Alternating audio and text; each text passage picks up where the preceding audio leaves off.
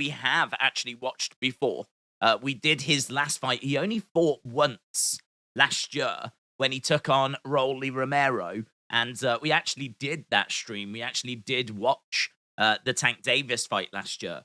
I am a big fan of Tank. Obviously, he's got a lot of controversy around him at the moment, so don't know quite how that's going to affect the popularity of tonight's stream and tonight's show. I think his popularity has definitely taken a bit of a hit, but he is still a massive superstar. He is still a massive name in a very, very stacked lightweight division. I do find that whenever we're doing streams for boxing, it tends to be either in the heavyweight division where we're watching Usyk and Joshua and all of those guys, or it's down in the lightweight division where you've got the likes of Kambosos Jr., Devin Haney, obviously Tank, Lomachenko. I mean, there's just, Ryan Garcia, Teofimo Lopez. It's just stacked. Shakur Stevenson, of course, now has come into this division. So, lightweight division is absolutely stacked. Heavyweight division is quite interesting as well, certainly from a British perspective.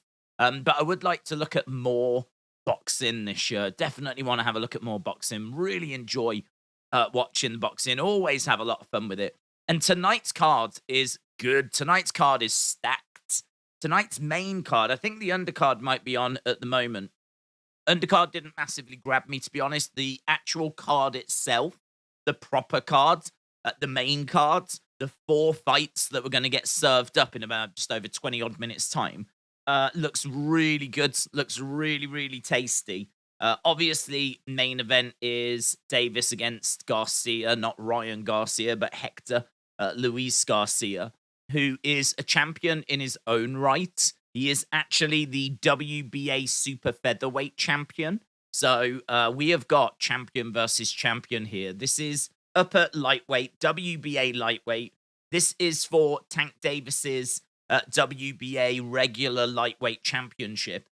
Obviously, this division is dominated by Devin Haney, who has got, I think, 4 belts to his name. He's got all of the belts. There's only this WBA regular belt, which is seen as a bit of a step down from the 4 major belts that's with Tank. So Tank eventually needs to get his hands on Devin Haney, but I don't think that's the plan for 2023. I think he's definitely looking at Ryan Garcia next. Big name that I'm sure many of you are aware of. And then there's talk of Shakur Stevenson later in the year. Tank said he wants to fight 3 times this year. He only fought once last year. He wants to fight 3 times this year. So that would be brilliant if he did. As I said, I'm a fan of Tank. Love watching him fight. I love his style, to be honest, because he's very ferocious. He's very explosive, but also he's got good ring IQ. Like, he doesn't just go in there and like flail away. Like, he might lose some rounds and he's like biding his time. He can be quite patient, but it's just interesting watching him kind of working out his opponent, knowing when to commit, knowing when to sit back, kind of like working things out basically. And it's quite interesting watching him do that. And certainly there's times where you think, you need to get going now. You need to start getting going, but he always does. He always delivers, and he normally delivers a knockout as well. He's got 27 wins, 25 knockouts. I think the only 2 times he didn't knock someone out, you're going back to like 8 years ago. And the other time was when he had an injury, and he had actually injured, I think, his hand. And so he was struggling a little bit during the fight. He still got the win, but he just couldn't get the knockout. So this is a guy that is devastating, constantly looking for finishes, and someone that has just got so much hype around him. I mean, if you've got the ability to knock your opponents out on the consistency and the regular basis that Tank Davis does, you're going to be a star. And that's exactly what Tank Davis is. He's a massive, massive star. He is someone that boxing fans, and I would go as far as to say even non-boxing fans, have heard of. I'm sure in America, you will have heard of him.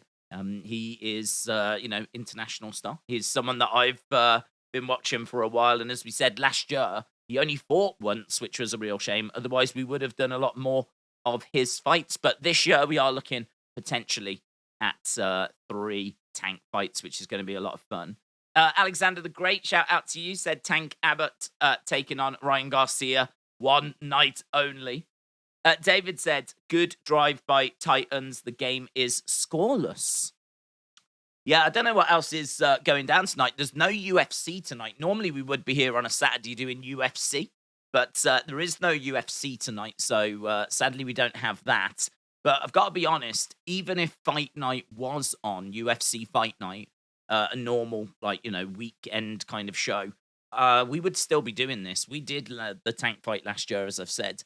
So this is always something that I keep an eye on, and we'll try and, make space for if we can. Obviously, Saturdays are super, super congested because we do a lot of pro wrestling, of course. And so, like, those shows obviously have to get in the mix. But then you've got the big UFC shows as well, so they have to be in the mix. Then you've got massive boxing events, and we're going to get some big boxing events this year. As we said, Tank Davis potentially fighting 3 times this year. We can all keep our fingers crossed for Errol Spence against Terence Crawford. I don't know that we'll get it, but we were seemingly close to getting that last year.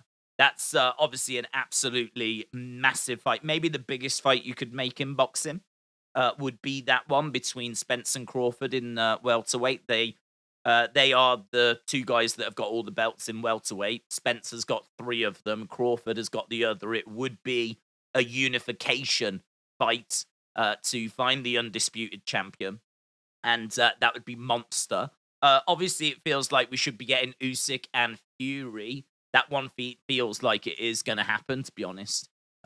Because Fury has said that he wants Usyk next. He said that if the Usyk fight doesn't come off, then he'll face Joe Joyce, and that'll be a banger if that comes off as well. So Usyk and Fury would be amazing, but Fury and Joe Joyce would also be amazing.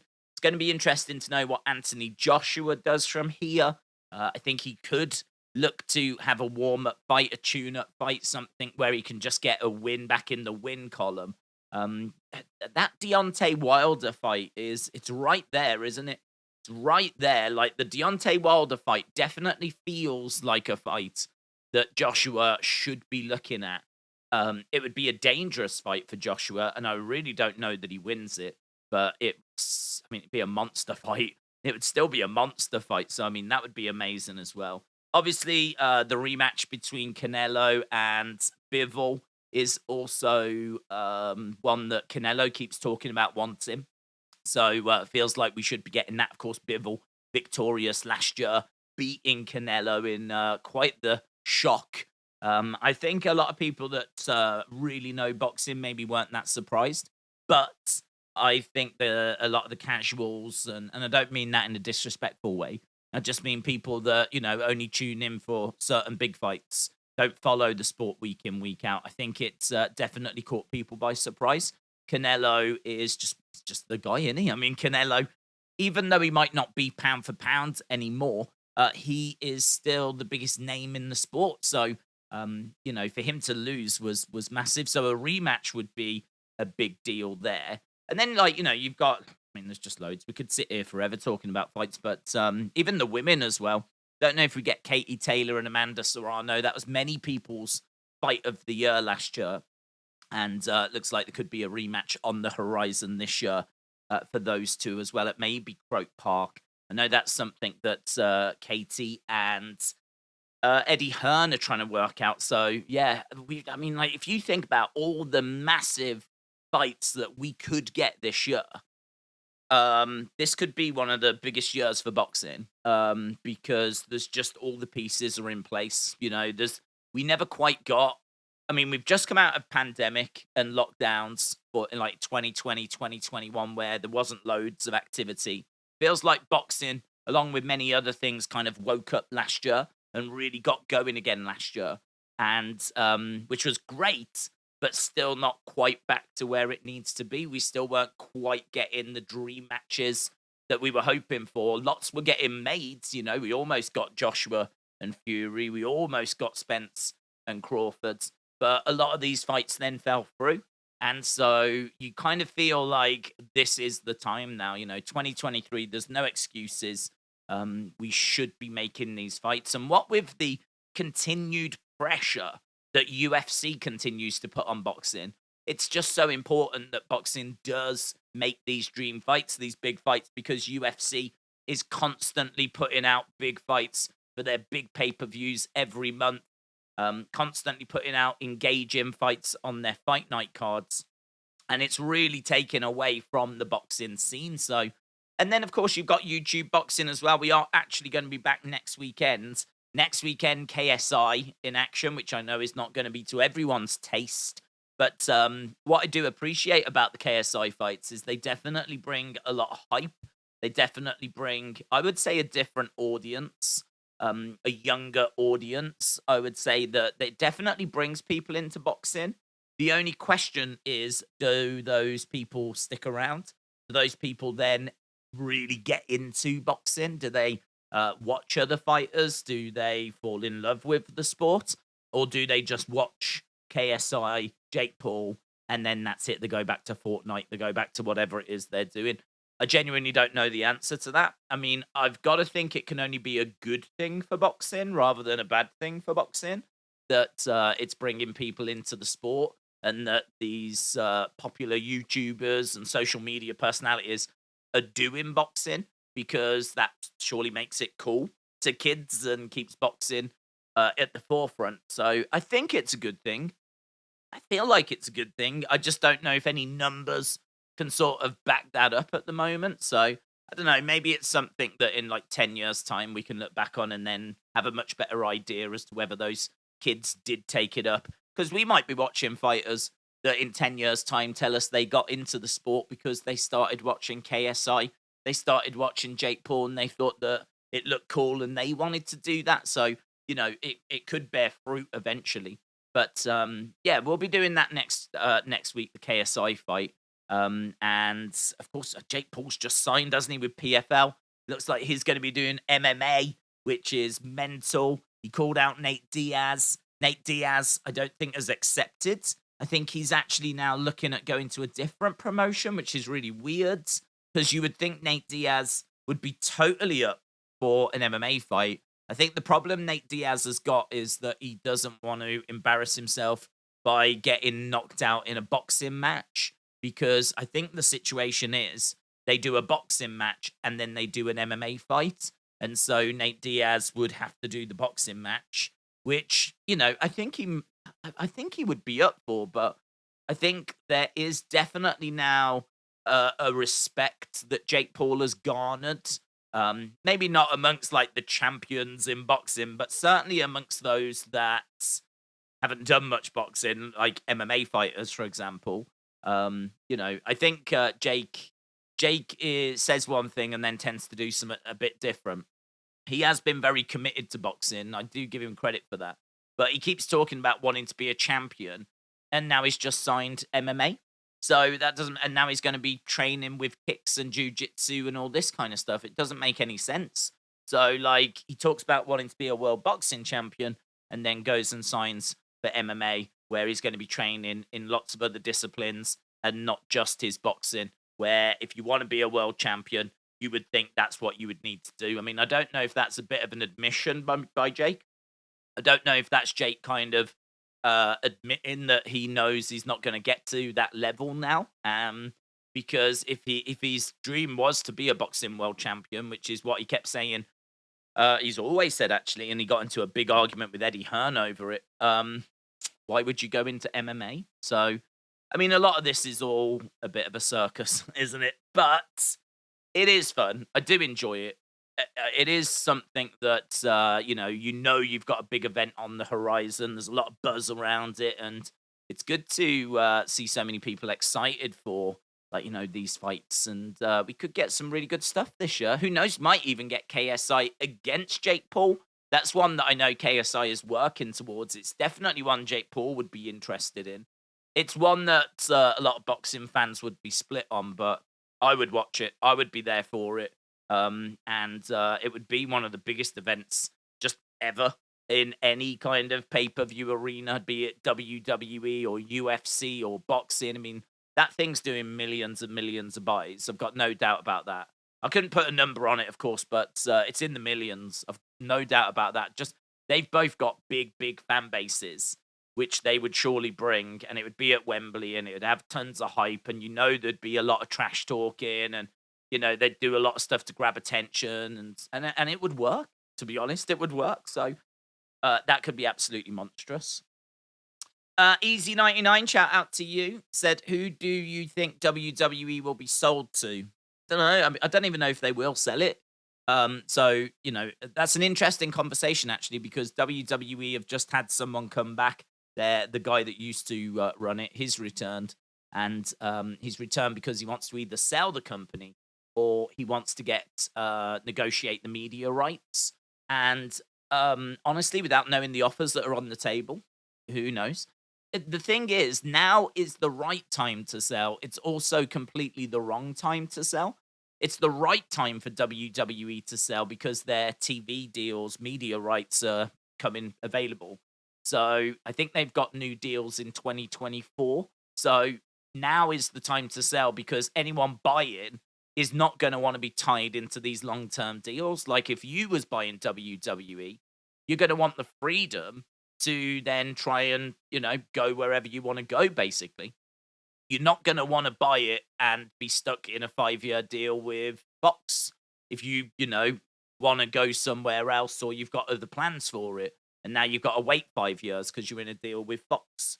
So now is the right time to sell it. See who wants to buy it. If no one wants it, then you start negotiating. And, well, you do both at the same time, of course. But you are prioritizing the sale.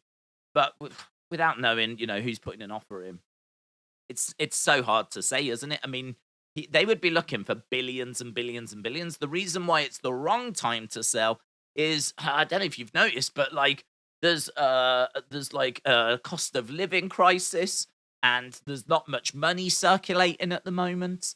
And do people really want to spend billions and billions on WWE in the current climate? Like, you would say probably not. Probably not. Like right now, it's keep your money safe kind of time, isn't it? It's a difficult time. Stock market struggling a little bit. Crypto market has completely died. The fuel prices have gone through the roof. Cost of living, like just buying food and stuff here in the UK. Like if the consumers are feeling the pinch, then the companies will feel the pinch because people won't be able to afford. I think tonight's fight, Tank against Garcia, I think I saw it was like $75 in America. Here in the UK, and I don't know if this would work, but if you get a VPN and go to Fight TV, we've got it for $9.99 here in the UK. So I don't know if a VPN would work, but Fight TV here in the UK has got it for $9.99, $9.99. I don't know why it was in dollars, but in all fairness, it didn't look for the longest time like we were going to get the fight. I thought I was going to have to VPN and actually pay $74.99. But then thankfully the fight came through on Fight TV, and even if you've already paid the $74.99, then I don't know if you could get a refund or whatever, but you'll know for next time that you might be able to VPN over and then pay the UK price. I don't know if that would work or not. I know that with some VPNs, it really limits your access to other sites in other locations.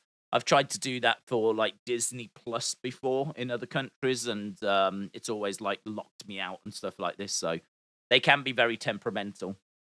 But either way, is now the time for WWE to be selling? It's like a 50-50 thing, isn't it? So, I mean, the things that have been spoken about is like Disney and NBC. NBC's been mentioned quite a bit. So NBC might be a landing spot. But that's even if it sells. It might not sell. It really might not sell. Have you watched any football lately? No. I haven't watched any. I mean, I keep up with Man United's results all the time because I'm a Man United fan, but I don't really get a chance to sit down and watch it.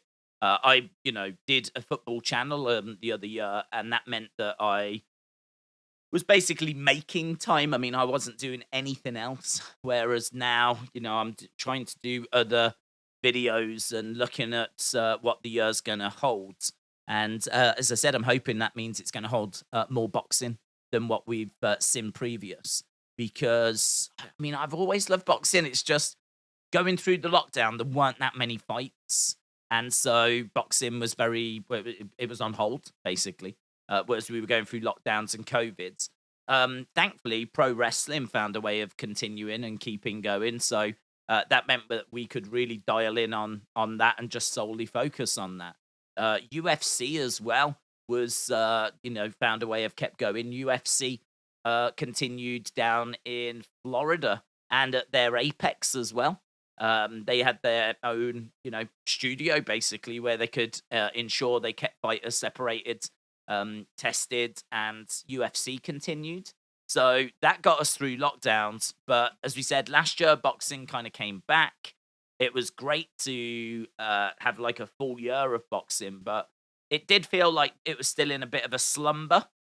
Whereas now it feels like we're quite close to getting back to where we should be and getting some of those big dream matches this year. This is going to be a big year for boxing, and I want to make sure that we're definitely here for it. As we said, tonight, our main event, for those of you that don't know, is two champions. This is two champions going up against each other. So you've got the WBA regular lightweight champion in Tank Davis.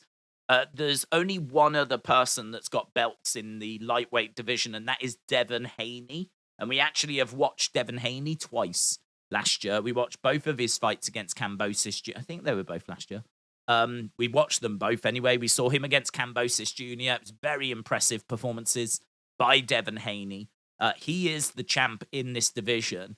But the only other person that's got a belt, the WBA regular, is Gervonta Tank Davis. He is meant to be taking on Ryan Garcia. That's going to be a massive fight. Ryan Garcia, big superstar, potential future world champion in this division. Obviously, it's hard to know how he would do against Devin Haney. It's hard to know how he would do against Tank Davis. It would be a mega fight if those two did face each other. But this is a tricky one tonight, because Hector Luis Garcia is a world champion in his own right. He is the current WBA super featherweight champion. So he's a division just below. So he's coming up, but he looks good at this weight. He carries it well. He doesn't look like he's having to put on extra weight. He looks very natural here. And this should be a really interesting fight. I think that Garcia is going to have moments in this fight. I think Garcia is going to look good at times. But I do think that Tank Davis will get the win eventually. I'm personally going with the Tank Davis by knockout prediction. I think it's going to come in the middle to late rounds, probably around 6, 7, something like that. It might take a little longer, in all fairness. We have been seeing Davis getting knockouts around rounds 8 and 9, and this one could be similar. But I think that he's going to want to really send a statement. I think that he's going to want to. I think he will be presented with some openings. I think he'll take those openings. It's just when those openings arrive. Garcia is a very good fighter, though. Very good fighter. As we said, got a shock win against Colbert and then went on to fight for the Super Featherweight Championship and won it. Really was one of the fighters of the year last year. Kind of overlooked by a lot of people, but he is a really, really credible fighter. There's a lot of people that are looking at this as a bit of a tune-up fight. There's a lot of people saying this is just a run out for Tank Davis as he gets ready for Ryan Garcia. It's not. It's just not. I mean, this is someone that's got skills. This is someone that's got momentum. This is someone that's had some really tricky fights last year and come through them. Maybe Tank is a step too far. I've got no doubt about that this is going to be, the toughest test for Garcia. But could Garcia give a good account of himself? Absolutely. Could he get the win here?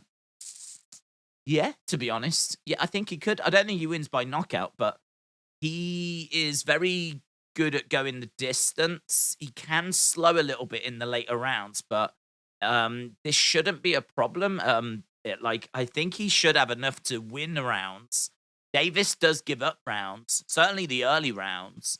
But it's just a case of, is Garcia going to be able to maintain that pressure? Is he going to be able to keep picking up rounds? If he wins on points, Garcia. But I just don't think he will. I think that Tank will find a moment. Tank's all about moments. He's not someone that wins first round knockouts all the time. He's not someone that is just picking up rounds and just jabbing away and picking up points. It's not his style. He will spend lots of the fight looking not that great, to be honest, just quite defensive. He covers up and gets into his guard and holds into that guard for quite a long time. And he can be a frustrating fighter.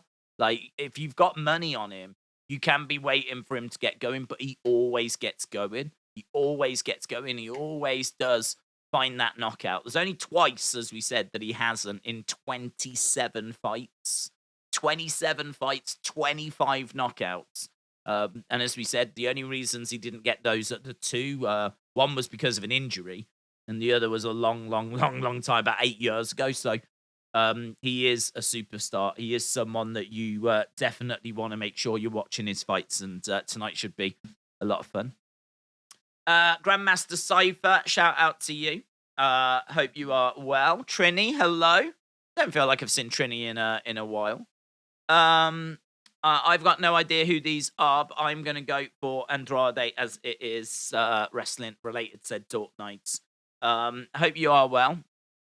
I think it's Andrade. The undercard is really good as well, you know. The undercard is really good. These 4 fights are 4 really good fights.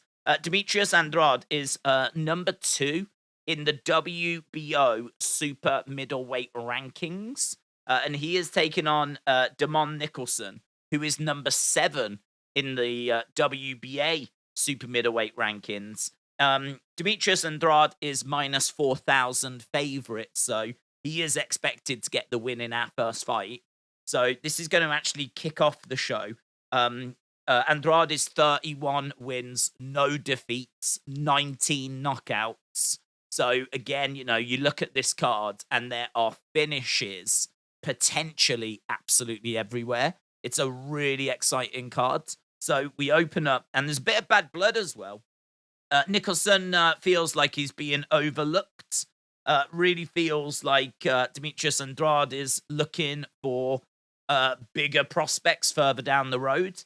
And he was very vocal about that at the press conference, saying that he felt like he was being massively disrespected.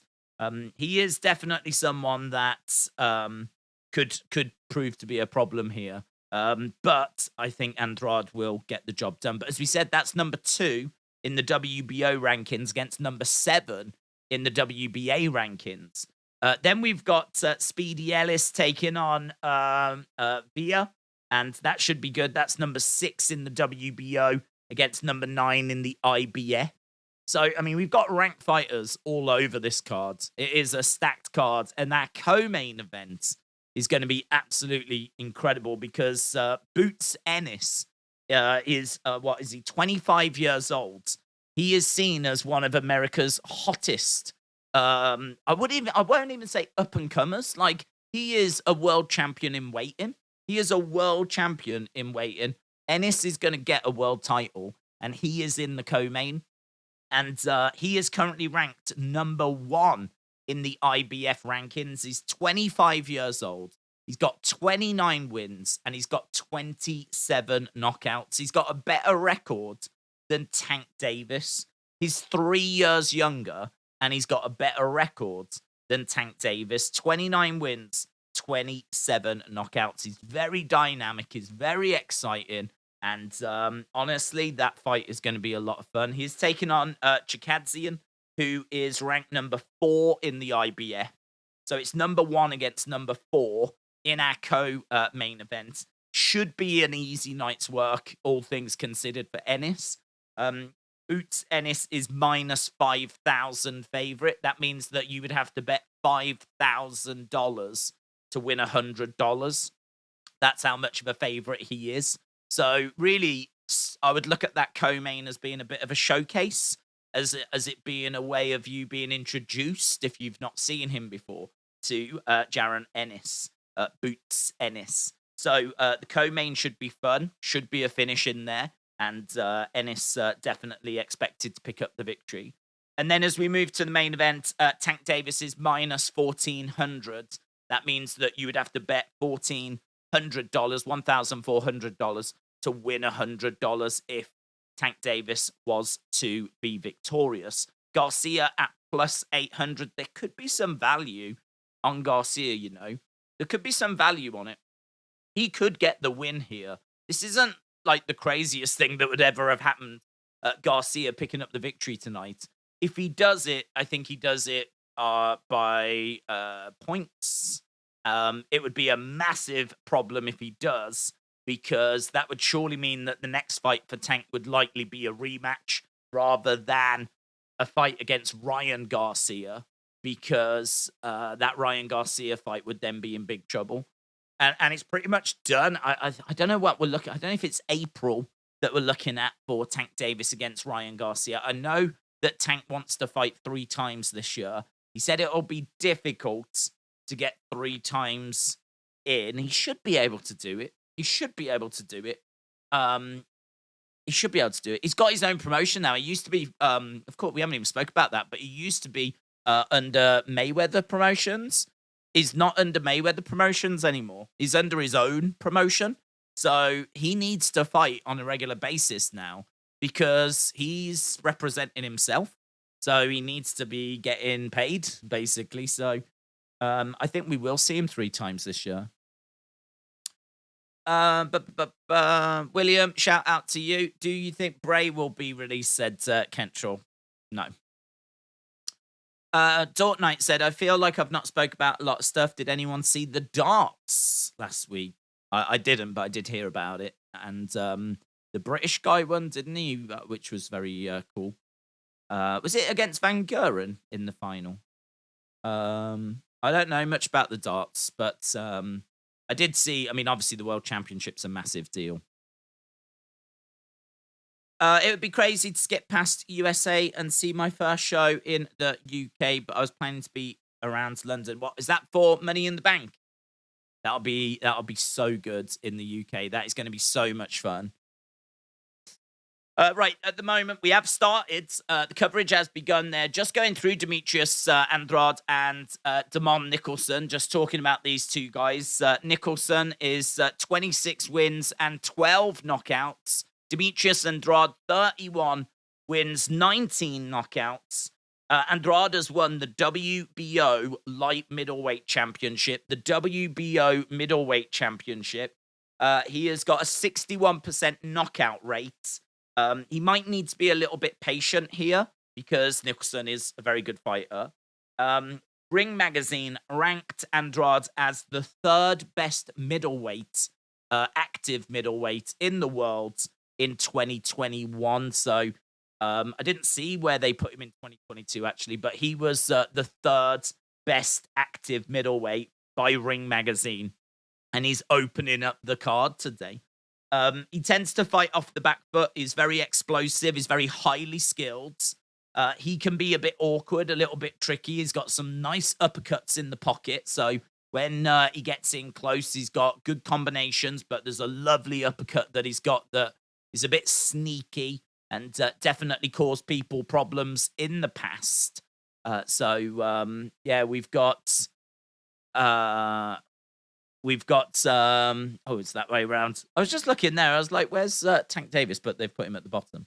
So we've got a super middleweight fight coming up first. 10 rounds. Andrade against Nicholson. Then we've got an IBF welterweight title eliminator with Ellis against Villa.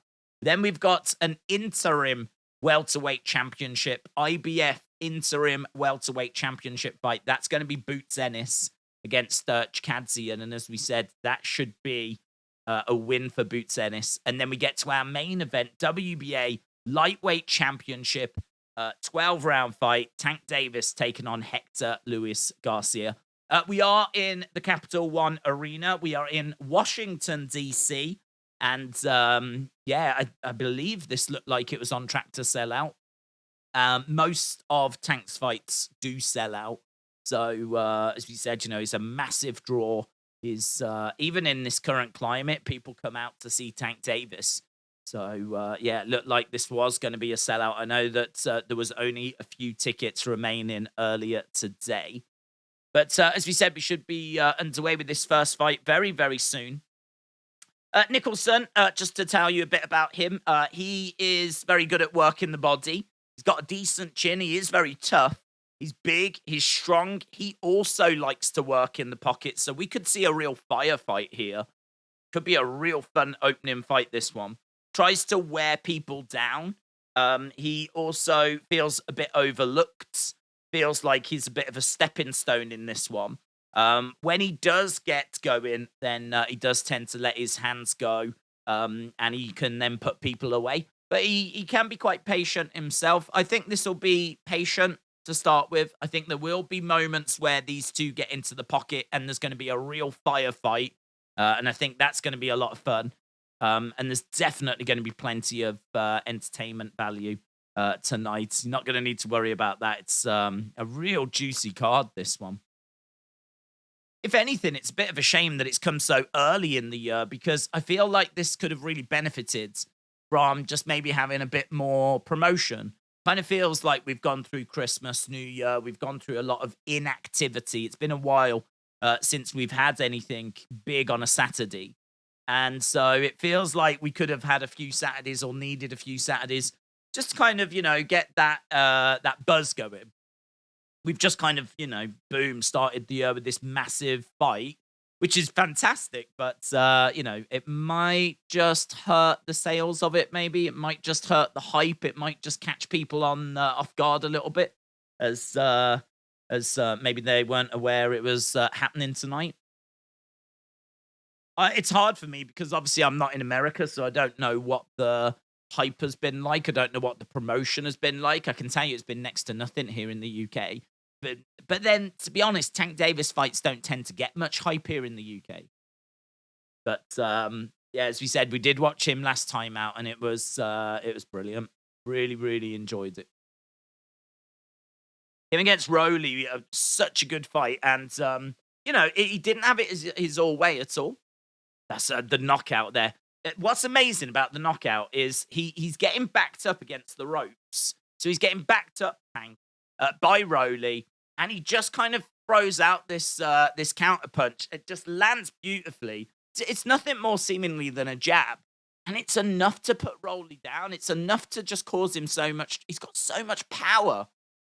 He says that he hits like a cruiserweight, and I don't doubt that. I really don't doubt the power of Tank Davis is so impressive. It is so impressive.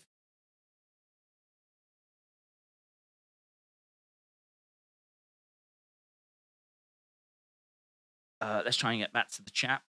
Nixon is a great actor, says William Hensey. Do you think Reigns will be forced to relinquish WWE title? I hope not.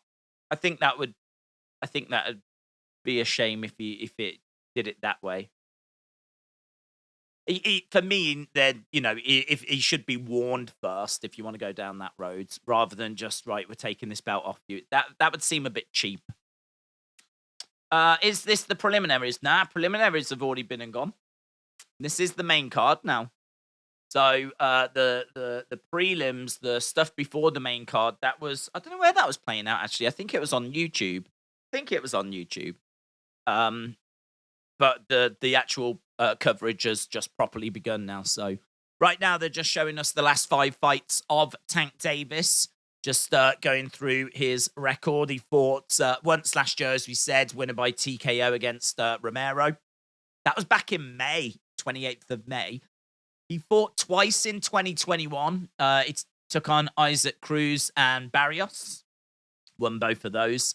And then he only fought once against Leo Santa Cruz in 2020, winning by knockout.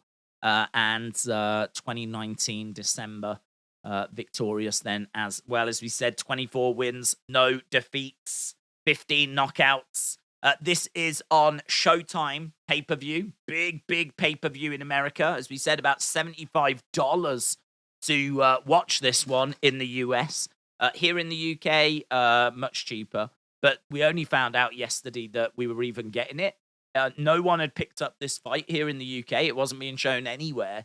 And then, thankfully, Fight TV came in and picked it up. So we're just seeing inside the Capital One Arena at the moment. It's really full, absolutely packed. And we should be going over to our first fight very, very soon, which is going to be Demetrius Andrade taking on Demond Nicholson. As we said, number 2 in the WBO rankings, super middleweight rankings, taking on number 7 in the WBA rankings.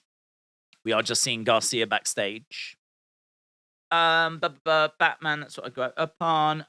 It's something he says he heard it once. Is it worth it? Said Jay Sharp. Yeah, I think tonight's worth it.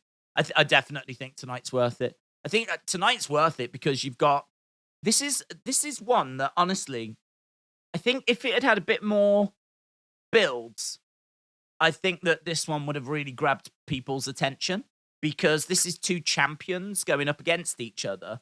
And they're not paper champions. Like, it's not like they've just been handed belts or anything like this. Like, they've both won these titles. Gervonta Davis, one of the biggest stars, in boxing. He's got some impressive wins on his resume. He hasn't fought the biggest of names yet. So, we're still waiting for that fight with Ryan Garcia, which is coming next. But that's why this is so important, because if this falls short, if you fall short tonight, that Ryan Garcia fight is in big trouble. So he's got to get the win here. There is a degree of pressure on Tank to get the job done. And this is his first fight away from Mayweather Promotions. So all of a sudden now he doesn't have that protection. He's out on his own. He's doing it on his own. He's doing it for his own promotion. So again, there's a bit of added pressure there. The other thing as well, of course, is over Christmas or just after Christmas, there was allegations that of abuse. His partner called the police, said that she'd been hit, and the police came round and picked him up. He's obviously got quite the history, quite the records to his name. She has since come out and said that that wasn't true. It's hard to know what to believe or who to believe. And it's obviously damaged his reputation because some people are looking at it saying, well, she called the police. I don't think she would then turn around and say, he didn't hit me if they, it seems like there's something more going on. She could have just lied, of course. She absolutely could have lied, phoned the police and said something that wasn't true. But equally, they might have, sat down, spoke about it, and now she's, wants to move on from it kind of a thing. So it's hard to know what the truth actually is. So yeah, that's definitely kind of overshadowed the build for this. And as we said, just Christmas and New Year's, that's overshadowed the build for this as well. So it's a bit of a shame that it didn't get more time to be promoted, because I think it would have had a lot more hype had it have had more time. And the other problem as well is everyone's talking about the Ryan Garcia fight. Everyone's talking about Ryan Garcia, and that is also overshadowing tonight.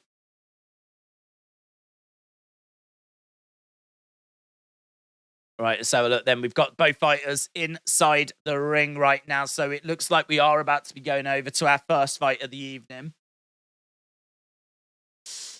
When does the fight start? Main event will start. Don't know, actually. There's 3 fights to go until we get to it. Obviously, it depends how those fights are going to go. I think they said ring walks for the main event will be in about 2 hours, 2.5 hours, something along those lines. There's a rough ballpark. I don't know. I genuinely don't know. It really depends how these other fights go, I think. Okay, so as we said, both fighters inside the ring. just showing us Damon Nicholson fighting out of Maryland. He's 4-1 in his last 5, losing to Edgar Berlanga, by unanimous decision in 2021. He's got a record overall of 26 wins and 4 losses. He is ranked number 7 by the WBA in the super middleweight division, taking on Demetrius Andrade, who is actually moving up in weights, and he is currently ranked 2nd by the WBO. As we said, a bit of bad blood as well, a little bit heated at the press conference. And Nicholson definitely feels like he is being overlooked here. So he wants to show that he's not just a stepping stone. But we should be getting started with this one soon. There we go. We're finally getting a look at Andrade. He's got like a fencing mask on. Fighting out of Rhode Island. So he's got this fencer's mask on. I don't know why he's wearing that. Quite wild.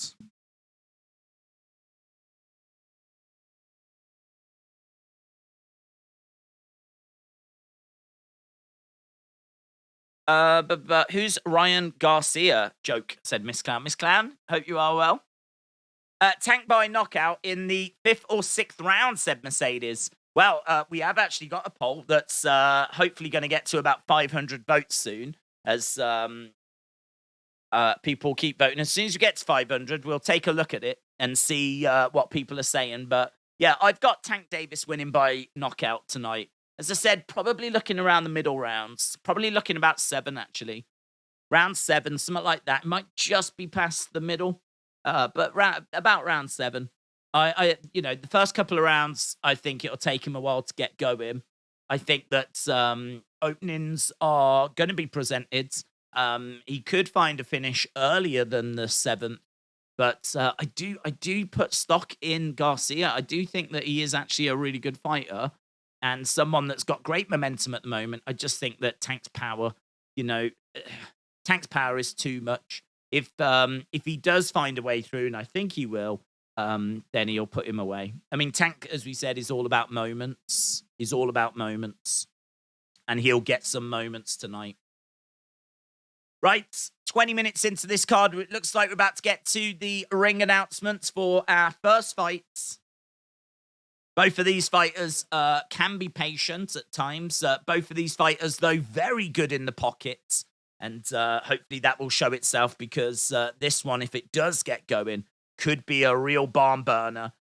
Nicholson has won 26. He's got 22 knockouts. Demetrius Andrade, 31 wins, 19 knockouts. So both of these come in with impressive records. Jimmy Lennon Jr. is the master of ceremonies for tonight. It is a big night of action. Tank knockout round 5. Right, we've stormed past 500 votes. Let's have a look, see where we are with the poll whilst we're just waiting for these announcements. So Tank by decision, 20%. Tank by knockout or technical knockout, 66%. That means 86% of you think that Tank gets the victory tonight. Then we've got Garcia by decision, that's 7%. Garcia by knockout, technical knockout, that's 7%. So 14% of people reckon, and 500 is actually a really good sample size. So 500 people reckon that have been asked. Out of that, we're looking at about 86%, 85, 86% reckon Tank will win. About 15% reckon that it's going to be Garcia. Vast majority, 66%, say Tank by knockout. So we'll keep an eye on that. That's interesting. We'll keep an eye on that as that continues. But right now, we've got Damon Nicholson, who's on a 3-fight win streak. And he is...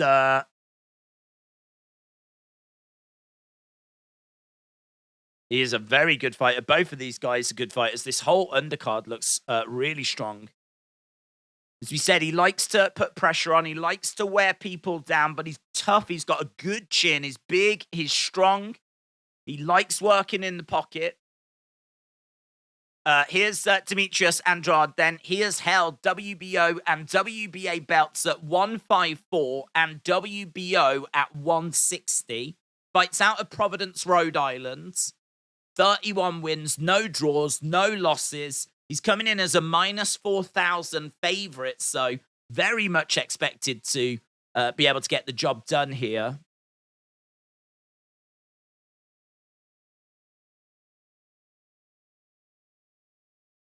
Right, here we go. We're about to get underway with this first one. They've made us wait a little bit for it, but we are about to get started with it. Both fighters coming into the center.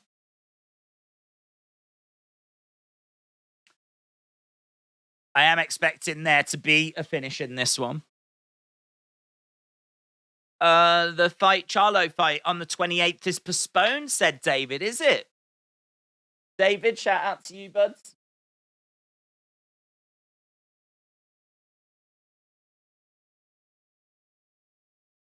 Right, here we go then. We've got both of these guys ready to get going.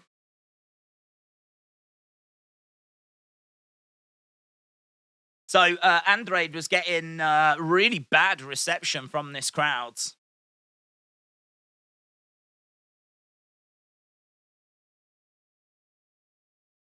Okay, first round underway. And look at this, Demetrius Andrade straight out. Right.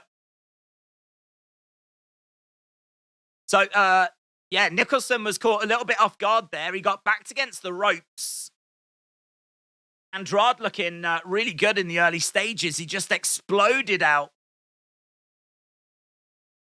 Again, right, both guys in the center. Looked like Andrade was looking to really catch Nicholson just off guard there. Nicholson was able to weather that. He went back against the ropes. Oh, he's getting clipped here. Andrade looking really good. A couple of shots in the pocket there. Nicholson just complaining a little bit. Bit of taunting there by Nicholson as well. Referee coming in, looking to separate these two apart again. Been quite an interesting first minute already. Andrade really explosive. Both guys in the center. Nicholson on the outside, backing up against the ropes a little bit. Andrade, lovely jab. Getting through the guards. Firing a left hand. Hook shot just misses, but a lovely left to the body there. Nicholson going back into the corner. Andrade continuing to put the pressure on.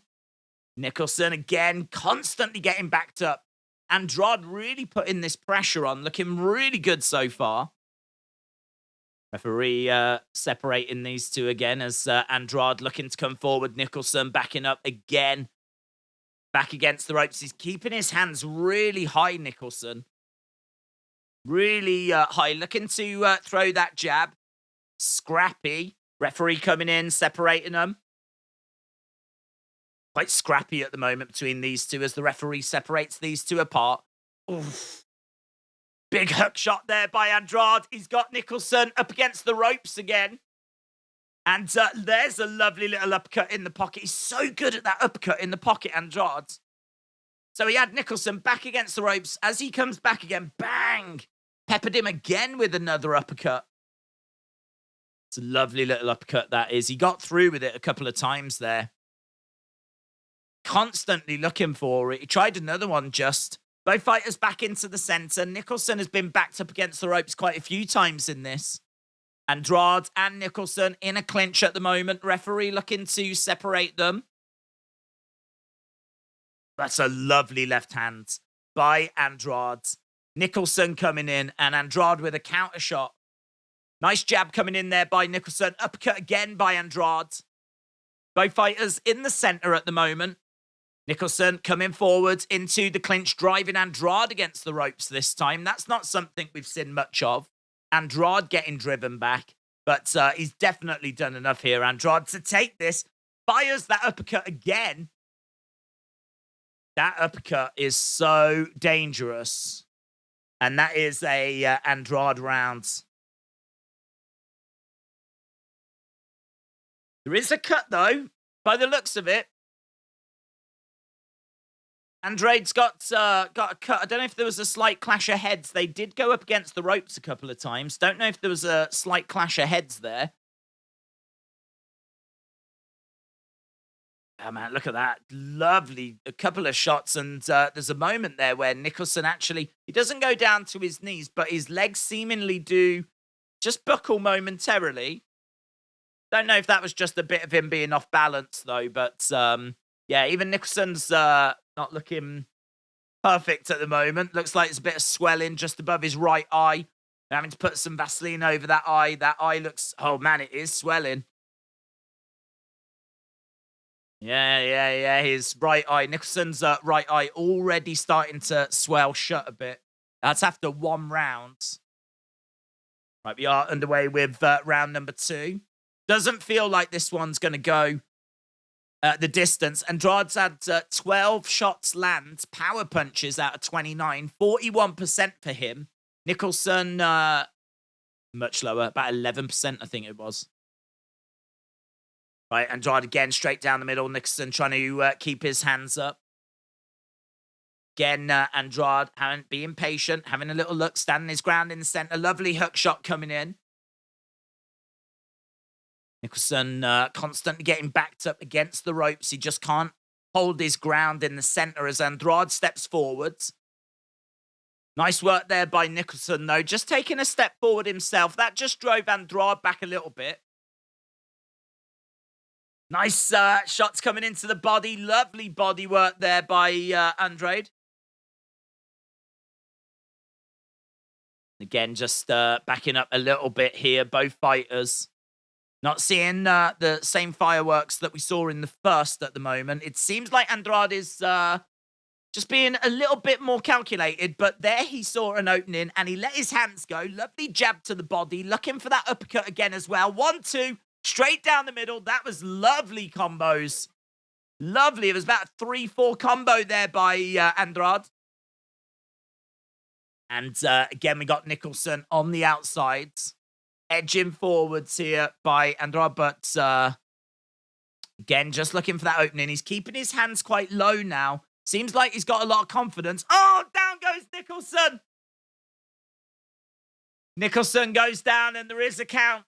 That was lovely by Andrade. That was absolutely lovely. These combos, he's been a lot more patient in this round. He's been working those combos, and he puts him down. He gets back up, though. The fight is continuing, but we do have a knockdown in the second round, and it does feel like a finish is going to be coming. Again, looking for another opening. Nicholson grabbing Andrade by the heads. They're over against the ropes at the moment. Both fighters coming into the center. We've got Andrade standing his ground. Couple of strikes coming in. Nicholson on the outsides. Lovely shots straight down the middle. Body shots coming in by Andrade as well. It's just absolutely peppering him. It's absolutely all over him. The pressure is relentless. Nicholson just can't do anything to stop this onslaught. He's got to try and find a way of going on the offense a little bit because he's just too defensive at the moment. And he's just getting absolutely peppered. So knockdown in that second round as that second round comes to an end. And this one going the way that the book is thought at the moment. So Demetrius was minus 4,000 favorite, and he looks every single bit of it. A slightly different lines. One, you dive head first. Boo Boo is legit, said Jay Sharp. Finish it, Andrade, said Aubrey Edwards, dancing on wrestling's grave. I think he will, you know. Oh, it's lovely. So right hand that eventually puts him down. It doesn't knock him out, but it puts him down. So straight left, and he follows it in with this right hook. Don't know how much the right hook actually landed, but it puts just the sheer power of it knocks Nicholson off his feet. The referee was counting. It wasn't counted as like a slip or anything like that. Right, we are into round number 3. There's only 10 rounds in this one. Andrade has got 45% total power punches landed. 28 out of 62. Nicholson, 12%, 5 out of 41. This is very, very one-sided. So we've got Andrade again. Nicholson backed into the corner. Good work so far by Demetrius. Again, just getting Nicholson exactly where he wants him. Nice 1-2 to the body there by Andrade. Again, his hands are low. He's a very quick counter-puncher, though. So if Nicholson goes for anything, Andrade will beat him to the punch. Hand speed is very impressive. Look at that. Oh, bang, bang, bang. Lovely 3-4 punch combo there. I think there was like 3 up top and then a couple of body shots as well. Nicholson walking around. Fans not impressed with Nicholson, just taking what looks to be a little bit of a timeout. Here we go, both fighters in the center. You do feel like Nicholson could be finding his way to the canvas once more very soon. Andrade again circling around in the center. Nicholson in there with him. Shot to the body there by Nicholson. Andrade again. Look how low those hands are. But he uses it to his advantage. Body shots coming in. If Nicholson could like really fire out some really powerful stiff jabs though. It'd be good if he could like just fire out some jabs as like a rangefinder. Just to like really keep Andrade back. Yeah, he is at like mid-range at the moment, Andrade. He's not on the outside, but he's not in the pocket either. He's dominated every single aspect. When he's got in close, he's looked the better fighter. At mid-range, he's looked the better fighter. At distance, he's looked the better fighter. Again, this style, though, you know, he leaves himself so exposed. Lovely shot. That's a lovely left hand there by Demetrius. And again, he is so comfortable in this fight. So his hands are completely down. His chin is right out there. His head is right out there. He's got the measure of Nicholson. I think he knows that there's he's going to beat Nicholson to the punch. He knows that he's got the quicker hand speeds. Against better level competition, this would be a style that you would think would cause Demetrius a lot of problems. But so far, so good for him. Andrade can take his time, said Aubrey Edwards, dancing on wrestling's grave. Yeah, he is like being quite patient in all fairness. It does feel like if he wanted to, he could end this fight. We've seen him land those combos and put Nicholson down. So it feels like if he wanted to go for it, he's being very patient. He's waiting for the openings. He's waiting for Nicholson to kind of come onto him and then like throw some counters. His hand speed is so impressive. So quick. His hand speed is so quick that he can afford to have his hands down low. So that when Nicholson's coming in with something, he's going to get beaten to the punch. He'll hit you before Nicholson has even been able to land. So, but as we said against other opposition, that would be a very dangerous game to play. But here we go then. We are underway with round number 4. Lovely hook shot coming in. Right hook shot there by Andrade. Total jabs landed. Nothing by Nicholson. Not a single jab was landed in through round 3. It's not been one actually where we've seen lots of jabs. Lovely left, straight down the middle there by Andrade. It's got Nicholson backing up against the ropes. It's just the same thing again and again. Nicholson though here trying to go to the body a little bit more by the looks of it. So we are seeing Nicholson go into the body a little bit, but Andrade quite comfortable with that. Takes a step over to the side, throws a body shot in of his own. Keeping those hands a little bit higher at the moment. Don't know if he got clipped with something that's just giving him something to think about. Manages to get round the back there of Nicholson. Nicholson pivoting around. Both fighters facing each other and into the clinch. Looks like Nicholson looking to use that clinch a little bit more. It was Nicholson that engaged that. Referee just coming in, having a word with Nicholson there. And both fighters back into the center. A couple of jabs coming in by Nicholson, but doesn't land them. Andrade again looking quite comfortable. Quite comfortable at that mid-range. A couple of jabs again.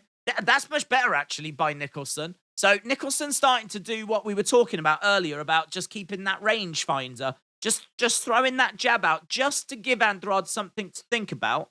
Because Andrade was able to come in and do whatever he wanted, knowing that nothing was going to be coming back. Whereas now we're starting to see Nicholson just throwing that jab out and just keeping that distance and just making sure that he's giving Andrade something to think about. He's actually looking like he's having his best round so far, Nicholson. We haven't seen much from Andrade in this round. And then as we say that, he starts to let the hands go. So a real flurry there by Andrade as he managed to get a bit of a combination off. Lovely, lovely work by Andrade again.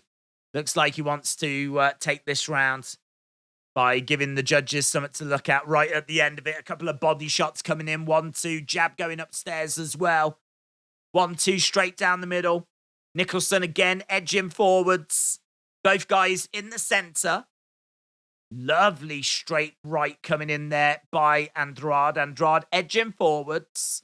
Swing and a miss there by Andrade as Nicholson back against the ropes, going into the corner, getting backed up again. And end of the round. Every round so far has felt like it's gone to Andrade. I must admit, I am surprised that he's not been able to build on his early success. He seemingly is being quite respectful towards Nicholson because Nicholson looked all at sea in those first few rounds. So I would say that last round was his best round.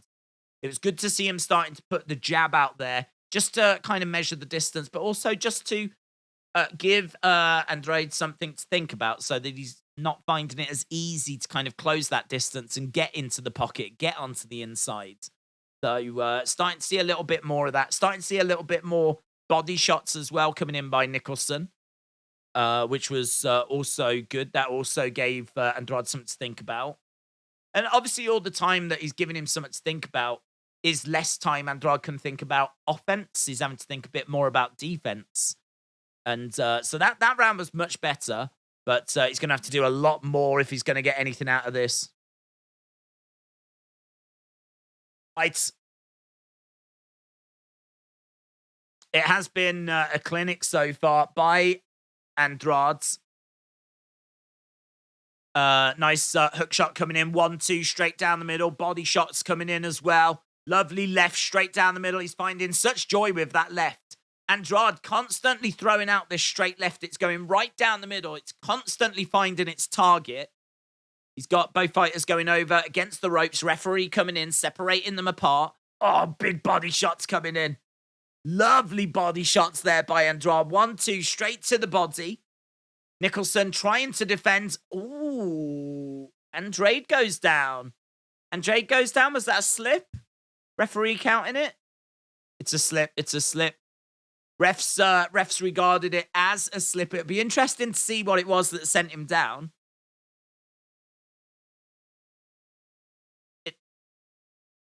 Yeah. It's not a knockdown. Not a knockdown.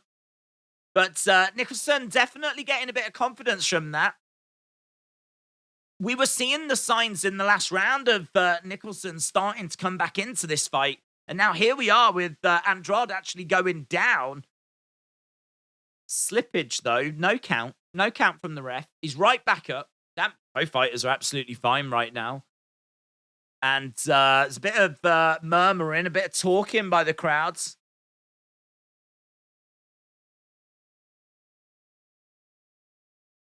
Okay, we've got Andrade circling round. Oh, he gets caught there with a lovely straight. Yeah, Nicholson starting to come back into this, you know. Uppercut misses there by Andrade. Andrade grabbing a hold of Nicholson, driving him back against the ropes. Both fighters in the center at the moment. We got Nicholson coming forward. He's keeping things very tight, very clean, very tidy. He's doing a really good job at the moment of just keeping things simple. Andrade, again, some of that early success he was getting. There we go, look. Letting his hands go, but good guard there by Nicholson. A lot of that hitting on the guards. I don't think he's getting through with as much now. A couple of jabs coming in. Don't know if there's maybe a bit of cardio concerns, cardio issues here by Andrade. He's still, seemingly all right. Well, 1-2 there by Andrade. Nice right hand coming in there by Nicholson. Lovely left hand coming back by Andrade. Oh, looking for that uppercut. He just misses with it. Ooh. I'll tell you what, that round is tricky. Let's have a look at the replay. So it's a couple of body shots. That's a knockdown, That's a knockdown. That's a knockdown for Nicholson. They just showed the replay. He goes to the body. He's working the body. And then, look at that. 1, 2. You can see Andrade, like feeling the effects of those body shots. As he kind of bends over, feeling the effects, he stumbles back. Referee has classed it as a slip, but I think that's harsh, man. I think that's harsh. I think that's a Nicholson round.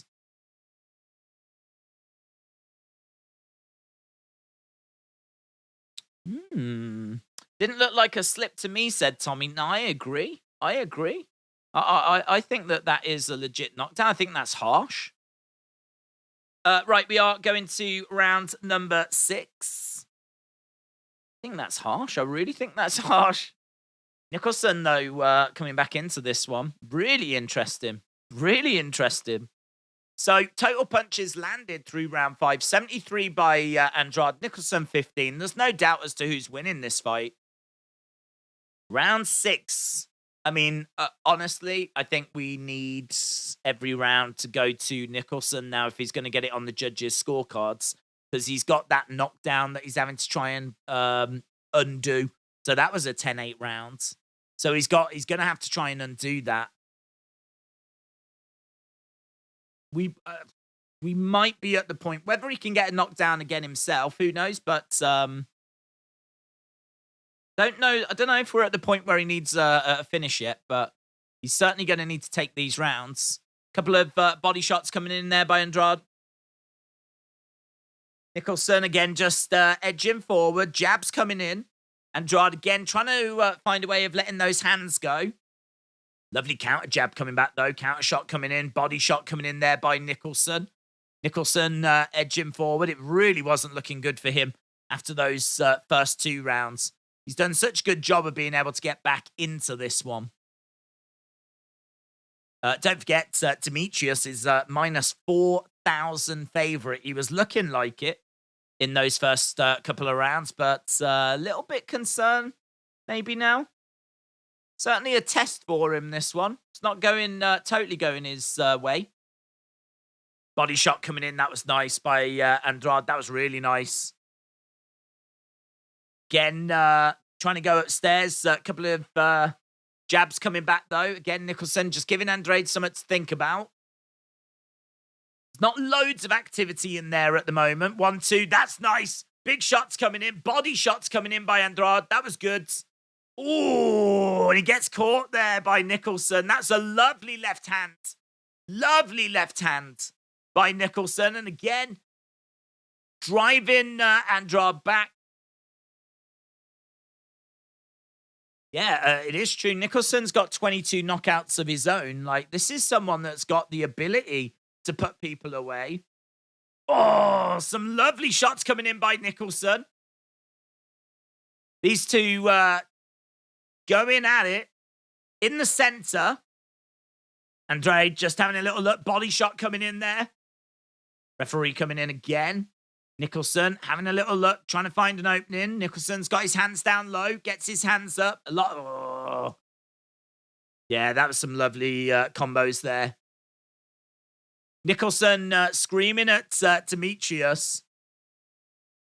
I always think that's a sign, though, that the opponent is getting through. So what we just saw there is we just saw Nicholson screaming at Demetrius after a couple of shots had landed.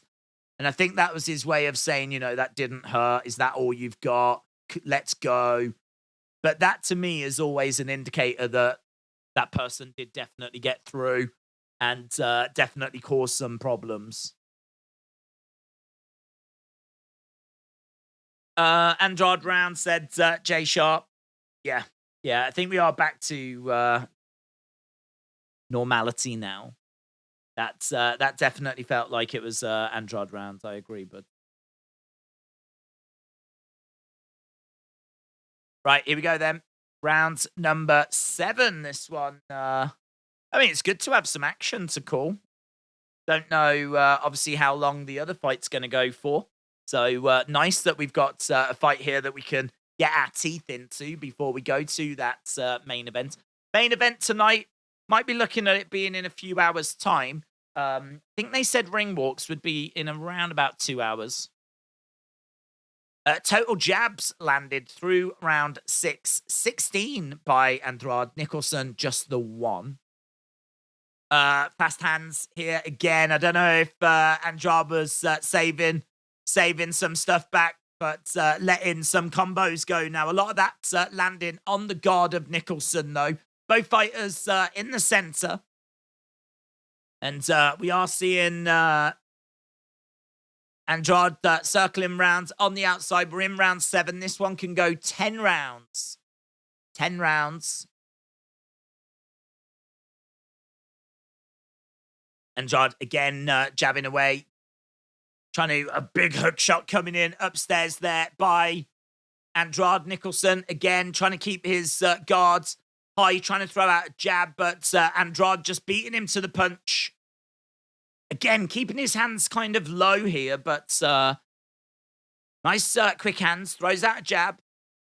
Jab coming back, and he's able to avoid that. Again, sticking on the outside, circling rounds. Head movement again as Nicholson continues. 1-2 straight down the middle and a third. They seem to get through. Nice body shot as well there by Andrade. Got 1 minute 20 left on the clock in round 7. And he's got Andrade up against the ropes here, Nicholson, but he just can't get much joy. He just can't get anything through. It's Andrade again that's seemingly got his confidence back. There was definitely a period in this fight where I think momentum had shifted to Nicholson, but it seems to have come back to Andrade now. And nice straight down the middle by Andrade. 1-2, and those land. We've got Nicholson edging forward, keeping that guard high. That left hand just keeps finding its way through that guard by Andrade. And hook shot. Couple of hook shots, but he can't land them. Nicholson trying to find a way forward, throwing out a couple of jabs. Andrade again just being able to just avoid getting hit by those. Couple of jabs again coming in by Nicholson. But again, just falling short, just out of range. Got 20 seconds left on the clock. And those flurries, those combos, you only get a few in the rounds. But they are just enough to give Andrade these rounds. Nicholson really just... Oh, big body shot. Down goes Nicholson. But referee, I think, saying that was a push. He seemed to have his hands around the back of Nicholson's head. There was a big body shot in there, though. Really connected. Went upstairs. Bang.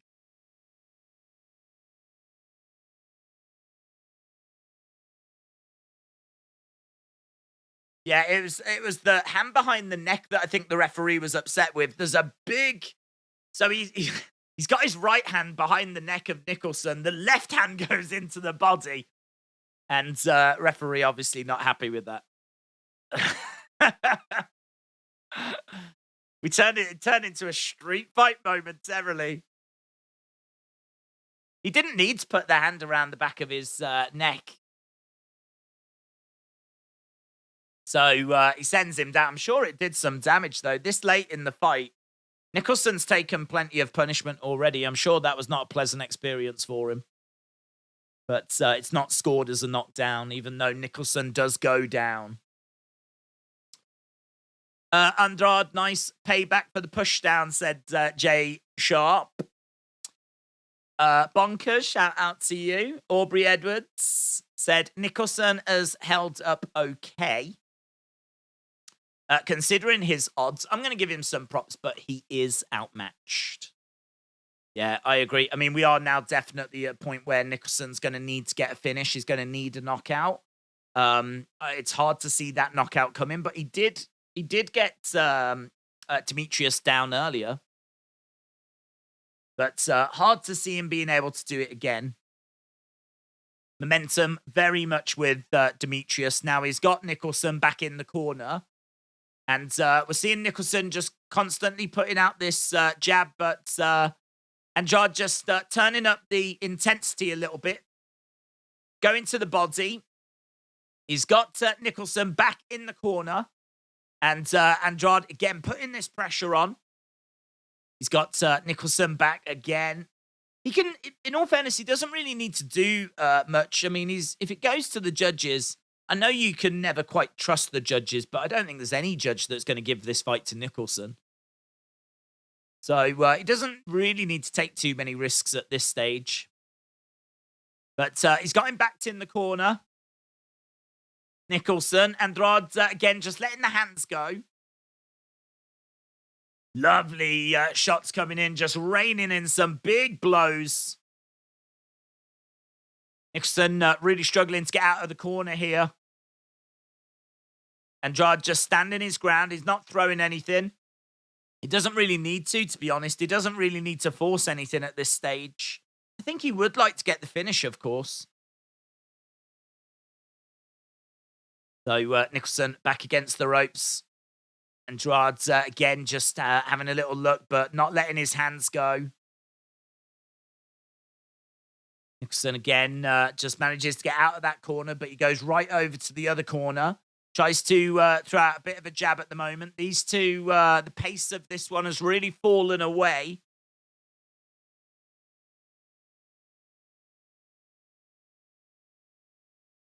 I'm thinking about Ex Machina. Streaming Gervonta Davis fights. It's going to be a big fight. Big fight. Plenty of interest in that one. Tank Davis, honestly, one of the biggest stars. I mean, it is true. We did like the Devin Haney Cambosis Jr. fight. It did all right. I think it did about like 20-odd thousand. We did Tank Davis last year. I think it was like 100,000 people were joining us for that one. And just shows his popularity. Such a big name. Such a big star. He really does bring people out. He seems to really have like people's attention. And you can understand why. 25 knockouts from 27 wins. Right, this one, as we said, drifting a little bit. That last round was not really a barn burner. We got 2 rounds left in this one. Feels like we likely will be going to the judges. Unless Andrade's going to really turn it up in these final rounds. I don't know that Nicholson's going to be able to find anything. But fun fight, actually. Fun fight to start the card off with. Also means that I'm not going to have to wait too long to go to the next one if this one's going to go the distance, of course. Here we go then. Round number 9. Only 10 rounds in this one. Demetrius in the middle, bouncing around, looking quite lively. Total power punches, he's landed 100 out of 188, 53%. Nicholson has landed 21 out of 133, just 16%. He'll be very disappointed with that. Nicholson backing up against the ropes as Andrade's again putting that pressure on. Nice left hands there. Got him backed up in the corner again here. It'd be good to see him capitalize on this. He's getting him into some really good positions, but he's just not maximizing it. But there we go. He's letting the hands go. Much better there by Andrade. Straight down the middle with real combinations, but couldn't find a way of getting any kill shots through. Both fighters into the center now, and Nicholson knows that if he's going to win this, he's going to have to find a finish. I think he's patiently looking for the opportunity. He's got plenty of knockouts to his name, of course. 26 wins, 22 by knockout. He does have the ability. He has got power. But he's just struggling to find the openings at the moment. Little shots coming into the body there by Nicholson. They're in the clinch. Referee coming in, separating these two apart as Nicholson moves forward again into the clinch. Little shots coming in there by Nicholson. Clinching up. Referee can't get in there to separate them at the moment. Up against the ropes. Little dig to the body there by Nicholson. Little uppercut coming in there by Andrade. And again, we're into the final minute of round number 9. Uppercut again coming in. Lovely little hook shot there as well. Little scrappy stuff. Referee's got to step in, and he does. 45 seconds left in round number 9. Both fighters in the center as we've got a couple of left-hand jabs coming in by Nicholson. We got Andrade backing up, circling rounds on the outsides. Demetrius Boo Boo should be picking up the victory in this one. 30 seconds left in this round, and as you said, feels like we're going to be going to the judges. That's why he started once. That's why he started. That's why I started with him before he went to know what the challenge is. That's Ryan Tank is going to take the victory home, says Michael. Alex HD, shout out to you, bud. Hope you're well. There we go. End of round number 9, and this one drift into its inevitable finish by the feel of things. Feels like this one's drifting towards the judges. I would like Garcia to put a number on Tank, says T. Anthony. That fight will really split people. Tank's got a lot of supporters. As we said, you know, he's a massive star. And when we did his fight last year, again, you know, it's one that really, I mean, I love watching Tank, but it was really weird, like, doing his fight last year because people just turned out for it, man. I mean, like, he really does bring eyes to the product. I think people sleep on how big he actually is, like how big of a name he is, how big of a superstar he is. He's got a lot of support, a lot of support. I really like him as well, but obviously all this stuff outside the ring, it obviously is a distraction. It's actually going to be really interesting to see if that affects him in any way. I think he did even put a message out saying that he didn't want this fight at one point. Obviously this fight coming at a really bad time. I mean, like all the stuff with his partner and everything, that coming out was, I think, like the 27th, 28th of December. So, I mean, just the other week. I mean, it's really not, it's not like all this drama happened like a month ago. It's like a week ago. So, yeah, it's hard to know, like, what that's done to his preparation. You'd think the majority of his camp would have been done by that point. And this fight, you know, I don't think they've overlooked Hector Garcia tonight. They easily could have, because everyone's talking about the Ryan Garcia fight. But they've been making some good noises, in all fairness, about not overlooking Hector Garcia and about this not being a tune-up.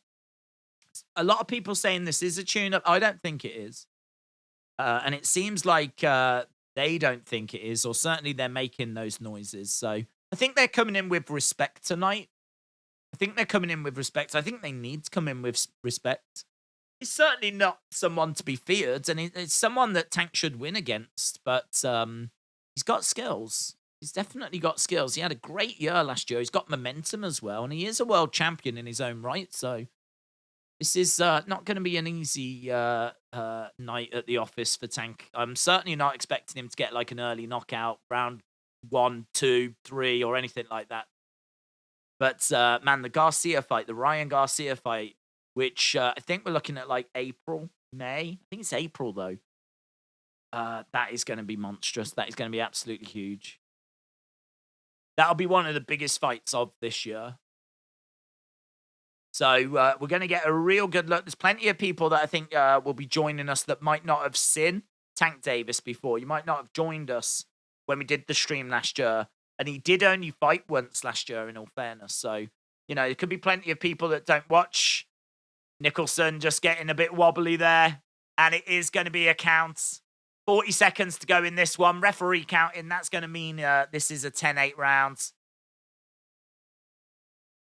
There is a bit of blood coming out down his nose. Still looks like we're going to go to the judges, of course, with about 20-odd seconds left in this one. But that's just put the cherry on top of things. Did catch him really nice there, Andre. Into a clinch. We've got 8 seconds to go. Referee coming in, separating the two apart. And he's got Nicholson up against the ropes. He's just absolutely unloading as the bell sounds. And that is the end of that one. Andrade comes over to have a few words. And these two, I think, do they embrace? Yeah, there's a bit of respect there, but not much. I don't think Nicholson's seemingly wanting to engage with Andrade that much. Ernest on purpose, shout out to you.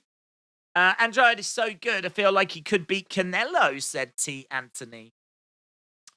Morgo, shout out to you, my friend. I hope you are well. James Chadwick, hello, hello, hello. Don't think I've seen you today. I've never heard of any of these fighters, says Stephen. That's all right. I mean, in all fairness, these fighters on the undercards, they're people that are on their way to like world titles. These are great names on this undercard. As we just said, Demetrius Andrade is former champion. I mean, like, he's undefeated, 31-0. He has won the WBO light middleweight title, the WBO middleweight title. He's a great, skillful boxer. I mean, he's shown that throughout this fight. He's dominated this fight. Not all of it.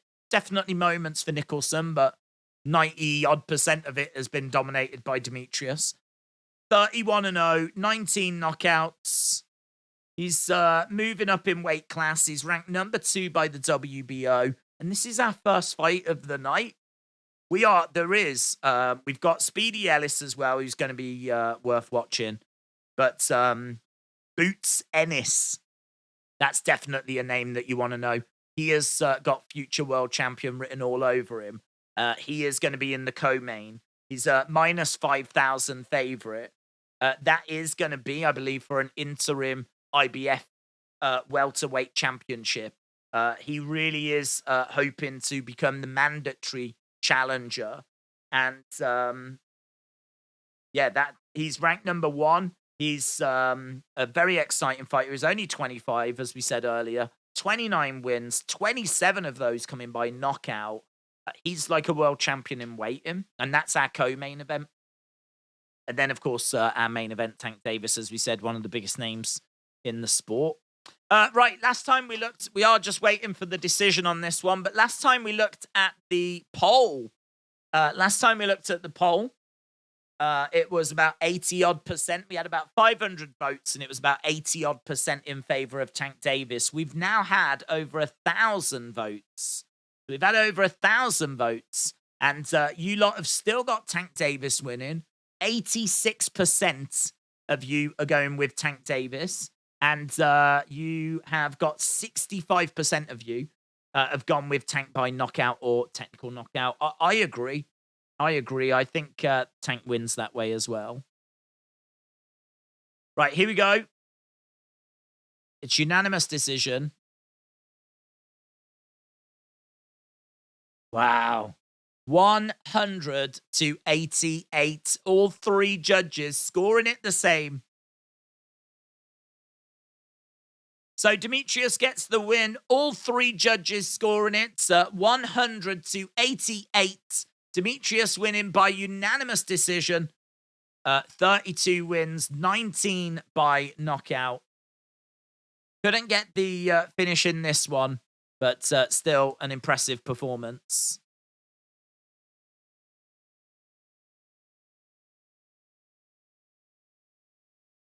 So they're just talking to Demetrius now. Jim Gray doing an interview.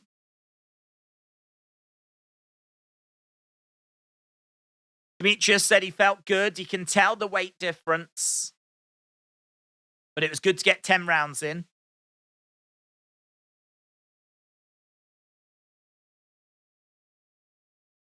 Dominated the fight.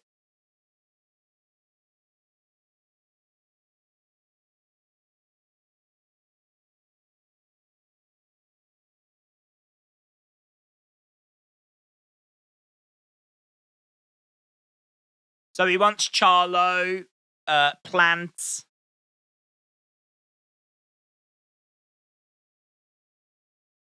So it was like, those are the fights you want. He said, yeah, if I want to call myself the best, then these are the fights that I need to be taking. Days will be Tank's next opponent after this fight. Do you think Canelo will get a rematch against Bivol this year? I think so, yeah. I think so. Thing is, if Canelo wants to fight Bivol, Bivol's not going to turn that down because that's massive money. And he won the first one, so, you know, he's going to be coming in with confidence. I mean, he went into that last one with confidence, and he proved that he could get the win. He's a good fighter, and Bivol. He's a good fighter as well. It's not just the size. It's not just the case that he's just bigger. He is a really good fighter in his own right. I think a lot of people had Bivol as fighter of the year last year, which you can understand after, you know, that Canelo performance in particular. But yeah, I mean, it's mega money, isn't it? That would be a massive fight because I think Bivol's stock went through the roof after that win in particular. But also, I think that for Canelo to want that rematch, it makes you believe that Canelo thinks that he can get that job done. And Canelo's just not someone that you doubt, you know. That first time he faced him, I think it was a much harder task, or a slightly different task than what he was anticipating. But he's been in there now with him and knows what needs to be done. So can he go away and make those changes? That's a massive fight. It's a massive fight because, like, you've got someone there that is definitely going to want to get revenge.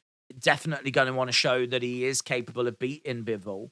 But it's a big risk, isn't it? Because he could absolutely lose that fight again. The only thing I would say is that I don't know that it necessarily damages Canelo's reputation, but maybe it does amongst the casuals, because amongst the casuals, you know, Canelo is the guy, is unbeatable, and seeing him getting beat definitely sends, you know, a message out there that he is beatable. It doesn't matter that it's happening at light heavyweight, it's happening at a weight class that really Canelo's got no right to be in. He's got no right to be in that weight class. But, you know, his legacy, I think, amongst boxing fans is guaranteed. Even amongst casual fans, it's guaranteed.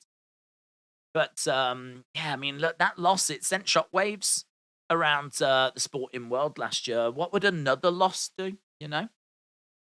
You might start hearing about how he's done, it's over for Canelo and all this kind of stuff. That's not true. But yeah, this could be a bridge. This could be a bridge too far. But I think if he wants it, they'll make it happen. Because if Canelo wants it, genuinely wants it, they'll make it happen. Bivol will make it happen. Eddie Hearn will make it happen. It did big numbers last year. Would it do bigger numbers? Might do bigger numbers. Might do bigger numbers. Because don't forget, Canelo after that went and took on Triple G and won very comfortably.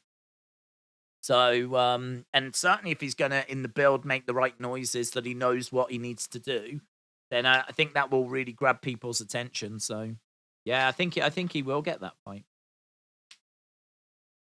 Jilly, hello. Shout out to you. Hope you're well. How come this one was only 10 rounds? Some fights are just 10 rounds, but this is a bit of a tune-up for Demetrius. He's only just moved into this weight class. It's not for a title or anything like that. So obviously if he can get himself into a title fight in super middleweight, which is obviously what he's going to be looking for, and I would imagine he will, And who knows? I mean, that might be a fight that we keep an eye on because I thought he looked good here, and it would be really interesting to see him take on like one of the champs, whoever it is at the time, like later this year. So yeah, that could be very interesting. So who knows? Maybe we'll watch Demetrius Andrade take on Charlo or someone later in the year. Canelo versus Connor Ben paternity test, said Jay Sharp. John said it's funny when a fighter loses to a top contender, the fighters do scream that he's done. Yeah, I mean, this is where like boxing's so different to other sports. It's very casual because I think like you follow certain fighters maybe rather than boxing itself. There's a good chunk of people that follow boxing and will just watch boxing. But I think there's a lot of people that have their favorite fighters, like Tank Davis, for example, and they'll come out and they'll watch Tank, but they're not interested in like a lot of the other fighters that are out there. They'll watch him if they face Tank, and that's it. There's a lot of people that are really into Tyson Fury, for example. Not interested in really anyone else. Not really interested in watching, Spence and Crawford, even though they're amazing. They're just interested in the heavyweights, interested in Fury and some stuff like that. So, you've got your Canelo fans, definitely, that will just watch Canelo. I mean, that shows itself in the pay-per-view buys, for example. So he's got this like crazy support, these fans that will tune in and watch him. He is the biggest name in the sport. For him to lose is obviously significant because his only other loss on his record was to Floyd Mayweather. And obviously that was a long time ago. So for him to lose to Bivol, that was, that sent shockwaves around sport, let alone boxing. And I think to a lot of those fans, there was concern, that, is this the start of the decline? But the truth is that, like, he is, getting on a little bit now. He's not the spring chicken that he once was. But I think it was more to do with the fact that it was, maybe a bridge too far. That weight division is maybe just too big for him. Maybe just too big for him. But this is why the Bivol fight would be super exciting, because if he genuinely feels that he knows what he needs to do to get the job done against Bivol, and he knows what he got wrong last time, he knows the changes that he needs to make, he is the kind of person that you would trust. Like, I don't think that if he says that it's hype. I don't think that he wants to add another L to his record.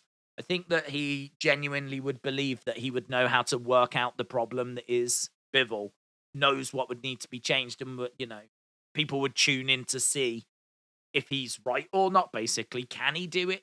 That fight would be unmissable, and I still think Bivol would win. To be honest, I think the size is obviously a factor, but I just think Bivol's an amazing fighter as well.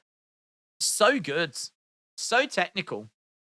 He's not just like a big guy that like leans on you and wears you down and, just keeps you at distance and picks you off with a few shots. Like, he's got real skill, real technical ability, like Usyk, who is also very technical at, a big weight class.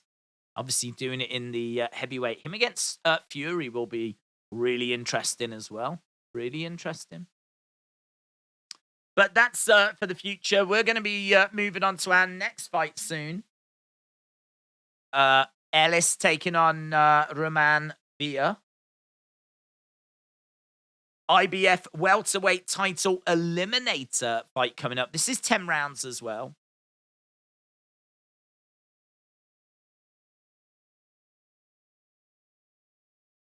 I think Wilder should fight Joe Joyce or Caleb Plant. They would be good fights. Could Jake Paul be one of Canelo's last opponents? I think Jake Paul could fight Canelo eventually, but I think it would probably be an exhibition. I don't know that Canelo, because if Canelo is going to fight Jake Paul, he's doing it for money, and he's doing it because it's an easy night's work, to be honest. So he is, Jake's not in the rankings. He's nowhere near like the level of competition that Canelo's been fighting. I mean, of course, So, you know, and now, as we said earlier, Jake's starting to look at MMA. So you look at it and go, well, how serious is he about boxing? Because he says that he's serious, but then he's not fighting fighters. He could easily look. Jake Paul is a star, and he's got fans, and he could be facing boxers and picking up wins and building and growing. And all right, they might not draw as many eyes to, the fights as what the MMA fighters are, but it's a better level of competition that he'd be facing. And, that's the frustrating thing with Jake Paul. Everyone's waiting for him to face a boxer. I mean, in all fairness to him, the Anderson Silva win is a great win, right? That's a great win. I've got respect for that victory. So, no shade on that.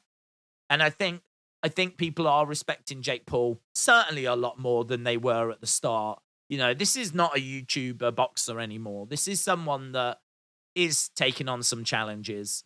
And hopefully we do see him.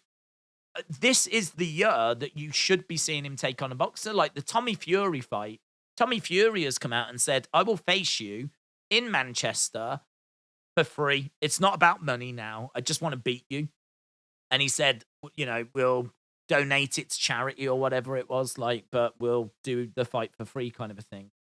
I don't know that Jake's going to accept that, but I know that people will say Tommy Fury's not that great of a boxer and all of this, but Tommy Fury is definitely someone that is going to test Jake a lot more than Woodley did. Maybe even Anderson Silva did. So, he's at a bit of a crossroads at the moment. I mean, Jake this year should be facing boxers and really taking that next step if he does want to go on to be a world champion. But instead, I think what we're looking at him doing MMA, him facing KSI, which is going to do nothing for him. And this could be a wasted year for Jake. At a time where he can't afford to waste a year. This could be a wasted year. I mean, really, what is he going to learn by taking on KSI? Other than the fact that it would be a stadium show. Like, they're talking of Wembley for that. And they would sell Wembley. So, other than the experience of fighting a show the size of, Wembley, which you could say is good experience, you're not testing yourself against, a big challenge. KSI is just not a challenge for Jake Paul right now.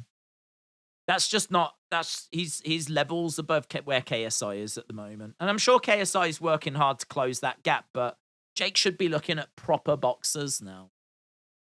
So for Canelo to take that fight, he's taking it because it's an easy night's work, it's money.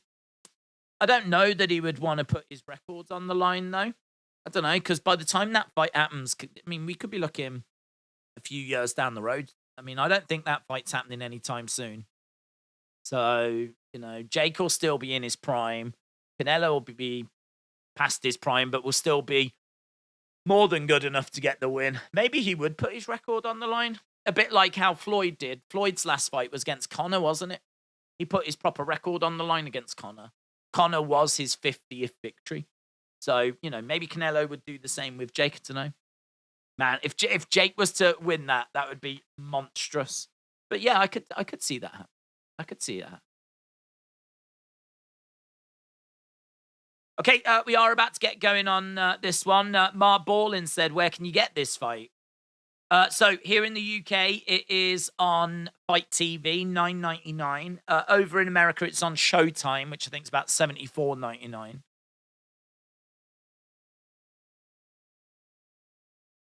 Okay, tail of the tape.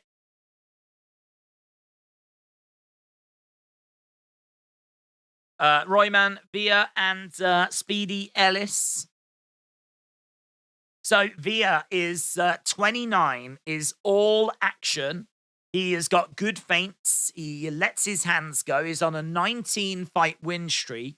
He's a power puncher. He fought 3 times last year. He's got good combos, mixes attacks well. When he misses, though, he can miss quite badly and leave some big openings. That's a concern. He's got big body shots. He's got good form. He's very active. This is a big step up in competition for him, though. Speedy Ellis has got incredible speed, as you can imagine. He's undefeated. Villa's only been defeated once, though. But Speedy Ellis is durable. He likes to build pressure. He's coming in with a reach advantage. He's strong. He's powerful. He's accurate. He's hard to keep away when he turns up the aggression. So when he's really pouring it on, he's really pouring it on. Good counterpuncher. He has had some testing fights in the past, Speedy Ellis. So he's been tested. You can't afford to overlook Villa. Villa's got a record of 25 wins, just 1 loss. And both of these are ranked. Speedy Ellis is number 6 with the WBO, whereas Villa is number 9 in the IBF. And this is a world title eliminator as well in the welterweight division. So this is going to be a tasty little one. So Speedy Ellis taking on Villa. I think this is 10 rounds as well. This is our second fight of the evening. After this is the co-main. And then after that, we've got our main event. I reckon we're around about an hour and a half away from the main event. Obviously, it depends how long these fights go for. But I think that they were looking about an hour and a half time. Then we should be at our main event. Hayden, hello. Hope you are well. Hayden, shout out to you. Kayla said, what's your predictions for the main event? I'm going with Davis. I'm going with Tank. I think he wins by knockout. I'm going to go with knockout win for Tank. I think that Garcia is going to be a problem, though. I certainly don't think Garcia is going to be an easy night's work at all. I think this is going to be a tricky one for Tank Davis. I mean, we saw him take on Roley, and that one felt like it was a pretty straightforward fight for Tank. It was just like his last fight under Mayweather, and it felt like really it was a pretty easy night's work. In all fairness, he didn't get the better of that whole fight, but then he never does. Like, there are times where Tank just doesn't look that great during the fight. He'll cover up, and he'll be taking and absorbing quite a bit of punishment. He's never really in any kind of danger, but he just doesn't look brilliant. But yeah, I think that finish in particular, you know, don't forget when he gets that finish in that Roley fight, he's backed up against the ropes and he's like covering up, and then he just fires out this like jab, this just counter shot, this counter jab as he's up against the ropes, just drops Roley. The power of Tank is serious and very impressive. It was one of my favorite moments of last year, actually, was the Tank win over Roley. Such a fantastic finish. And you never know what to expect from a Tank Davis fight. He is someone that definitely just needs moments, not minutes. Like, he's not someone that's going to be jabbing away and winning rounds. He's someone that not look great at times, but will find a moment. His highlight reel is fantastic.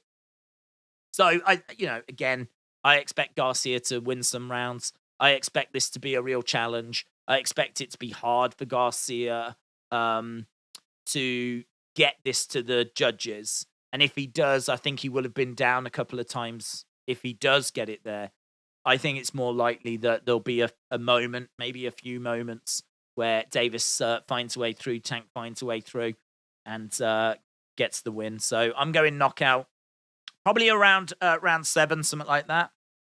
But this is definitely not a walk in the park for him tonight. But I've really liked the noises that they've been making from the Tank camp about saying that they know this isn't going to be straightforward. Right, we are underway with our second fight. 4 fights on this main card. This is our second one. This is a world title eliminator in the IBF welterweight division. And we are seeing Speedy Ellis doubling up, tripling up on his jabs there. He's got real quick hand speeds going to the body. So, as we said, Speedy Ellis here is coming in as a minus 590 favorite, whereas Villa is plus 400s. So, very much momentum odds with Ellis. Ellis is 24-0, but he's only got 15 knockouts. Again, really quick hand speed, just jabbing away, using that jab really, really well. Seeing Ellis on the outsides. Again, flicking out this jab again. Shot coming in there by Villa. Ellis on the outside. Villa putting that pressure on. He's doing really well with the jab. He's definitely getting through. Quite a bit landing on the guard, though, but we are seeing Ellis hitting, moving, constantly circling round on the outsides.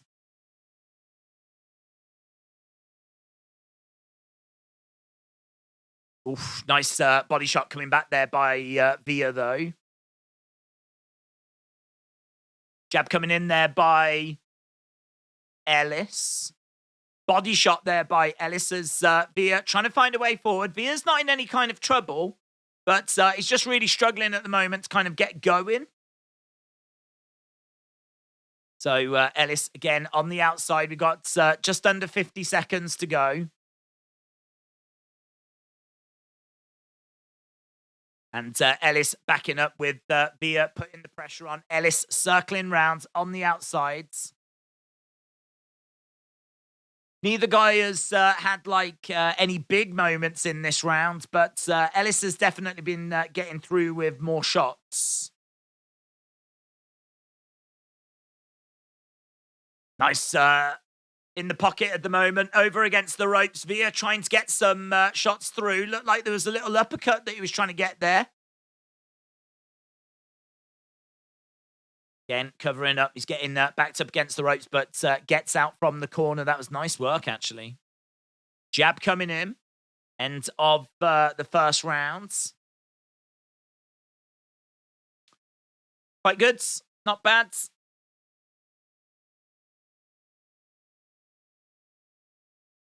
End of round one. Go. Titans go 3 and out after Jags, says David Paul. Hopefully that will make sense to someone. Rivi, hello. Hope you are well. We're sneaking our way to 1,500 votes now. Almost at 1,500 votes. So it has been 85% or so people leaning towards Tank Davis getting the victory tonight. First round here, I'd be giving to Speedy Ellis. But not much in it.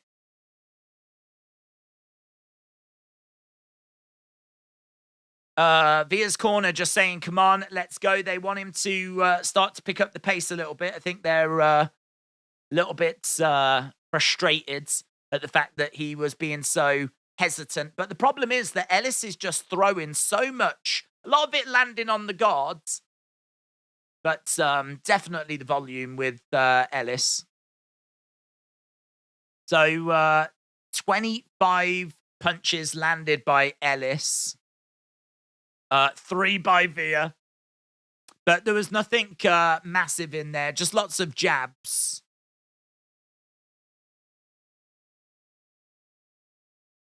Okay, Ellis throwing again. Trying to find a way through that guard. But some of these shots falling short. He's backed up against the ropes. Villa doing a good job of driving Ellis up against the ropes and into corners. But he's not utilizing that. He's not finding a way of... he's having to defend too much. Ellis, again, throwing out shot. But good work there by Villa. Working the body. And that's nice, actually. He had Ellis up against the ropes. And he was throwing in some big body shots there. Be good if he could get a few more of those in. But the problem is backing Ellis up to the ropes so that he can then get those body shots in. He's eating so many jabs as he's like getting Ellis back that he's kind of finding himself in quite the deficit before he can even get into a good position. Ellis has got great output, great volume. They're clinching up at the moment as the referee comes in, separates them apart. Couple of jabs coming in there by Ellis. Speedy Ellis, as we said, 15 knockouts from 24 wins. Villa has got 24 knockouts from 25 wins. It's number 6 against number 9 in the rankings. Uppercut just misses there by Villa. Villa trying to keep putting this pressure on, but the output from Ellis is so much. Nice jab to the body, hook to the body as well. He's backed up against the ropes. Referee coming in looking to separate these two apart. And he does separate them apart. Now we've got Ellis again jabbing away. Lovely jab there by Villa. Uppercut just falling short. Jab coming back by Ellis. William, hope you're well, buds. Rivy said, just got off work. Sit back, relax, as we've got a fun main event coming up. As we said, should be in just under an hour and a half now. So not going to have to wait too much longer. Jab coming in. We've actually already been streaming for like 2 hours already. It's kind of absolutely flown. End of the second round, more of the same there. More of the same. The output by Ellis is very impressive. We're actually backstage. Backstage with Tank. Tank's got a really cool shirt on. Who's that a shirt of? Is that Kate Bush? Is that Kate Bush shirt? What shirt is he wearing?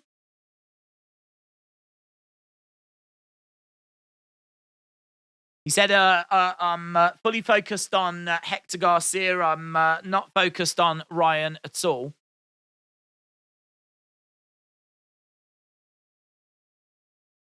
It's not round 23. Just distracted. Yeah, I wanted to know what shirt that was. That's a sick shirt that Tank's wearing. It might be a Kate Bush shirt. Dave's checking in on my mental status. He knows I'm a ticking time, but we all know you're a ticking time bomb, William. But I hope you're well, bud. Been watching a while. When is the main fight happening, says Eden. Eden, shout out to you, my friend. Appreciate the support. Main fight is just under an hour and a half away. So about an hour and a half's time, we'll be at Tank Davis. Should be a good one, as we said. This is one that I know we might be repeating ourselves a little bit, but I'm fully aware that people are joining us all the time as we're getting closer to that main event. And it's a tricky one tonight for Tank. It's not a straightforward fight at all. And one that is a potential banana skin. A lot of the other big names in this division are calling it a tune-up fight in a very disrespectful way, but this is one that he didn't need to face an opponent this good. There were plenty of other fighters he could have faced that would have been legit tune-up fights. This is a world champion. Granted, not a world champion in this division, but still a very good fighter that had a fantastic year last year. And this is a challenge. This is definitely a fight. Granted, this is not going to be as tough a test as what Ryan Garcia would be, and that is the fight. I mean, as soon as this fight's done, it's going to be really interesting to see what Tank's got to say. That Ryan Garcia, I don't even know if Ryan Garcia is here. I would imagine he is.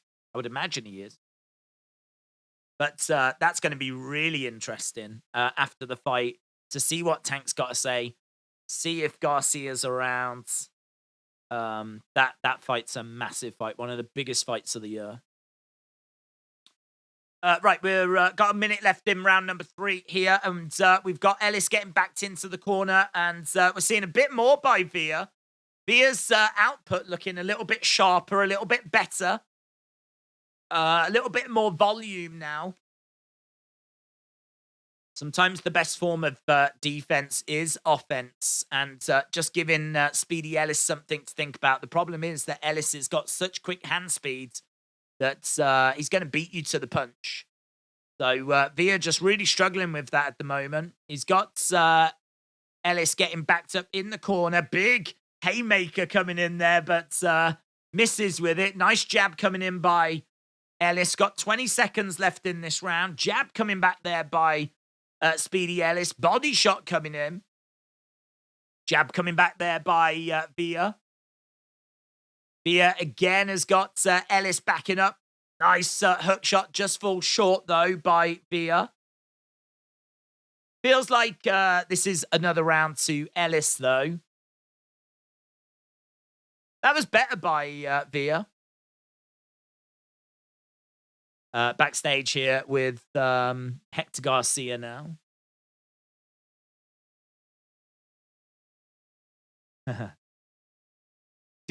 So they just asked the question, has Tank Davis picked the wrong Garcia? And Hector Garcia says no, he's picked the real Garcia. So we do just have Hector Garcia backstage. As we said, champion in his own right. This is going to be a thrilling, powerful, explosive fight. Luis Garcia, champion at 130, super featherweight. That's why he's fighting Hector. So when he's asked why he's ducking Ryan, he can say he already fought a Garcia, says Bob. It's the wrong Garcia that's fighting tonight, says Kyle the Smile. Right, here we go. Back underway with round number 4. 33 power punches through round 3 by Ellis, 59% Villa. 15 have landed at 72, only 21%, but it is better than what we were seeing in the first round. So we are seeing better output, better accuracy from Villa. And we are underway with round number 4. This one can actually go 12 rounds. I thought it was 10. We can actually go 12 rounds this one as we've got Ellis getting backed up and Villa putting pressure on. But Ellis doing a really good job of just constantly throwing out shots. Just trying to keep Villa away as much as possible. As soon as Villa does come in, then Ellis stepping to the side, using his lateral movement. Nice jab coming in there by Villa, though. Definitely giving Ellis a lot more to think about. Haymaker coming in, body shot coming in. Big shots there by Villa. Villa doing well, actually, and getting a smile from Ellis. Ellis, I think, acknowledging that Villa is causing a few problems now. This one is the closest fight tonight on the odds. I think all the other fights tonight are in like the thousands. So our first fight tonight, Demetrius was minus 4,000 favorite. Our co-main event has got Boots Ennis at minus 5,000 favorite. Tank Davis is minus 1,400 favorite. This one, Ellis is only minus 590. That means in order to win $100, you got to bet $590. Big shots coming in here by Villa. He's got Ellis backed up a bit, but Ellis managing to get out again. But he goes right over to the ropes. Throws in a shot to the body. Uppercut coming in there by Ellis. That was nice. Couple of hook shots coming in as Villa putting the pressure on. Yeah, it is great hand speed here by Ellis. It's these moments, these flurries that are giving Ellis the rounds. He clips him as well. Villa eats a couple of big shots there. And there is some real power that Ellis has got. It's not just speed that he possesses. Does have some lovely pop in his punches. With 10 seconds left to go in round number 4. It's another round this for Speedy Ellis. And he's just complaining about taking a shot to the back of the head. And that is the end of this round. Tank isn't Superman, says Kyle. If it weren't for Mauro, this pay-per-view would be quality, said Jay Sharp. At 5 feet tall, yeah, okay. 6'5", 220 pounds. Low tier gods, shout out to you. Shakeem, hello, hope you're well. It's great to see some regular faces and people around in the chat for this one. As I said, it's a real weird one, this one, because normally we would spend ages talking about, like, oh, the Tank fight's coming up, the Tank fight's coming up. But because of New Year's and Christmas, we just haven't been doing, like, streams really, I don't think we did a stream last Saturday. And so, did we? I don't even know if we did actually. I don't think we did. Um, and so yeah, it's like we're back. We're back into the groove now. We're back with a big fight, but it's a big event that kind of feels like it's missing a bit of build. And also, as we said, people have got more than one eye on the Tank versus Ryan Garcia fight. So people do want Tank against Garcia, just maybe not this Garcia. But as we said, this is still a good fight tonight. One that Tank has got to win. There's definitely pressure here. He's got to get the win here. If he loses tonight, I really don't know what that does to the Ryan Garcia fight. Right, here's Villa on the front foot. He's got Ellis backing up, which we've been seeing all throughout this one.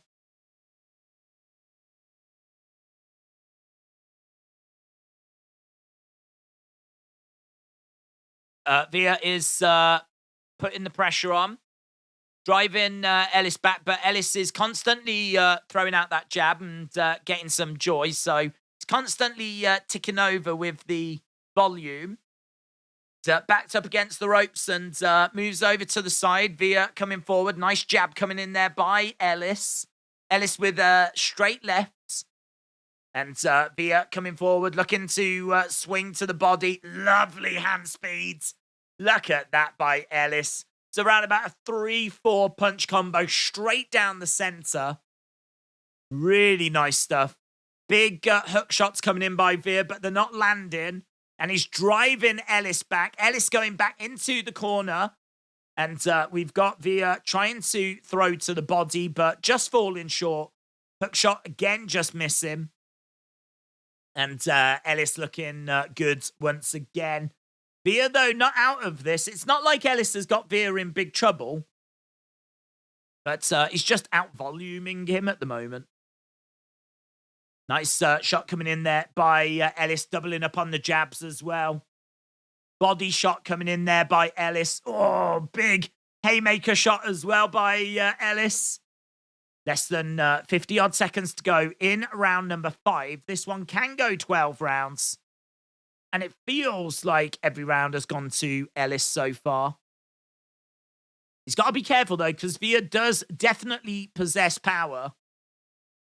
And could definitely pose a problem if given an opportunity. Up against the ropes, keeping a good guard, good head movement as well. Uppercut just missing there by Villa. Ellis keeping the hands up. Over against the ropes. Lovely little uppercut, though. Little dig to the body there by Villa. 10 seconds left to go as Ellis trying to get a few jabs out. That's a lovely right hand by Ellis. That is a lovely right hand. End of the round.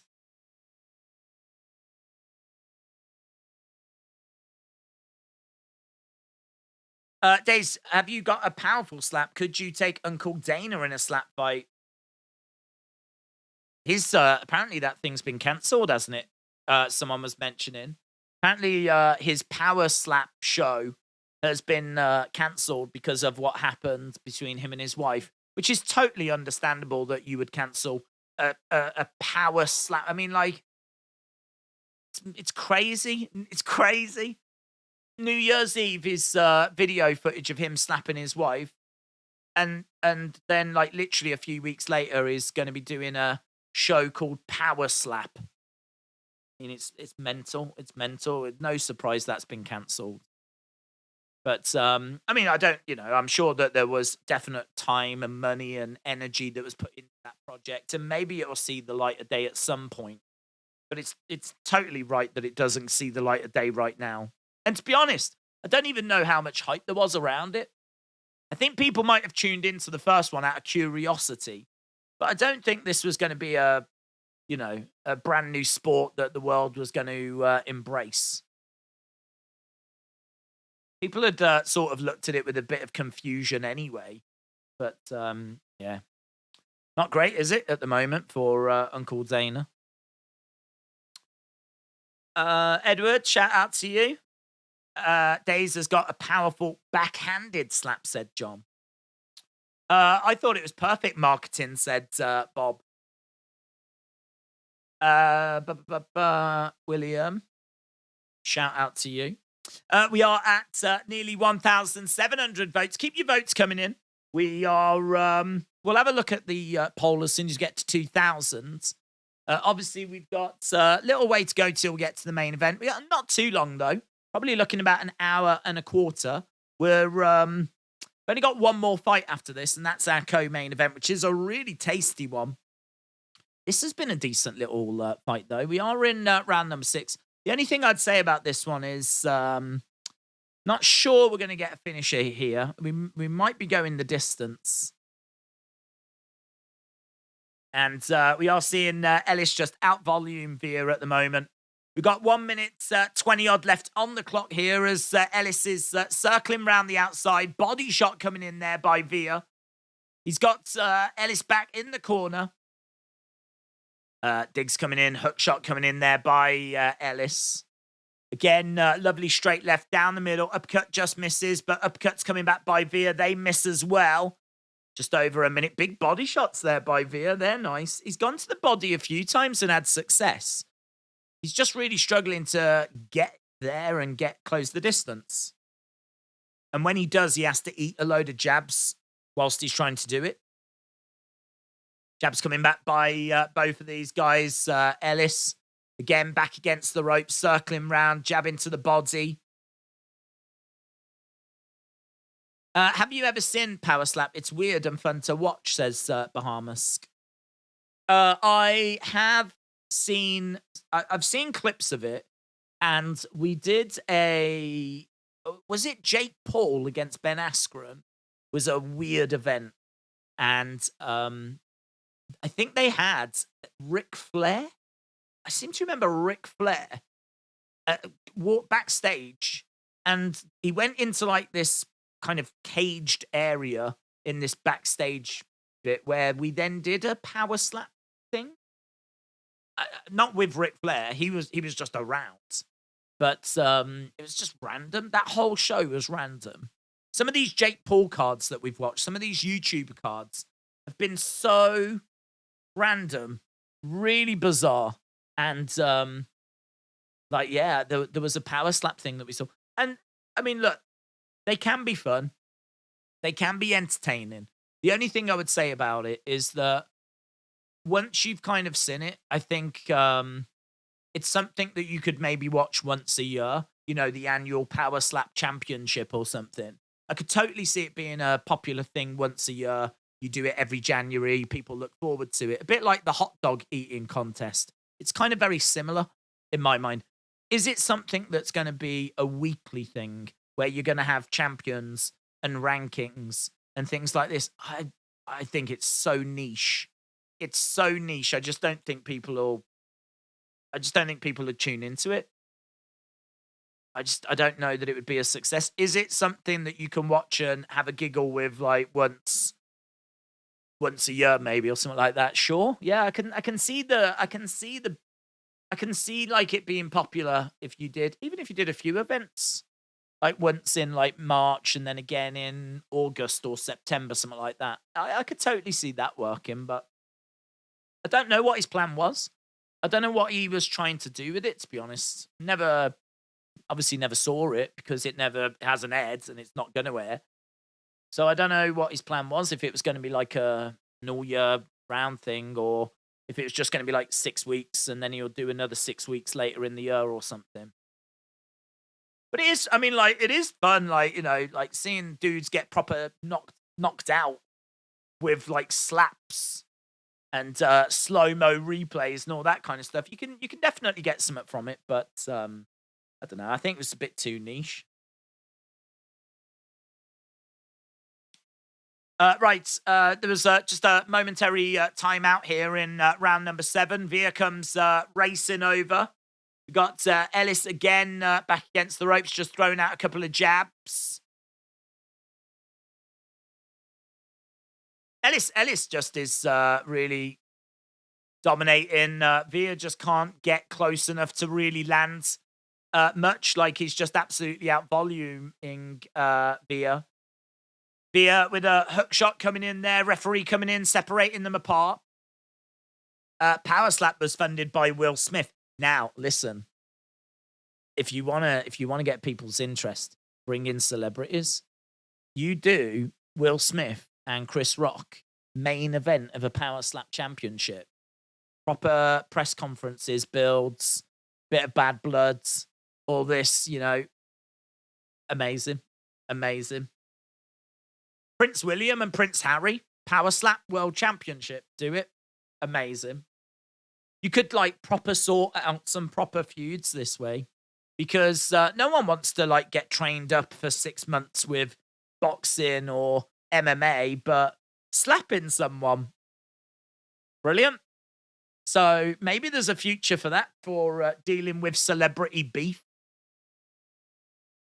So you might have stumbled on something there. You might have found a way of making it an all year round event by putting on really great main events with different celebrities. Are you a fan of Jared Anson, the next great American? He's 11 wins and 0 losses, and he's only 22 years old, says Damien. I haven't seen much of him, to be honest. There's a few that are coming through. America's got some amazing talent. Amazing talent. Who's he fighting next? Is it a card? Is it a card I'm watching? Oh, here we go. Look, Via's really starting to pour it on. N8BF Junior Heavyweights. Has it got fight lines up? Just saying there was a low blow that was in there. His last fight was December. That's a shame. Won the vacant WBO International Heavyweight title. So junior heavyweight, but also fighting at heavyweight. Ooh. Anderson was scheduled to face Ibe in 2021. Won his first fight of 2021 by 6th round knockout. Anderson improved 10-0 when he beat previously undefeated Tereshkin on the undercard of Fury and Wilder 3. No, I don't remember that. I mean, I watched that card, but I don't remember that fight. I don't remember that fight. Maybe it was one of the early ones that I never saw. Keep an eye out for him. He's not someone that I've seen or heard much about, to be honest, but seems like he's making waves. WBO International Heavyweight title, won it in December. Good record as well. It's 13 wins and 13 stoppages, so very impressive. Yeah, but America's producing some fantastic talent at the moment. I mean, as we said, even here we're going to be watching Boots Ennis, who, a lot of people have got high hopes for. And obviously, Tank Davis as well in our main event, of course. But yeah, America's really churning out some incredible boxing talent. Always has, though. But it seems to be a good period for America right now. Anthony Joshua is still reciting the Ukrainian anthem and speaking in tongues, said Jay Sharp. Yeah, that was not great, was it? When he lost and seemingly lost his mind at the same time. We're at the point now where I think we're at round 8, and we are at the point where we are going to need Via to get a stoppage. So we are underway with round number 8. In fact, we're quite a bit into the 8. Via is looking for that stoppage as Ellis is working hard to keep Via away. And a couple of jabs coming in here by Via. And Ellis is just trying to find a way of keeping him back. Via definitely turning up the intensity by the looks of it. Jab coming in here by Ellis. Via pouring the pressure on, driving Ellis back against the ropes. Ellis circling round. Coming back into the center as Via is putting that pressure on. Uppercut coming in. Nice body shot there by Ellis. Via moving forward, jab coming in, lovely left hands as Ellis is backed over by the ropes. A lovely shot coming in there by Via, just catching Ellis. It's only 15 seconds in this round remaining. Neither guy looks to be in any kind of trouble. Definitely Ellis is showing effects of being clipped, though. You can see a bit of damage on his face. And there we go. End of the round. We're going to round number 9. This one feels like it's going to go the distance.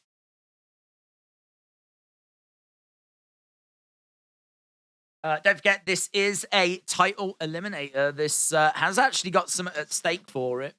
IBF World Title Eliminator in the welterweight division. Ellis looking to move to 25-0, undefeated. Via's only ever lost once. So these are two highly skilled fighters. Edwards, shout out to you. Hope you are well. We're at 1,800 votes. Keep your votes coming in. And we will have a look, see where we are once we get to 2,000. Okay, out comes Via. We're about to get underway with round number 9. Crowd a little bit quiet for this one. They're all here, of course, for the main event. I mean, with boxing, it is pretty much about the main event. I do think this is a decent card, though. These numbers are amazing. Total jabs landed through round 8. Ellis has landed 129 out of 290. That's 44%. Via has landed 7. It's amazing. 129 to 7.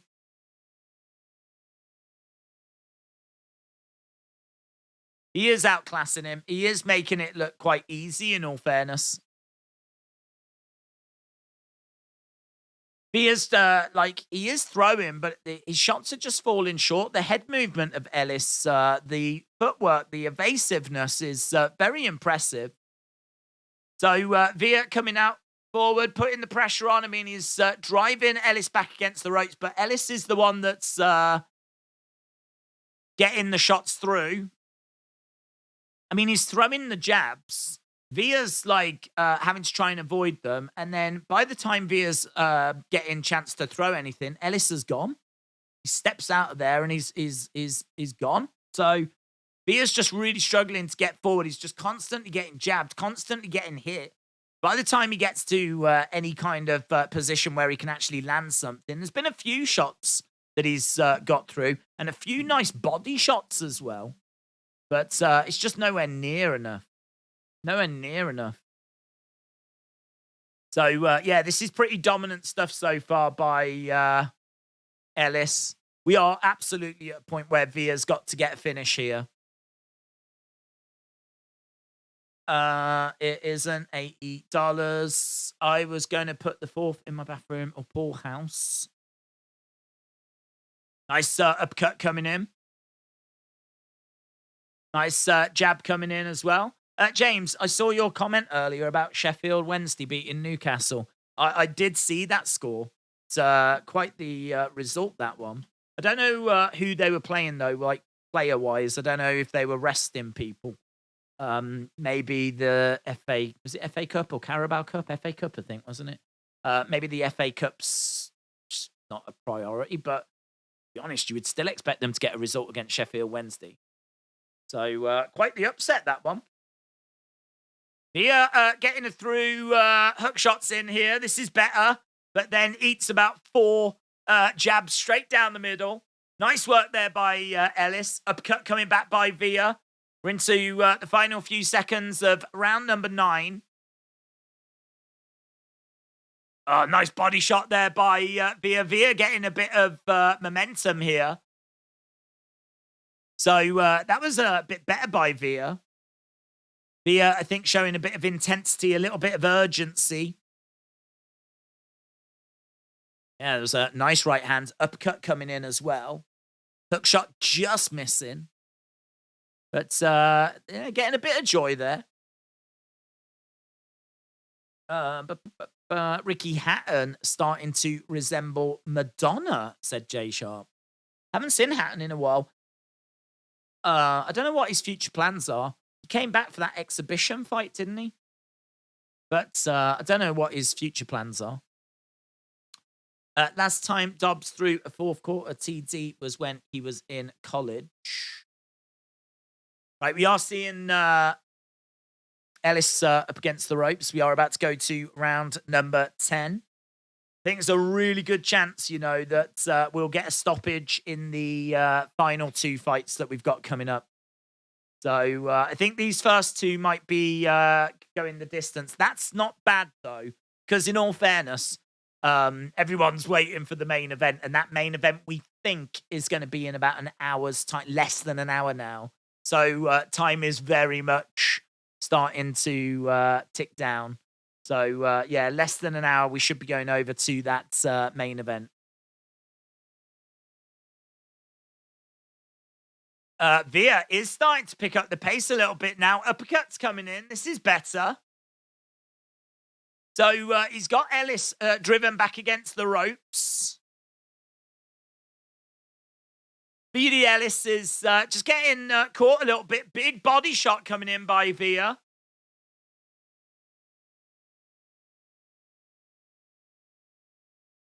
He is still in this fight, and he could make these final few rounds very uncomfortable for Ellis. Uppercut just misses there. Body shot coming in. Shots coming in by Via. Via putting the pressure on Ellis. Seems to have just took a little bit of sting out of Ellis. Ellis takes the knee. Referee just having a word. Yeah, Via coming in and just getting caught there in a clinch. Referee separating them apart. This is much better by Via. Via has got Ellis up against the ropes again, but Ellis clinches. Not seeing as much output here by Ellis. I think Via has definitely caught Ellis and caused a few problems. He's still got time to work, He's still got 2 rounds after this. Ellis backed up against the ropes. Via putting that pressure on. He's got Ellis in a clinch. Referee coming in, separating apart. We're seeing Ellis clinching up a lot more now. Via coming in. Big hook shot coming in. And he is landing with these shots. These shots were ones that Ellis was able to avoid early on, but he's not avoiding them anymore. Hook shot, though, does miss. And Ellis backing away. A couple of jabs coming in. We are seeing Via again putting the pressure on. Nice jab coming back. Big body shots coming in. Swing and a miss by Via. Shot coming back there by Ellis. And Via again coming forward. This could be a Via round. Wow, big hook shot. And uppercut as well. That seemed to rock Ellis. Ellis definitely looking rocked there. Putting some water in the basement by working the body. Yeah, some big exchanges. And that could be a Via round, That could be a Via round.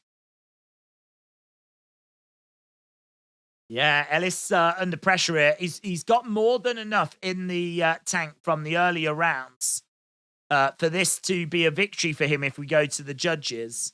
But things are starting to look a bit uncomfortable here in the final few rounds for Ellis. And that has actually made this an interesting fight again. Big shots. Elite GB said main event Tank Davis in less than an hour's time. The ring walk is expected to be in 55 minutes. Obviously, it's going to depend how long the co-main event goes for. Things might be a little bit more delayed. But, yeah, it is expected to be around that. Big hook, said Elite GB. Right, big shots. Just showing the replay. We are getting into round number 11 then. Here we go, round number 11. And jabs coming in here by Ellis. Constantly throwing out those jabs. Via moving forward. Via trying to build on that last round. Big, look at this. They're really going for it, and I think they've said to Ellis, don't stop doing what you were doing. You've got to keep your output going. You've got to keep that volume up. And he is trying now to keep his hands going. His output in that last round was not very good at all. Seemed to dip down, but now we're seeing him go back to what has given him success in this fight. There was a little slip there. Ellis going down, but it was nothing more than a slip as Villa comes in into the clinch. Nice hook shot to the side of the head there by Ellis. Villa again moving forward. Jab coming in there by Villa. Body shot. Nice. That connected. Didn't seem to cause Ellis any problems. Hook shot coming in as well by Villa. Into the clinch at the moment. We've got less than 2 minutes left in round number 11. It feels like we're going to go the distance unless Villa can find something really significant.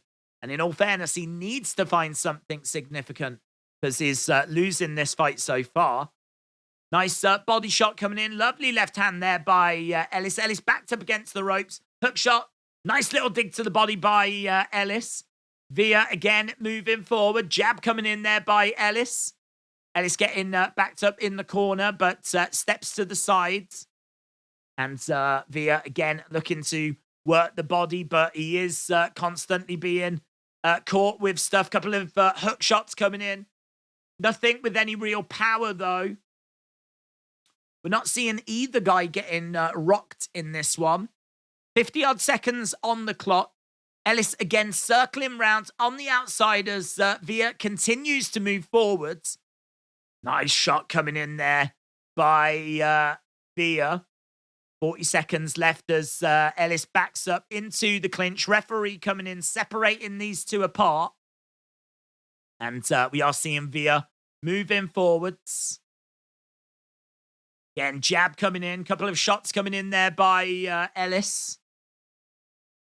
And Villa trying to find something, but Ellis clinching up with him. We've got 15 seconds left. And Villa just moving forward. Uppercut just misses. Again, little dig to the body. Referee just keeping an eye as we're into the final few seconds of this round. Scrappy, close little round this one, Close little round, that one. I feel like it would probably go to Ellis. I think the volume was just with him. But Vieira's looked so much better in the second part of this fight. He's got to knock him out, though. Maria, probably going to go to sleep. Sonny, hope you're well.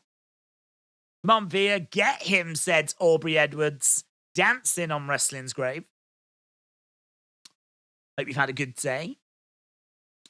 Esther Fan said, where can I stream the fight? Well, here in the UK, it's on Fight TV. I think it's like $9.99, which isn't bad at all. In America, it's $74.99.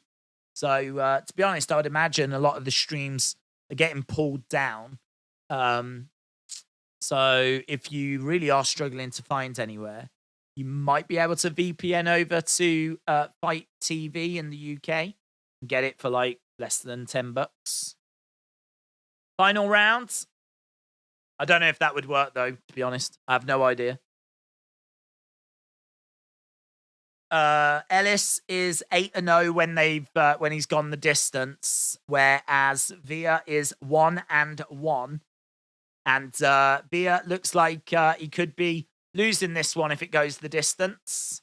We got 2 minutes 30 odd left in this fight as Villa is really pouring the pressure on. Big fight coming up next. Really tasty fight coming up next. Only 2 fights remaining. As we said, we're less than probably less than 50 minutes now from the ring walks for our main event. But coming up next, we got Jerome Boots Ennis. He will be a world champion. He is definitely someone that needs to be on people's radars. And he is taking on Chikadzian. This is interim IBF welterweight. And Ellis goes down. Ellis goes down. Villa does manage to get a knockdown. Whoa, we've got 1 minute 45. 1 minute 45. And Ellis goes down. The momentum had shifted to Villa. Villa now is going to be looking for the kill. Ellis is hurt. We've got big drama in this one. 1 minute 20 left on the clock. Ellis went down. He's not calling it a knockdown. The referee, Ellis goes down again, but the referee classes it as a slip. Villa comes straight out. He's pouring it on. Hook shot coming in. We've got just over a minute to go. Ellis is surviving right now. He is surviving. Less than a minute. He's backed up against the ropes. He's there for the taking. If Villa can find a big shot, he looked for the uppercut, couldn't land it. Counter shot coming back here by Ellis. We got real drama. That's a lovely right hand by Villa.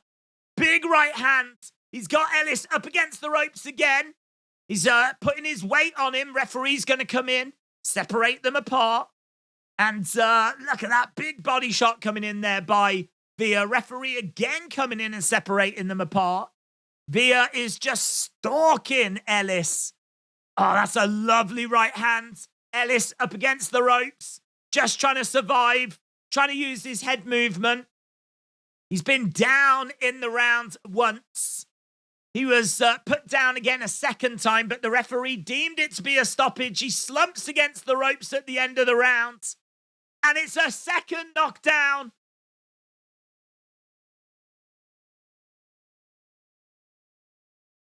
Yeah, it looks like 8. Referee counts to 8. He tells them to, and he gets to the bell. What does that do to the judges' scorecards? Absolute fireworks. Fireworks at the end of this one. Wow. Brilliant rounds. Best round we've seen so far tonight. Absolutely brilliant. That's beautiful, that is, you know. So he ducks underneath, gets a shot to the body, pops up with a big hook shot, puts down Ellis.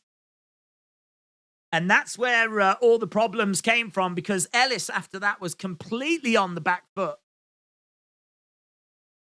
They're saying that this should have been 3 knockdowns here. Should have been 3 knockdowns. Yeah, I mean, that he does count that. That, I think, was the last knockdown. That was the last knockdown. There's a second knockdown that's questionable. What that does to the scorecards, though. Ellis, I think, had built up a big lead anyway, so I think Speedy Ellis is going to get it. But these scorecards could be interesting, you know.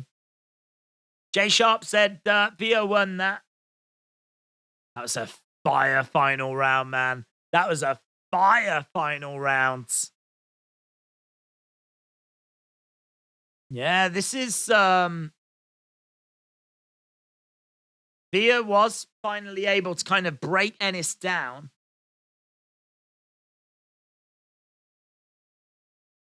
Commentators are just saying, had there have been one more round, they think that Villa would have been able to have got that stoppage.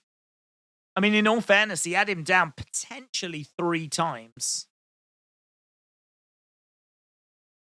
Co-main event coming up next. We are getting closer to our main event tonight. But we're still waiting for the judges' scorecards on this Speedy Ellis-Villa fight. Big final round, man. What time is the main event, says Goku. It's meant to be in 45 minutes. Ring walks are meant to be in 45 minutes. We have managed to get to the 2,000 votes, which is cool.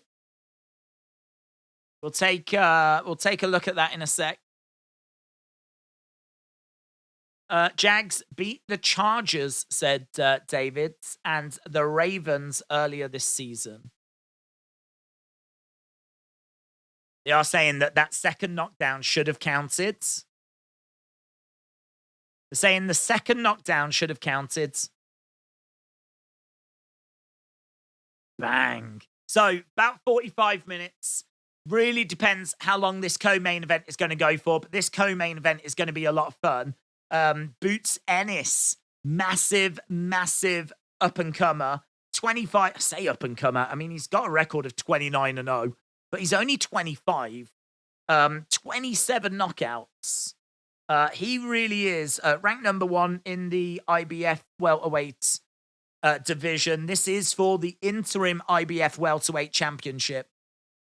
We can break this fight down in a second. It's the co-main event. It's going to be coming up real soon.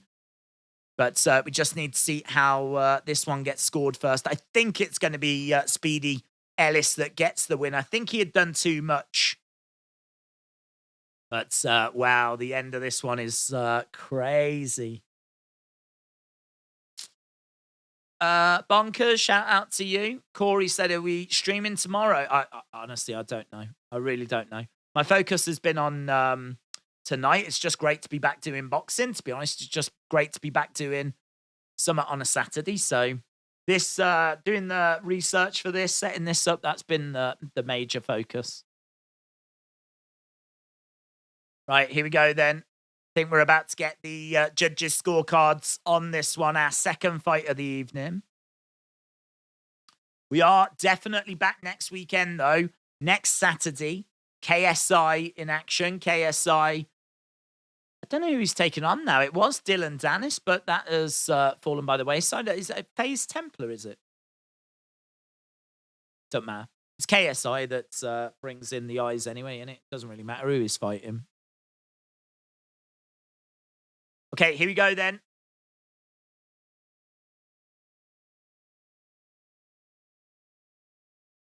Scorecards. Majority decision. 113. 113. Draw. 113, 113.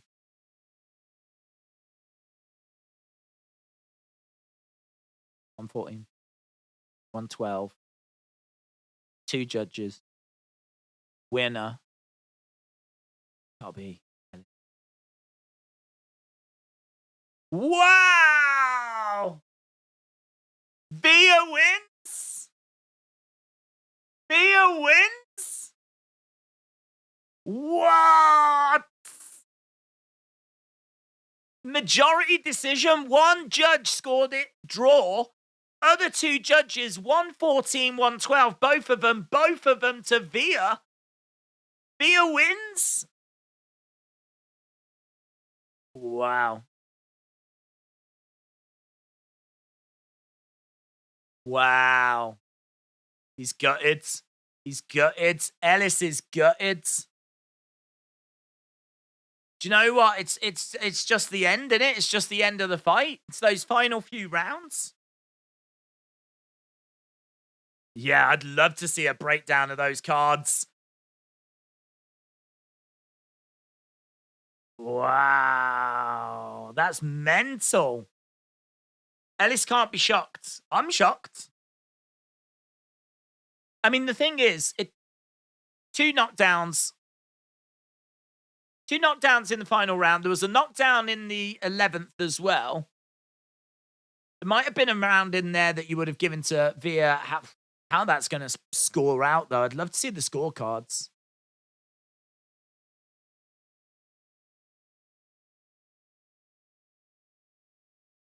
Wow, Via is coming, said Jessen.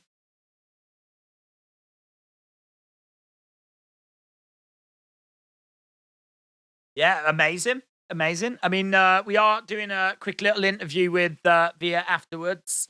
That's going to be a real tough one for Speedy Ellis to take. Just so you know, Via was plus 400. So if you'd put $100 on him to win, you would have had 400 back and then your 100 as well. So you would have had 500 back. So would have been a nice little payday. But he was outclassed for the majority of this fight. Bang, look at that. That hook shot, man. That hook shot. Beautiful. Venezuelan strong. He was not afraid of Ellis's power, said Jay Sharp. Via is coming, said Rivi. Via has come with excitement after finally winning. Seems like we've got a lot of beer fans in the chat.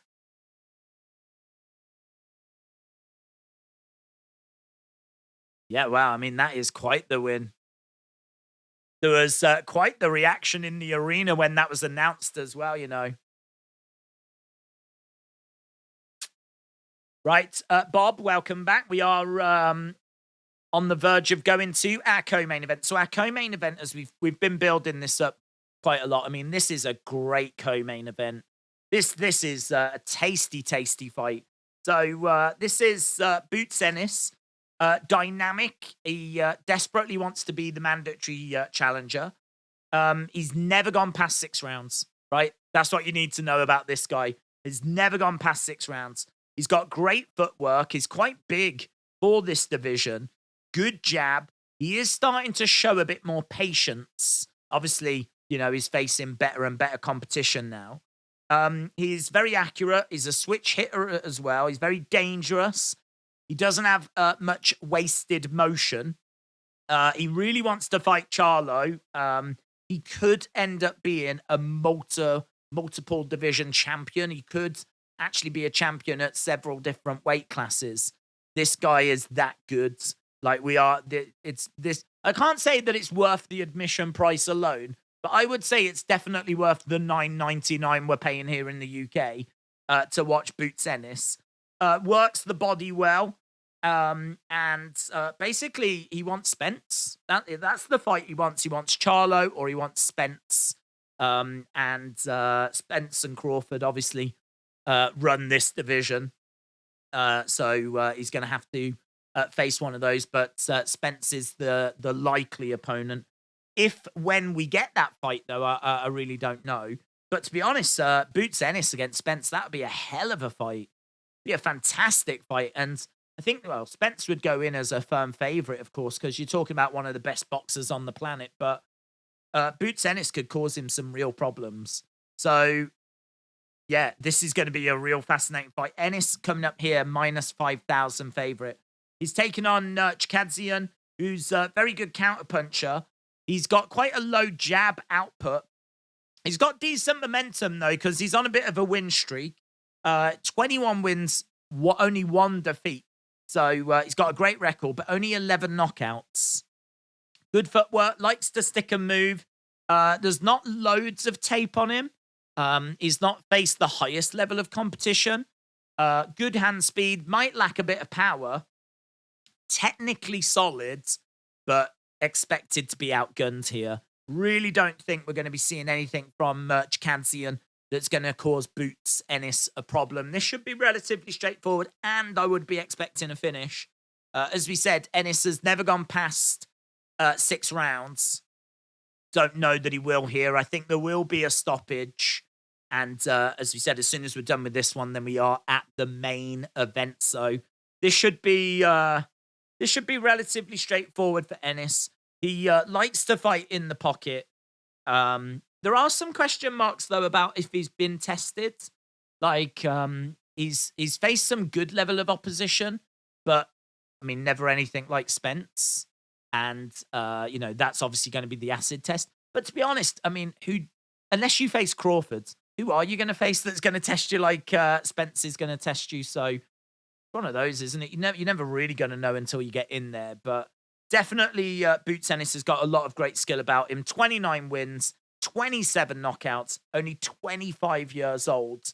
And as we said, potential multi-division champion here with Boots Ennis. So looking forward to this one. This one can go 12 rounds. It is for the IBF Interim Welterweight Championship. And it is going to be our co-main event before we get to our main event, which is going to be Tank Davis taking on Hector Luis Garcia for the WBA Regular Lightweight Championship. So 2 fights remaining, 2 championships on the line. And yeah, we're just waiting to get people out of the ring following that last one. Is this fight on DAZN in Ireland, said Gogo. Don't know, to be honest. I don't think so. I mean, here in the UK, it's on Fight. So I don't know if it's different for you guys in Ireland. but I'm watching it on Fight TV. So I would check there first. $9.99 on Fight TV. So check there first. How are you liking the new chair? It's kind of weird without the couch, but you stay spinning like John Cena's spinabout. I really like the new chair. It's a lot more comfortable and it's a lot higher. I'm actually sitting higher than I was when I was in the sofa. The sofa I was always like slumped over because I was like it was quite low. It was quite a low sofa. So this is actually a lot more comfortable, but even I'm annoyed with the spinning. So I need to try and find a way of like locking the chair so it won't move. Um, and I will try to do that. I might even get a different chair. I don't know. I don't know. This one's quite comfortable though. I've got no problems with this one, but I feel like I could probably get better. There's probably even more comfortable chairs. So yeah, it's a nice change to be honest, but one that definitely benefits me a lot more than it benefits you. Because I should imagine like that's annoying, like constantly spinning. But I am very aware that I can't move my head because of the microphone. So hopefully it doesn't affect the sound. We are just seeing the weigh-ins now. Just so you know, both Tank and Hector Luis Garcia coming in at 134. So we are just seeing the weigh-ins from yesterday. He looks good. He looks focused. You know, there's a lot of drama going on with Tank at the moment, but doesn't seem to be showing itself. Like he seems cool, calm, collected. Didn't seem to be distracted. Didn't seem to be like angry or focused or like had a smile on his face. So I don't think the drama outside of the boxing is playing a part or playing a factor. Tank's going to win knockout round 3, said Walshy the Kids. James said KSI fight will be on DAZN. Okay, cool. We'll be here for that. We'll be doing the full undercard for that and everything. So very much looking forward to that one. I think the press conference as well is, I don't know, we don't normally do the press conferences. They do tend to be a bit childish, to be honest. This is basically a bunch of YouTubers trying to self-promote. So, and YouTubers are the worst thing in the world. So, yeah, I'll probably watch it just for research purposes, but I don't know that we'll stream it. But we're definitely doing the fights, and that's next weekend. What time does the fight start, says Mario? Well, I mean, look, it really depends what's going to happen with the co-main events. Co-main event should be starting very soon. They was expecting the main event ring walk to be in half an hour. Now, obviously, it's going to depend how long Boots Ennis is out there for. We are expecting him to win. We do think it'll be a stoppage, and we do think it'll be relatively early. If he goes out there, finishes this in a couple of rounds, we could still be on for half an hour ring walks for Tank. But might just take a little bit longer. I've got a huge gothic wooden chair, says William. Okay, look at you. That's quite the brag. I can't believe it. Ellis should have won that easily, says Bob. Keep your votes coming in. We're not too far away from 2,500 votes. So keep your votes coming in. As soon as we get to 2,500, we'll take a look and see if things have changed. It was around about 66% of you had gone with Tank winning by knockouts. That's certainly what I'm leaning towards as well. So a lot of you go in for Tank by knockout. We will be doing Tank's next fight as well. Tank's next fight, we think, is going to be around April, May time. And that should be the Ryan Garcia fight, as long as he wins. As long as he wins tonight, then it should be Ryan Garcia next. And as I said, I don't actually know if Ryan Garcia is there or not. But, yeah, hopefully that'll be the next one. Did Tank fight already? No, not yet. We've got one more fight to go, the co-main event, and then Tank will be after that. Did you see United's next couple of fixtures are Man City and Arsenal, said James. I did, but United are on a good little run at the moment, and I don't think that's something that United need to be too worried about. Like, not long ago, that would have been horrific, but right now, actually, it's going to be a good test to measure quite where United are, so I'm going into it with confidence. I mean, we are balling at the moment, so let's see. And we beat Arsenal earlier in the season. Man City also looking a little bit ropey right now. So, do you know what? That could be 6 points. Probably won't be. But I don't know that I'm expecting to lose either game. Could be 2 draws. Maybe we do end up losing one of them, but equally, it could be 6 points. I think we're in great form. Man City aren't looking great. Arsenal are looking good, but I reckon we beat Man City. I'm going to say we beat Man City, but then draw to Arsenal. But that could just be optimism talking. Jack said, Baltimore in the house days. Let's go, Tank. Yeah, man. I really like Tank. I mean, obviously, the allegations against him are very concerning. I don't know what the situation is there. His partner did come out and say that there was no truth to it. She called him up to say that she'd been like hit and all of this, but then she got back in touch to say that that wasn't true.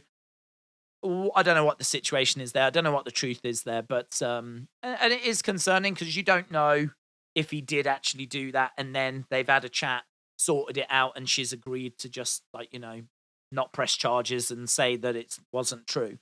So I don't know where the truth lies, but as a fighter, I really enjoy watching him because he's so explosive and he's got that ability to put people away at any moment. Right.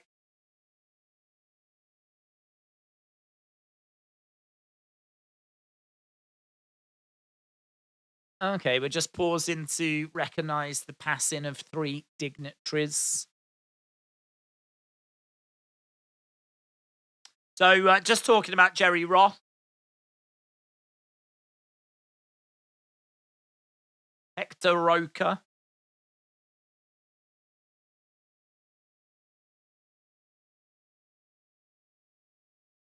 That's nice.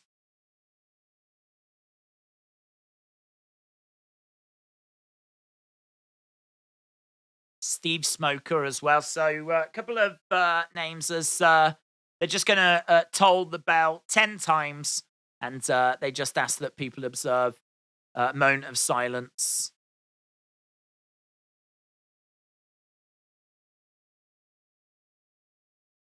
That's nice.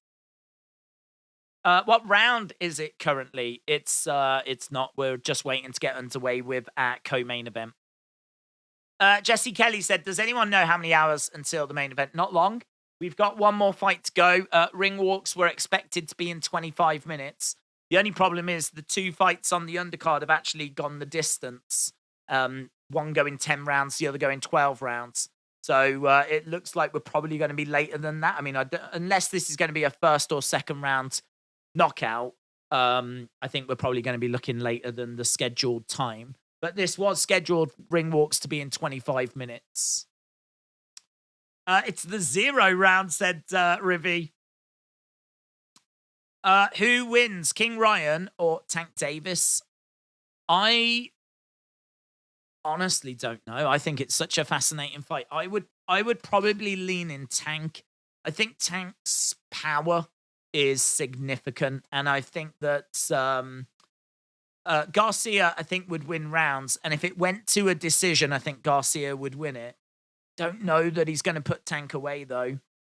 And so I think that I think Garcia would be winning, but I think Tank would find a moment, and I think that Tank would put Garcia down. I think his power is significant. I mean, he claims to have cruiserweight power, and I believe him. Chikadzian is making his way down, and as the commentators say, is an unknown quantity. He's actually coming in from the Ukraine. He's coming in as plus 1,400. He's got 21 wins, 1 loss, 11 by knockout. So he's made his way down. Last fight was 2nd of July last year in a victory. Switchblades, hello. Do you think we will see pro wrestlers in boxing this year? We might do. Who would you like to see? Don't know. I mean, like, it'll be people that are done with their careers. I mean, we actually saw at the end of last year on the Mayweather cards, Bobby Fish. So Bobby Fish actually had a boxing match. So it's probably going to be anyone that's, you know, like a Kyle O'Reilly might. Someone that's interested in martial arts, in boxing, that's got that kind of legitimacy about them. That it's kind of their careers are sort of winding down. I mean, Bobby Fish is like 40 odd, isn't he? So I don't know. It's hard to think of anyone else that's in that kind of bracket. It's hard to think of anyone else that's in that bracket. But literally just last month, we saw Bobby Fish fighting. So there's definitely potential. You know, and certainly with these YouTuber events, you don't even need, as long as you've got some sort of following, you don't even need to have much experience. So there's every chance that, you know, some professional wrestler finds their way onto one of those kind of cards. There's so many exhibition fights and YouTuber fights and, you know, like the Mayweather cards has like weird fighters on. The YouTuber events have got that opportunity. So there's more opportunity than ever for people that don't have much background in boxing to get onto a card. So yeah, I'd never say never. Here's Boots Ennis making his way down then. Big smile on his face. Have you got ADHD as you are fidgeting? I don't think so. I think if it was, if the chair was locked, then obviously I wouldn't be able to move it, and maybe I'd stop doing it. But I don't believe so. Ellis ran that match, said Moolah. I want Tank for sure to win. Could be an upset, said Sean. Could be an upset tonight. Garcia's a great fighter. He's a champion in his own right. He is the WBA super featherweight champion. So he is a champion in his own right. He had a great year last year. So, yeah, I think we could see an upset tonight, but I think it's unlikely. But we're seeing, I mean, this fight here, look, Boots Ennis is minus 5,000 favorite, and he's taking on Chikadzian, who's plus 1,400 underdog. In our main event, Tank is minus 1,400 favorite, which is sizable, but it's not minus 5,000 sizable. And Luis Garcia as the underdog is plus 800. Again, it's sizable, but it's not that sizable. So the odds are showing that people are definitely looking at Hector Luis Garcia thinking, he could get something from this, you know. He could get something from this. Who thinks that Tank's going to win by KO? Well, I said that I would read our poll when we get to 2,500 votes. We're at 2,426. I'm going to do it anyway. So Tank by knockout or technical knockout, 67% of people that have voted. That's nearly 2,500 people that have voted. 67% have said Tank by knockout or technical knockout. So the vast majority going with Tank winning that way. 20% think that he wins by decision. That means 87% of people that have voted have gone with Tank in one form or another. But vast majority going with that knockout, technical knockout. Only 14% going with Garcia to win either by decision or knockout, technical knockout. So, yeah, it seems like the vast majority have got Tank winning and winning with a stoppage, which is understandable considering he's won 27 fights, 25 of those coming by knockout. Fighting out of Kiev in the Ukraine is Chikadzian. As we said, people don't know loads about him. But he is the number 4 ranked fighter in the IBF division, taking on Boots Ennis, who is the number 1 ranked fighter in the IBF welterweight division. Did you follow the controversy regarding Logan Paul? Not really. I know that it's something to do with a documentary that exposed a crypto game, was it? Or some game that asked for money from people.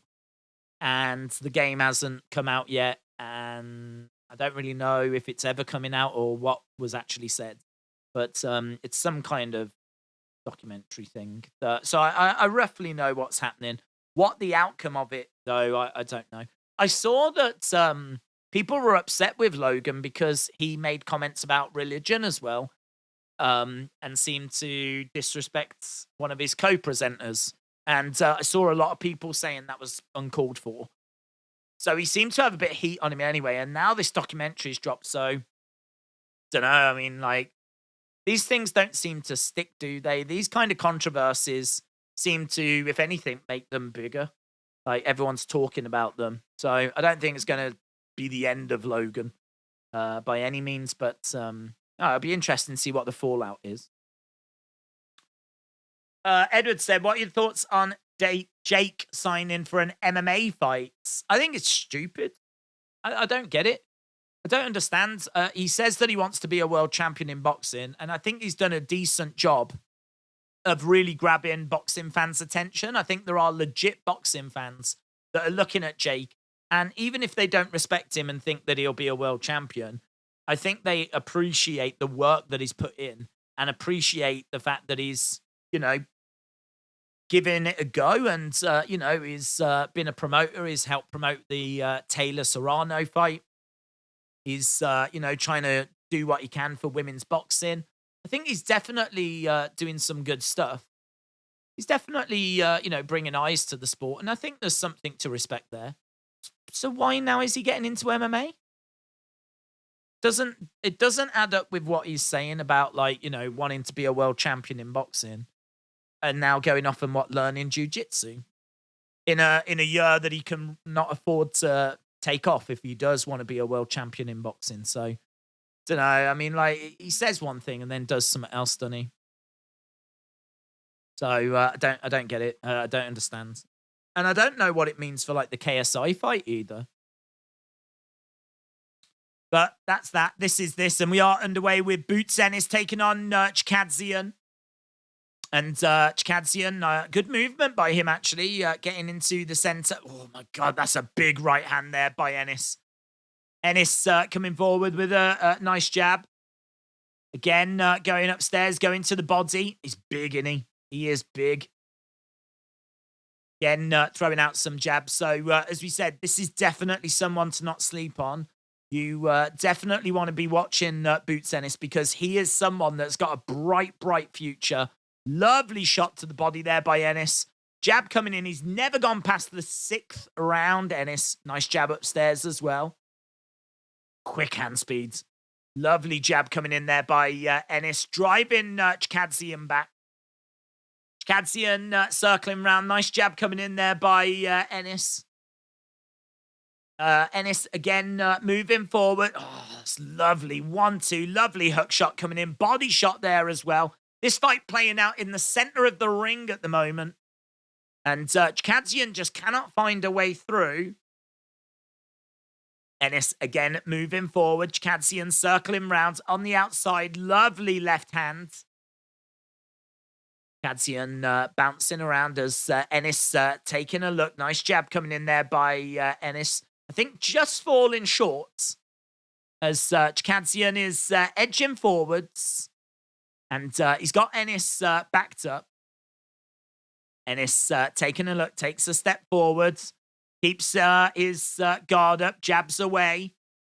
And that's a lovely left hand.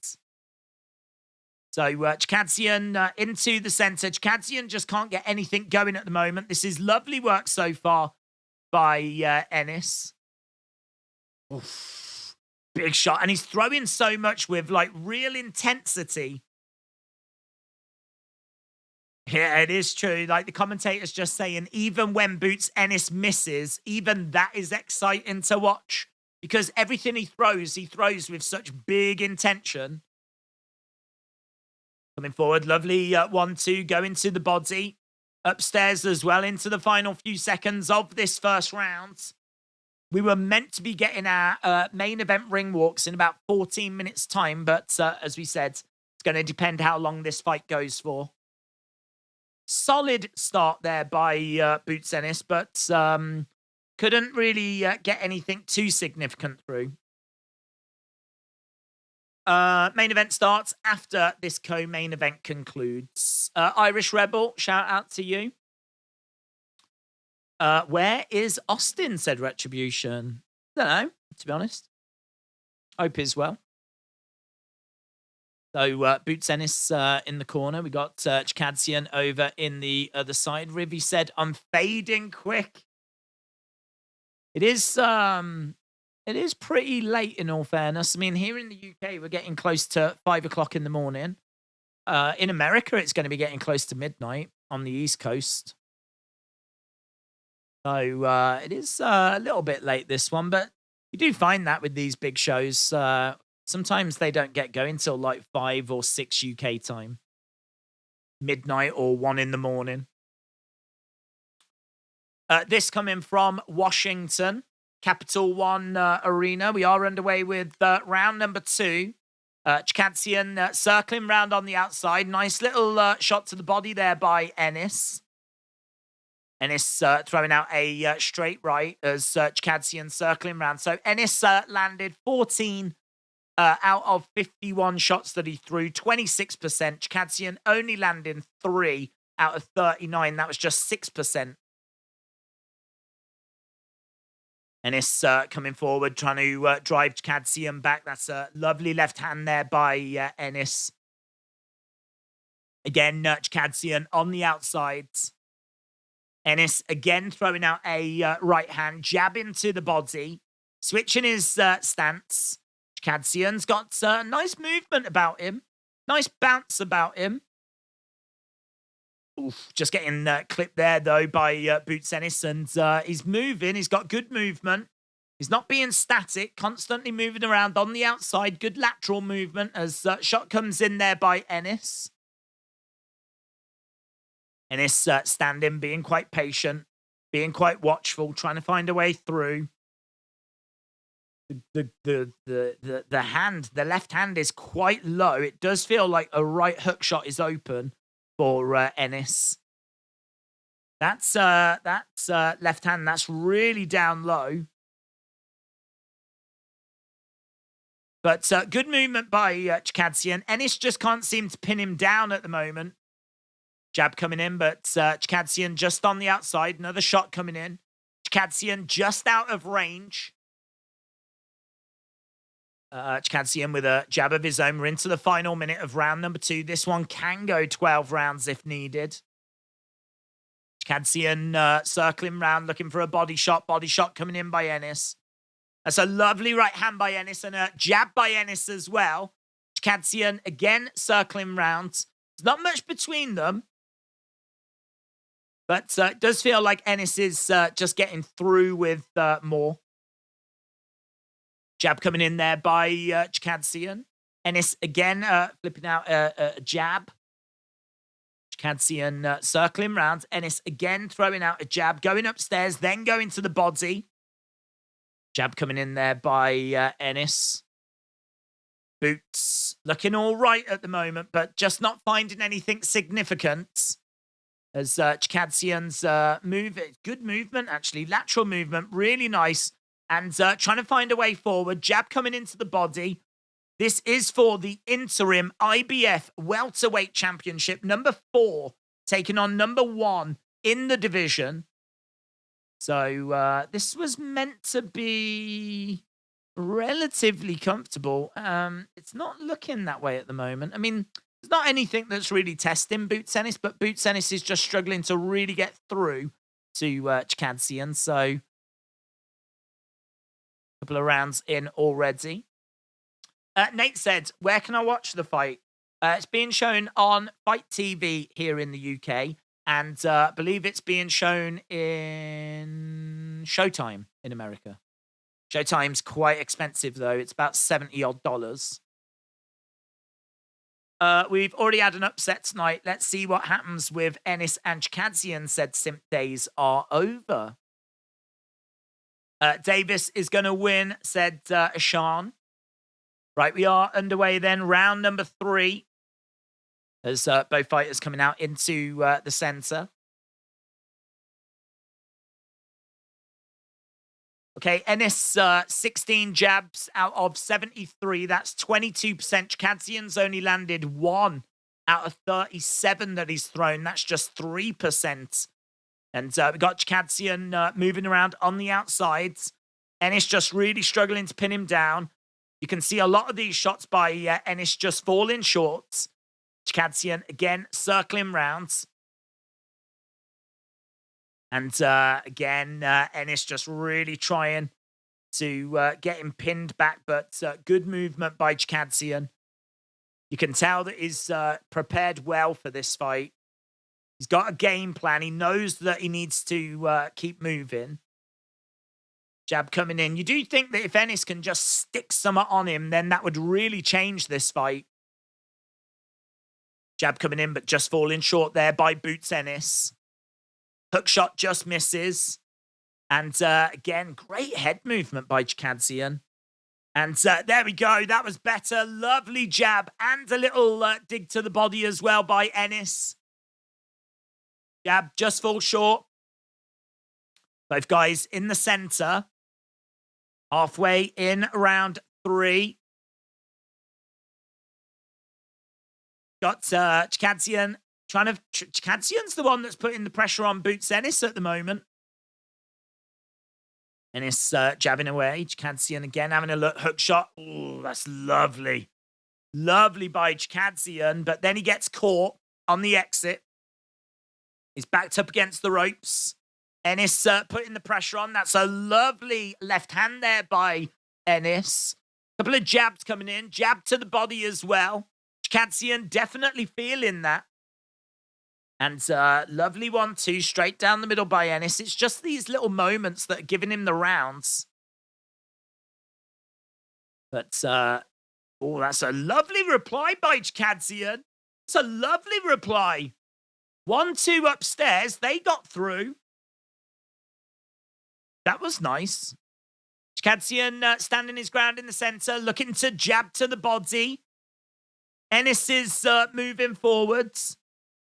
He's got his guards up. Crowd are quite quiet at the moment. That was lovely, lovely left hand by Ennis. Oh, and a lovely hook shot as well. That seemed to hurt Chikadzian. He just couldn't capitalize on it. But that was a nice little sequence. Boots Ennis getting a little bit of joy there. Little dig to the body as well. Okay, feels like this fight's starting to get somewhere now as we're approaching the 4th round. It is... William, shout out to you. Let's go back. Round number 4 coming up. Yeah, some good stuff in that. At the end of that 3rd round, we were really starting to see things moving a little bit. Main events is obviously going to be a bit delayed. Ring walks were meant to be in 5 minutes. So that's going to be a little bit delayed. Right, round number 4, about to get going. Bring that defense back up, they just said to Boots Ennis. Can't hear what they're saying to Chikadzian. And number 4 about to get underway. Can go 12, but I'll be very surprised if it does. Nice jab coming in there by Boots. Chikadzian on the outsides. Yeah, commentator said we're just waiting for that explosion at the moment, but total power punches by Boots, 43%. He's landed 21 out of 49. Chikadzian, 16 out of 78. Chikadzian at 21%. Boots Ennis at 43. There were flickers of life in this one at the end of that third round. But right now we're starting kind of where we've been, with Chikadze constantly moving on the outsides. Oh, that was lovely. Lovely left hand there by Chikadze. He caught Ennis with a lovely dig to the body and then a hook upstairs as well. That was nice. Ennis moving forward. Chikadze giving him a bit of a test here in these early stages. Boots really struggling to really get going here and really put any combos together. That's a lovely hook shot, though, by Boots. That hook shot landed on Chikadze. Chikadze circling round. Boots coming forward. Nice head movement there by Ennis. Ennis with a little dig to the body. That's a lovely left hand. Little digs coming in as well. Nice. Good combos. All going to the body at the moment by Ennis. Ennis putting the pressure on Chikadze. Chikadze not moving as well as he was. And again, getting clipped. Little dig to the body by Boots. We got just over a minute to go here in round number 4. Jab coming in. Left-hand jab coming in by Ennis. Chikadze circling away. Boots coming in, looking for a hook shot into clinch as Ennis just holds the side of his head. Oh, he shot there by Chikadze. Did look like it was partially blocked, though. Looked like Ennis did manage to just block that, but lovely work there by Chikadze. Ennis putting the pressure on, driving Chikadze back in the corner. Hook shot coming in. Again, we're seeing Chikadze just moving really well. He's having to use that movement. He's not winning this fight, but he's definitely having a nice few moments in it. Nice shot to the body there by Ennis. Commentators are saying that this has been a more competitive fight than what we've seen from Boots Ennis before. Right, there we go. End of round number 4. We are going to round number 5. Don't forget our main event coming up after this one. Days, how is your lower back after your spin streams? Good. Strong. Jamal said, is Ennis winning? Yeah, Ennis is winning. Ennis is winning, but Chikadze is having a couple of nice moments. You seem more energetic and happy, says William. Don't know if I'm more happy. I feel as happy as ever. But yeah, I tell you, it's just nice to be back streaming, to be honest. I mean, we went through a period over Christmas and New Year where obviously there was no events. There was no UFC. There was no boxing. There was no professional wrestling. There was, you know, it was either retro watch-alongs or nothing. And it's nice to be back with some juicy big events to get our teeth into. So this is a big one. Tank Davis coming up next. We are at 5 o'clock UK time now. Body shots. 22 for Boots. Only 3 for Chikadze. Chikadze circling around. Ennis in the center.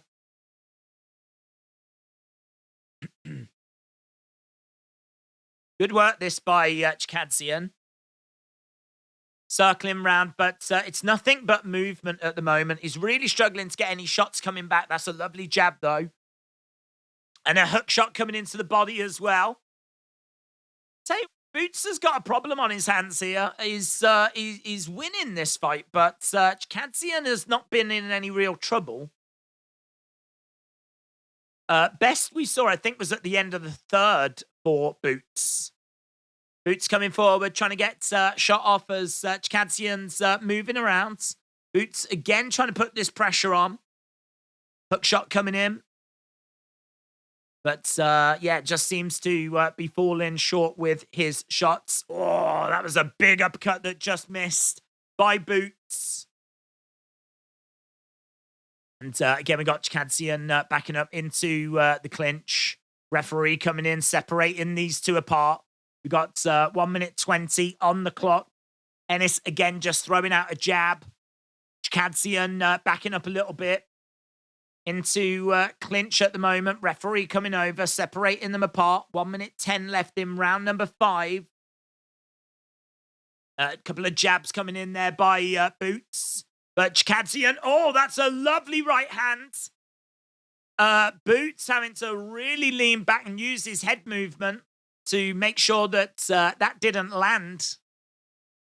Nice body shot coming in there by Chikadze. There's not loads that people know about Chikadze. Not loads of tape out there, but this has been a real test here by Boots so far. Boots standing his ground in the center. Couple of shots coming in by Chikadze. Jab coming in there by Boots. Less than 30 seconds to go in round number 5. Both guys in the center. Nice shot to the body there by Boots. Jab coming in by Boots as well. Chikadze circling rounds. Jabs coming in. Nice body shot coming in there by Boots. And again, we've got, oh, that's a lovely left hand by Boots. End of the round. Again, it's not like it's complete domination. He's peppering in with loads of combos. It is just the case that he's getting through with a few shots, which is just giving him the rounds. But Chikadze still moving really well. Boots is looking quite comfortable, though. Boots is looking quite cool, calm, and relaxed.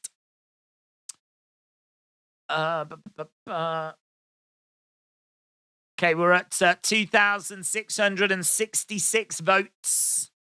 Let's see if we can get to 3,000. If you are watching and you've not left a like, leave a like. It is greatly appreciated.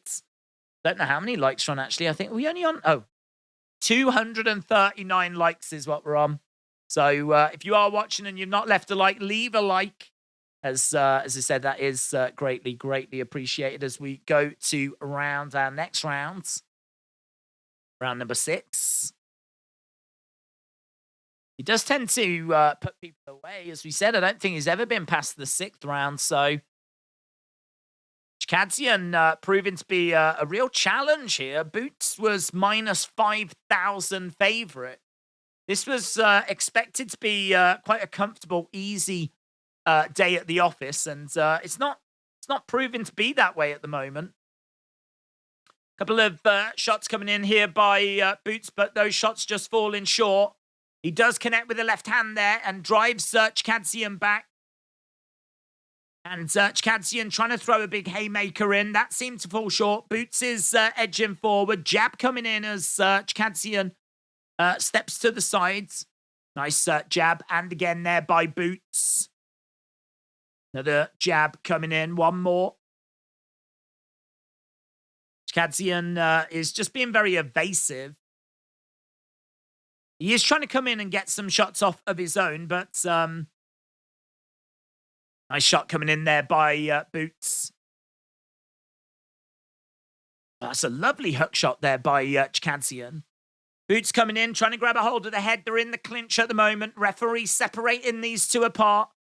We're almost halfway through round number 6. There's not really been any moments where Chikadze's been in any kind of major problems. Boots edging forwards, having a little look. Chikadze's bouncing around in front of him. Jab coming in there by Boots.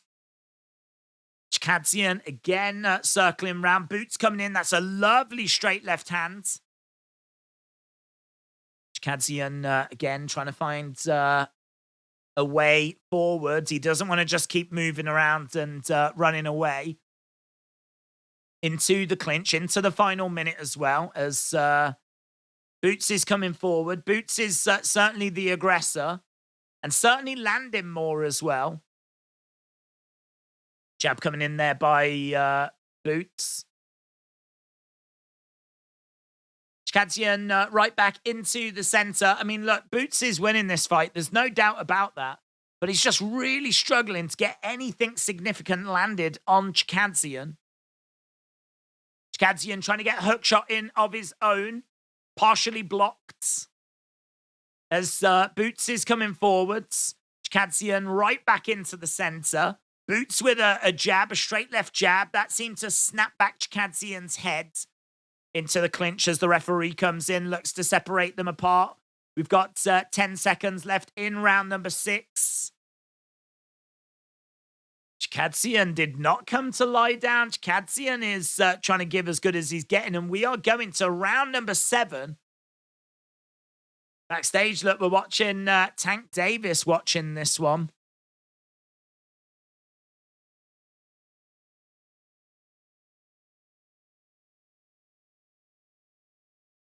Tank watching the coverage.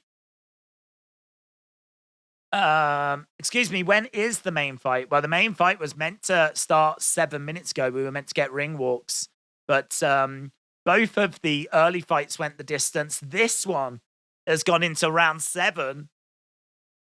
And yeah, I mean, it really depends when this finishes. So, yeah, we are building towards our main event. Our main event getting ever closer all the time.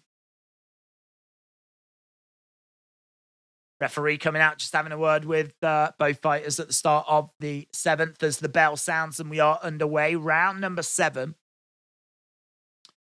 Chikadzian circling around. Chikadzian giving a decent account of himself. The only thing is he's doing a lot of movement. He's not really offering much like shot-wise. He is trying. It's not like he is just moving and not trying. He is trying, but he just can't get anything through. At the moment, Boots 26% of his shots landing, 18% for Chikadzian. Boots is winning, but he would obviously want to get a finish. 29 wins, 27 knockouts. Chikadzian and Boots both in the center at the moment as Boots looks to lunge to the body.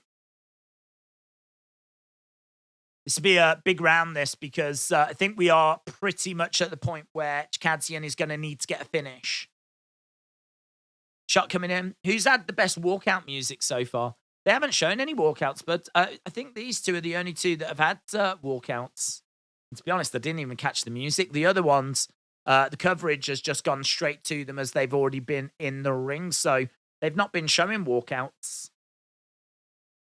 Boots moving forward. This is going to be a 10 or 12 round fight, said Rivi. This can go 12 rounds.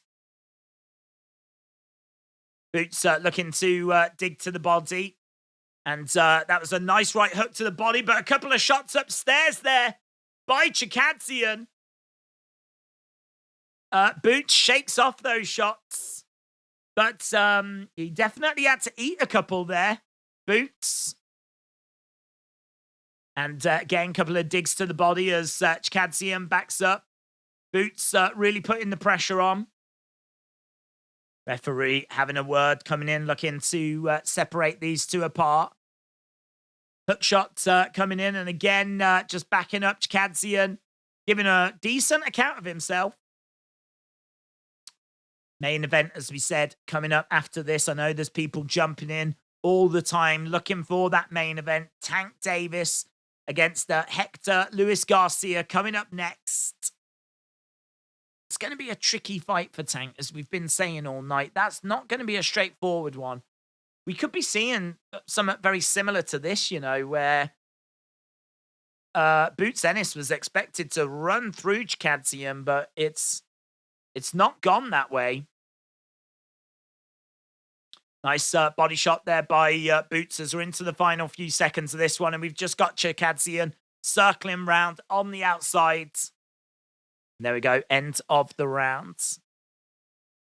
Bob said, hurry up, UFC. I missed these chats.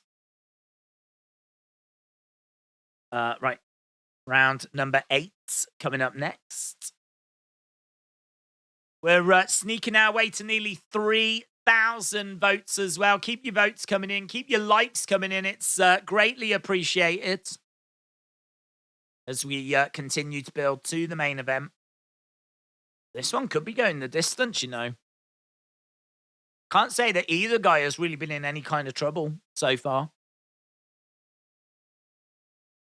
Sonny cheering UFC. Rivy said, I can't wait for UFC next week.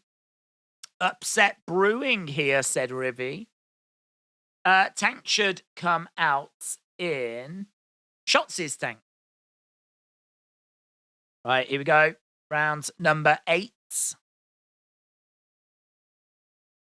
Boots is in complete control. Hook shot coming in there by Boots.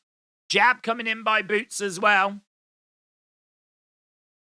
Couple of jabs here. So total power punches. 43% have landed for Boots. 25% for Chikadzian. Nice jab coming in. Body shot coming back there by Chikadzian. Boots is backed up against the ropes. He's trying to throw out a jab. And Chikadzian's the one that's putting the pressure on a little bit now. I think Boots is maybe trying to see if he can counterpunch him. Playing a bit of possum, maybe.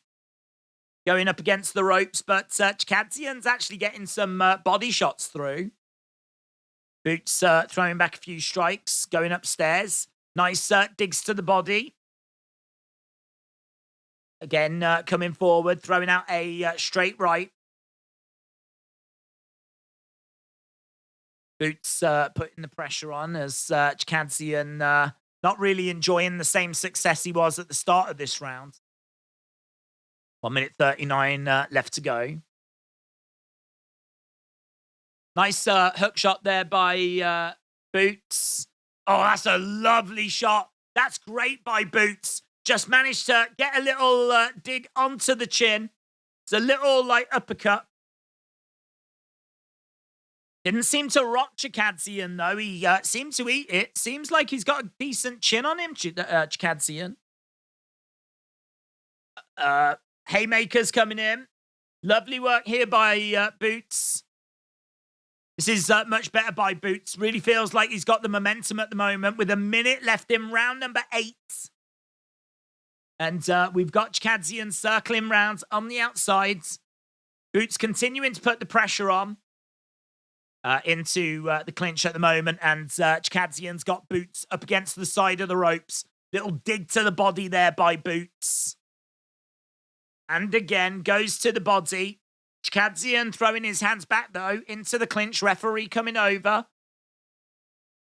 Trying to get him as they exit there. Boots trying to get a hook shot through. A couple of shots coming back by Chikadzian, though. Yeah, he is managing to block some of these, but some of these rounds, this one in particular, feeling a little bit close. Boots not looking like the dominant multi-division world champion that people are expecting him to become. Having a real workout here against Chikadzian. Chikadzian breaks apart. We are going to round number 9. Round number 9 coming up. So round number 9 on the way. Main event ring walks were expected to have been about 15 minutes ago, so we are proper overrunning here. Who is winning, said Ramon. Boots Ennis is winning. But this is a much harder workout for him than I think he was expecting. Chikadzian is showing great movement. And he is also coming in and landing with some shots, but the volume is definitely with Boots. Boots is definitely just taking the rounds. He's just doing that little bit more. But he's not finding success. He's really struggling to put this guy away. Or even come close to putting him away. Right, here we go then. Round number 9. Nice shot coming in there by Chikadzian. This can go 12 rounds. So total jabs landed 41 for Boots, 5 for Chikadzian. So 19% of jabs landing for Boots. I think it's about 4% for Chikadzian. He has come out a bit more aggressive. He's kind of pouring it on a little bit here, Boots Ennis.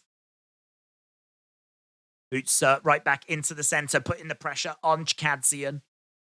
Chikadzian circling round on the outside. Lovely uppercut. Looking for a hook shot as well there, Boots. Little dig to the body as well. He's trying to get some momentum going here. He's really trying to get some combos together. But no joy at the moment as Chikadzian keeps moving. Nice little dig to the body there by Boots Ennis. We're into the final couple of minutes in this round. Minute gone already as Boots is putting the pressure on. Chikadzian constantly on the back foot. They're in the clinch at the moment. Little digs to the body. Trying to get a straight left through. And they separate apart. It's a lovely hook shot there by Chikadzian, though.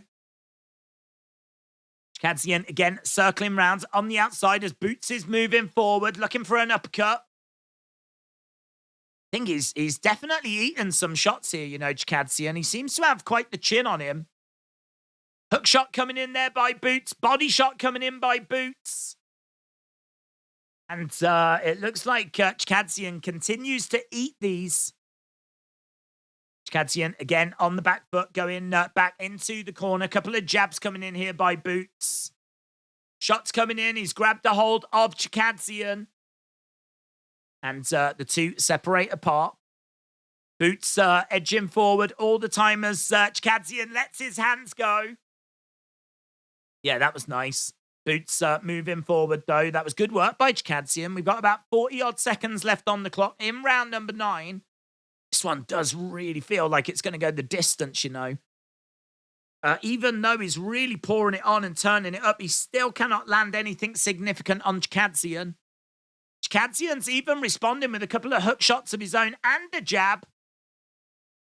Chikadzian in the center, a couple of shots coming through. This is a real tough workout here for Boots. He's getting his cardio checked at the very least.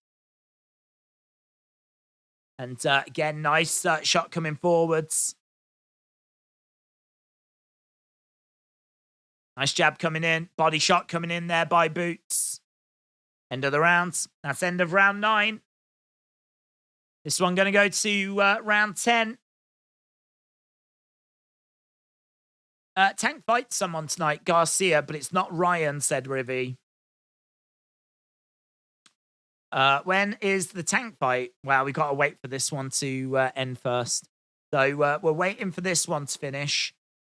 Wasn't expected that this one was going to go as long. So we're already 20 minutes past when we was expecting to go to the Tank fight. So, yeah, we was already expected to be at the Tank fight, to be honest. Trent, shout out to you, buds. Hope you are well. Trent, we'll get to your super chat in a second, as we're about to get to round number 10.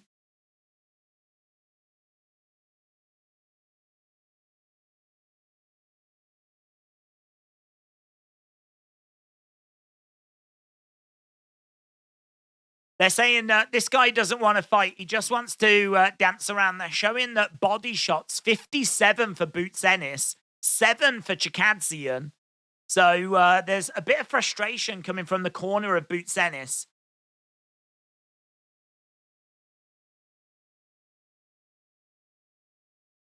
Yeah, it is true. Chikadzian is just like dancing around, moving around, not really winning many rounds, if any rounds. And it's just really frustrating Boots Ennis, and it's just really annoying his corner. And it's not making Boots Ennis look that great, to be honest. Even though he's going to win this and going to win this fight quite comfortably, he's not looking great here. Trent said maybe Paul Heyman can pull some strings to get Roman to only defend the WWE title at the Royal Rumble, since Kevin Owens is on Raw. And Sammy could cost Roman the title, and that could build to their match at Elimination Chamber. Maybe.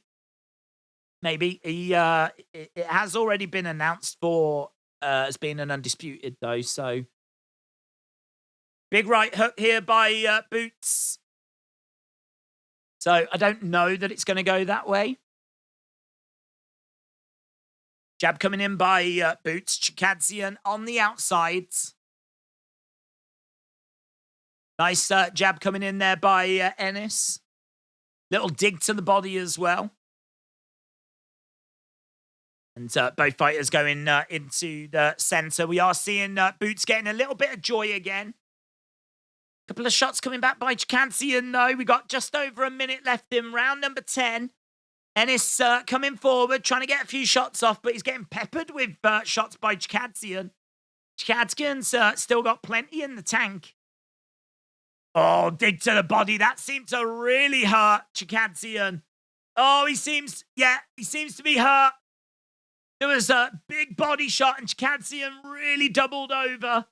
And I think Ennis knows that he's going to get success by going to that shot. Now he's constantly going to the body. So the body shot seems to be working for Boots. Chikadzian constantly having to try and cover over. Another body shot coming in there by Boots. And again, another body shot coming in. Chikadzian trying to cover up that body. Boots really sensing that if he's going to get a finish, maybe that's the most likely way that it's going to come. Constantly just looking for little digs to the body. And swing and a miss right at the end of the 10th round. We are going to the 11th. Yeah, he really had him hurt with that body shot. He really had him hurt.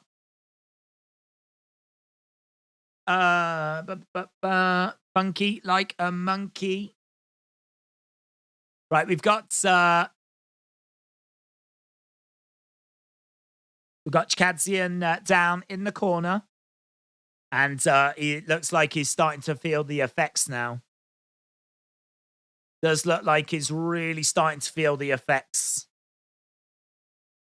He's taking a few deep breaths, and we're seeing Boots actually standing. Boots is like dancing away in the corner. He's still got plenty left in the tank. It's been a good test for him. I mean, this is going to be a solid 12 rounds that he's going to have in the bank. Don't forget, Chikadzian is ranked number 4 in the IBF. Right, here we go then. Number 1 against number 4 for the interim IBF Welterweight Championship. Total punches landed. Boots 167, Chikadzian 79. Boots has landed 33% compared to Chikadzian's 17%. Jab coming in there by Boots. Another shot coming in by Boots as well as Chikadzian keeps circling round on the outside. Boots just moving forward. A big heavy jab coming in. Little solid shot to the body as well. And again, moving forward. That's lovely work there by Boots. Lovely work. Got a minute gone in round number 11. He knows that those body shots have been working for him. And he's just struggling to close the distance at the moment. And again, he goes for that body shot. Goes for the body shot. Chikadzian comes back with a few shots of his own. Chikadzian looking for a few combos. And we're seeing Chikadzian throwing out some shots as Boots is throwing out a jab. Snaps the head back of Chikadzian.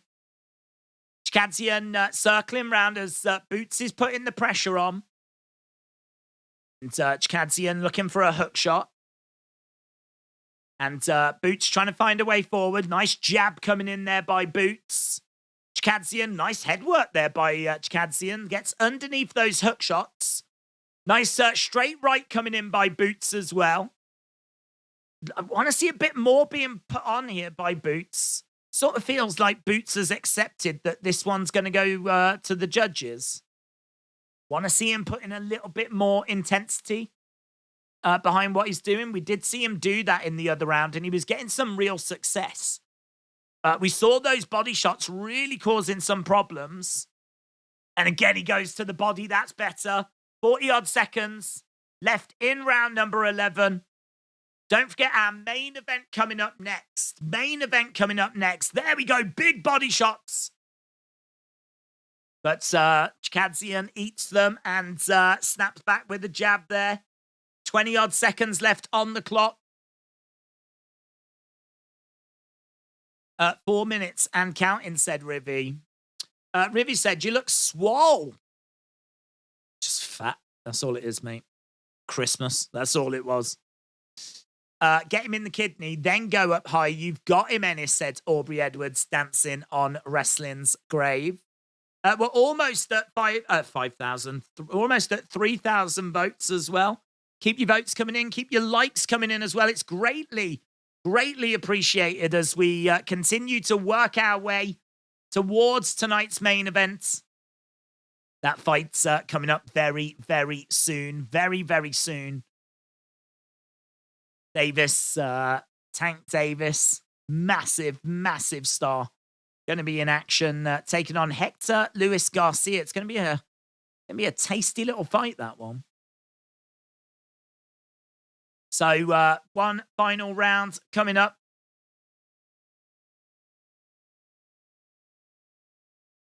Just giving a few words of advice to Chikadzian.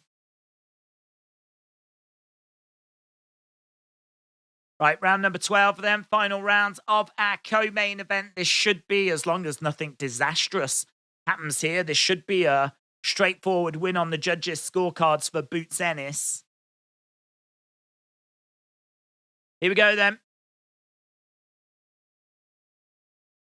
So,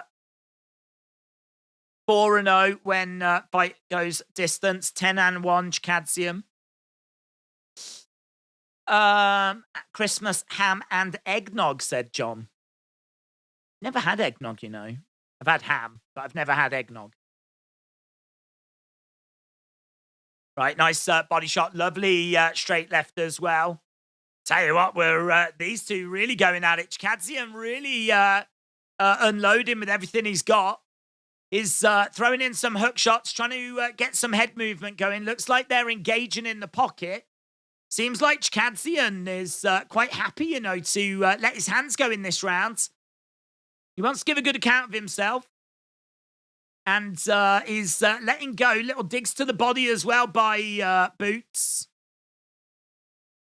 Chikadzian, again, trying to get some hook shots through, but you can see the skill of Boots here. The shots that are coming back, the counter shots that are coming back are really high quality. Some lovely digs coming in there by Boots. Trying to dig into the body. We're seeing Chikadzian on the outside, swinging away and into the clinch. Referee coming in, trying to separate them apart. We got 1 minute 30 left to go. 1 minute 30. Again, Boots just pushing back Chikadzian. As Boots comes forward, uppercut just misses. Big shots coming in, another big strike.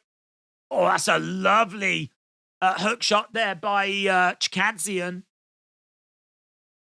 Boots right in the pocket at the moment. This is nice. That's a lovely shot right to the side of the head. That's a great right hand by Boots. Just over a minute to go. Doesn't look like either guy's going to go down here. Chikadzian really trying to give a good account of himself. He's got Boots up against the ropes into the clinch. Referee's going to come in and separate these apart. Uppercut just misses there by Boots. Dig to the body as well. Snaps back the head of Chikadzian. And hook shot there by Chikadzian. Tries to throw in a shot to the body. That's nice. Going upstairs, then to the body, then back upstairs by Boots. Chikadzian, 20-odd seconds to go. He's getting driven back against the ropes. Looks for a hook shot. Boots goes underneath. And Ennis moving forwards. 10 seconds left on the clock. This has got to be Boots. It's got to be Boots. And referee going to look to separate these apart. When does the main event start, said Justin. Well, there we go. End of round 12. Main event coming up next. Mate, it's been a long road, man.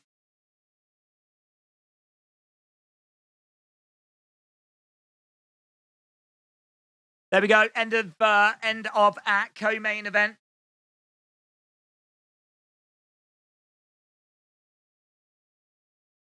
So main event coming up next. Tank versus Garcia. But that was quite the workout for Boots Ennis there. I'm interested to know what the judge is going to score it. I don't know if any of those rounds would be given to Chikadze, and there was maybe a couple that were close. But this should be relatively straightforward for Boots Ennis. Coming up next is our main event of the evening, Tank Davis. The reason why we're here, Tank Davis taking on Hector Luis Garcia. That match coming up next. So ring walks shouldn't be too far away. Tank Davis, very explosive. Huge knockout power. Great counter puncher. Very impressive skill set. He needs to be 100% focused. Can rest in the guard. He can sit in the guard a little bit too long. Might lose a few rounds, but only needs a moment, only needs an opening, and he can capitalize. This might be one of the toughest tests, one of his toughest fights that he's had so far. Hector Luis Garcia is in great form at the moment, great momentum, and he is a world champion in his own right. He is the WBA super featherweight champion. That super featherweight championship, of course, not on the line. This is for Tank's regular WBA Lightweight Championship. We're getting the scorecards right now. All three judges. 120 to 108. There we go. Boots wins 120 to 108. All judges scoring it that way. Boots Ennis getting the win. That's 30 wins for him. 27 by knockout. Here we go. He gets presented with the interim IBF Welterweight Championship. Boom. Let's get ready to rumble, said Rivy. There is no free streams. They're just asking, what did you learn in that one? And he said, I learned to take my time. He is the new IBF welterweight interim champion. I should have got him out of there, says Boots.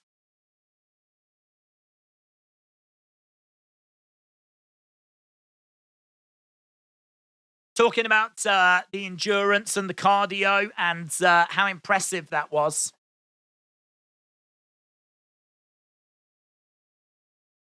Yeah.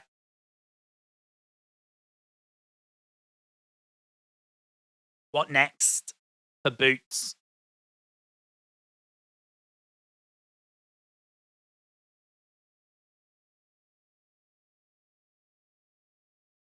Everyone knows I want Earl Spence.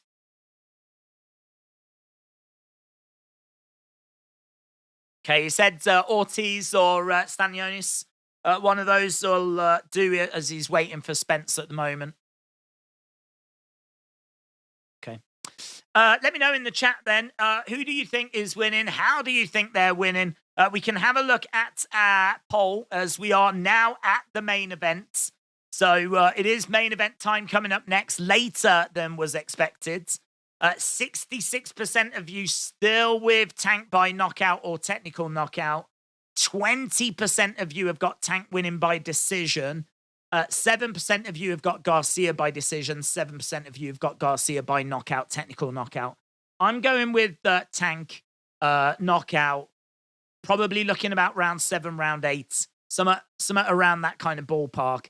I do think that Garcia is a good fighter. I don't think this is a tune-up fight. I think this is a fight that Tank should win, but it's not a fight that I think you can take for granted. This is high-level competition. This is good-level competition. This is definitely a fight that could test Tank, and there's a real argument that this is Tank's hardest fight to date. his toughest challenger so far.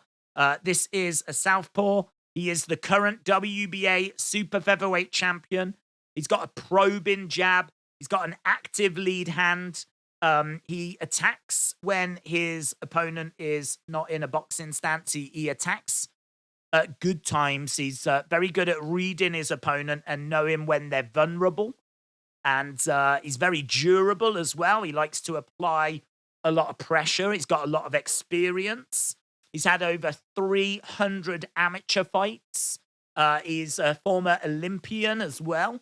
So he's got that Olympic background. Not only that, he's had 16 professional fights and he's undefeated in those professional fights. He's not got much in the way of power. Of his 16 wins, he's only got 3 of those coming by knockout. So, you know, Hector Luis Garcia is not someone that I think is going to be knocking out Tank Davis. If Hector Luis Garcia is going to win, he's going to have to do it by going the distance, going to the judges. And I don't know that he can do that, to be honest. I don't know that he's going to do that because I think he's going to present Tank with an opening. And I think Tank will put him away eventually. When that opening comes, don't know. I certainly don't think it's going to be in the early stages because Tank can take a little bit of time to get going. But yeah, Garcia is going to engage at all the ranges. He's very good in the pocket. He's good at mid-range. He can fight at distance as well. He can sometimes keep his hands low, though. And as I said, I think he will present Tank with some openings. So, and that's when I think Tank will come into his own. So, I've got Tank winning. I've got Tank winning in round 7, round 8. I think there will be a stoppage. And then it's going to be all eyes on Tank's next fight, which is going to be absolutely huge. Him against Ryan Garcia. He can't afford to lose this. If he loses this, then the Garcia fight could be in serious jeopardy. But we should be going over to this fight very, very soon. I think they've already emptied the ring out. Obviously, it's 20-1 on the East Coast right now. It's 20-6 in the morning here in the UK. It's a proper late one, this one. But we should be getting underway with this very, very soon. Both fighters have been ready for a long time. We've seen them in the dressing rooms. Davis, round 7 or 8, said Bonkers. Ribby said, it's about to go down. Sonny said, apparently on Tuesday, Prince Harry is going to be on Stephen Colbert. If Garcia knocks out Davis, I'm going to buy a lottery ticket, said Bob. Lona Gale said, I always go for the underdog, but you've got to let them earn their stripes. I've got Tank winning in round 5 or 6, said Jamal. I cheat on you, said, mark my words, Tank will win by knockout in the first rounds. Bonkers said, did you get my prediction? I think so. Did I just read it out? Down goes Fraser. Of course, Tank is going to win by knockout, said Simp days are over. This is Garcia versus Garcia. Then it'll be Garcia. When does it start? It should start very soon. I mean, like, it was meant to start nearly 40 minutes ago. We were meant to get ring walks. But that co-main event going the distance, which I think surprised people. And so now we find ourselves just waiting for this one to get going. But the fighters have been ready for a long time. They were both just sat watching that co-main event. Right now, we are just seeing the press conference. So we are just seeing the press conference and comments that were made at the press conference. Obviously, there's been a lot going on for Tank coming into this one. So, you know, that's something that's going to be interesting.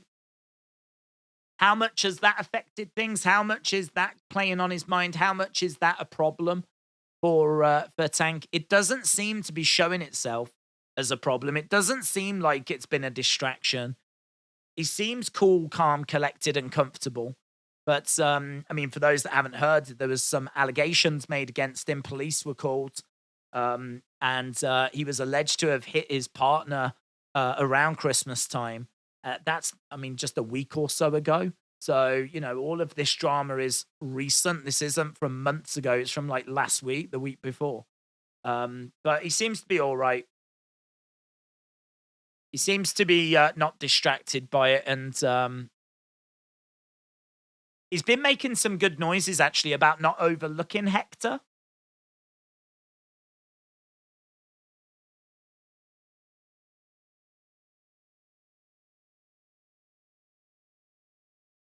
He's definitely someone I've got to pay attention to, said Tank.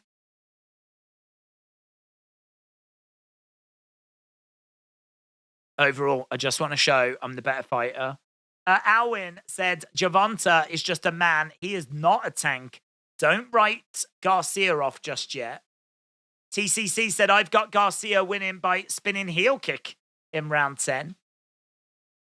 I'll bet Paul Heyman, Sammy, and Roman are watching this with popcorn, said Aubrey Edwards. Right, here we go then. So, Taylor, the tape on screen right now. So, we really should be going over to this one very, very soon. I know people have been waiting a long time for this one. And it should be coming and starting very, very soon. If you haven't left a like yet, leave a like. I can see we're on, 271?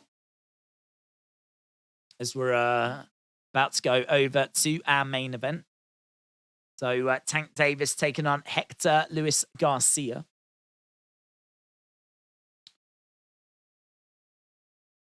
Just saying that Tank is very comfortable being this main event star, this massive superstar. He carries it well. He's comfortable with it. He's looked cool, calm, collected in the build towards this fight, in the lead towards this fight. I found some popcorn. I'm going to put it in the microwave, said Sunny. Nice. TCC said Tank needs therapy. Right, we've got both fighters about to make their ring walks. Yeah, I mean, look, Hector Luis Garcia had a big year last year. Could he have an even bigger year this year if he gets a win here? This would be massive for him. 31 years old. He had a fantastic year last year, getting an upset victory. And then going on to win the WBA Super Featherweight Championship. This is champion versus champion. So, Gervonta Davis going to be making his ring walk real soon. Feel free to put in your thoughts if you haven't already. We'll keep an eye out for them as we're waiting for this one to get underway. Here we go. Jimmy Lennon Jr. is going to be doing the intros. The time has come for what you've all been waiting for. Who won the fight? It's not started yet. I'd cheat on you, said Garcia is going to try and go for the knockout in the first and fail 100%.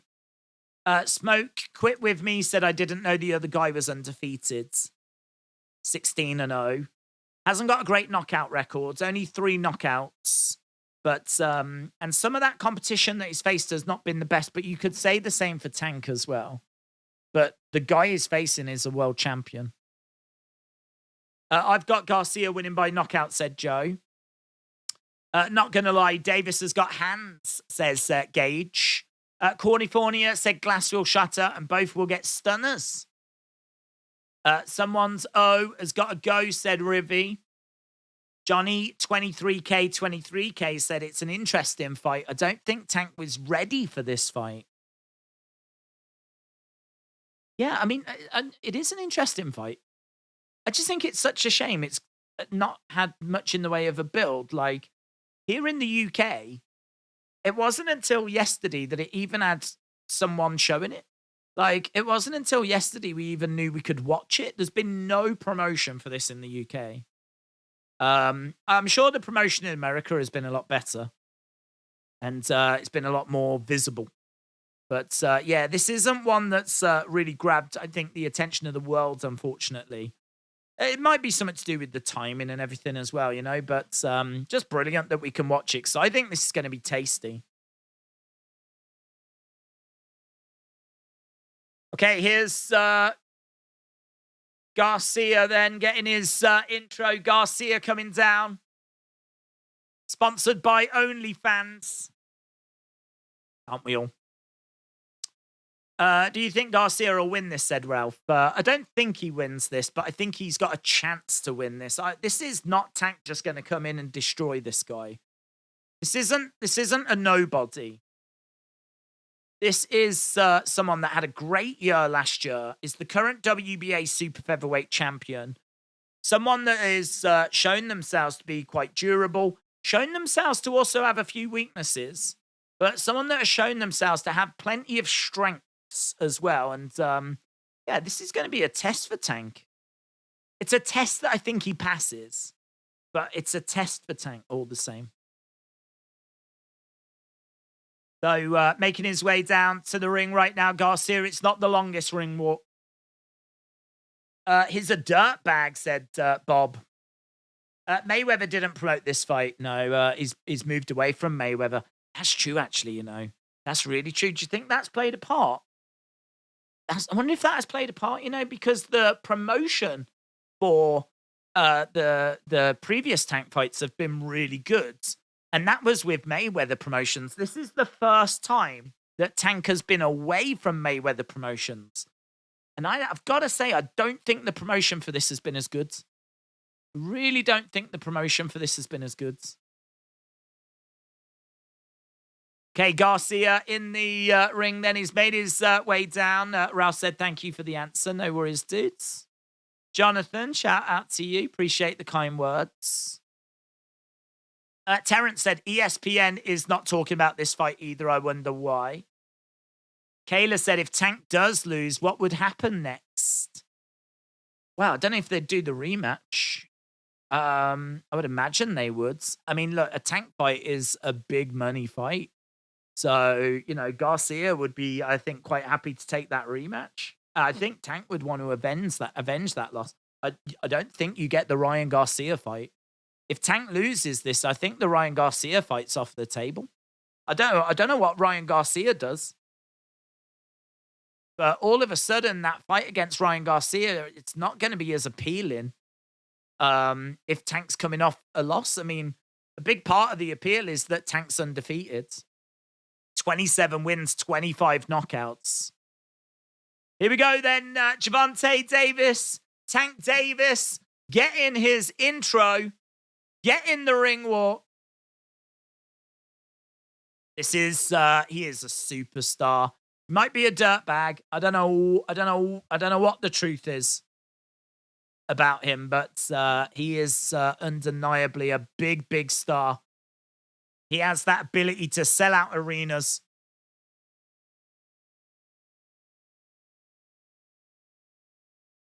If Gervonta Tank Davis is so great, then why is he only WBA regular champion, said Alwyn Thomas. Well, that's something he's going to look to change, isn't it? You know, he wants these big fights. He's saying that he wants 3 fights this year. He wants to take on Ryan Garcia. I don't think anyone's throwing any shade on that fight. I don't think anyone's saying that's an easy fight at all. He wants that. Then he's talking about Shakur Stevenson. Again, massive fight. And then I think you'd be looking at the title fights next year. They take so long to start, said TCC Slick. I don't know who this is. We've got a couple of hip-hop artists.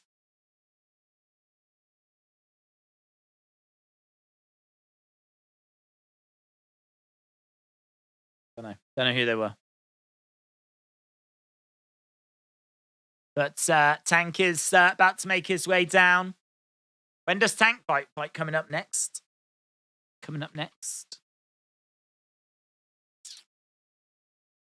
Yeah, now.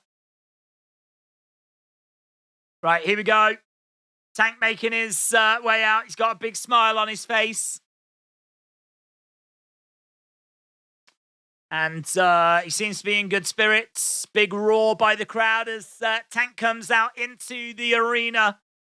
He really is one of those just massive superstars in boxing. people stop what they're doing. They come out to see this guy. They buy tickets. This venue looks absolutely packed to the rafters.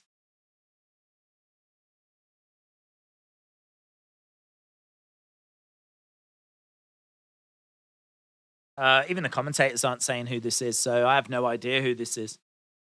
Since Tank does not promote with TMT anymore, the Ryan Garcia fight will be on the zone, maybe pay-per-view, said Francisco. Tank's punch output is regularly dropping for each fight he has. Garcia can pounce and outwork him. Okay, I think that's a great shout, Kane. I agree that he can take rounds. And if it gets to the judges, it could be really interesting. The thing is, does it get to the judges?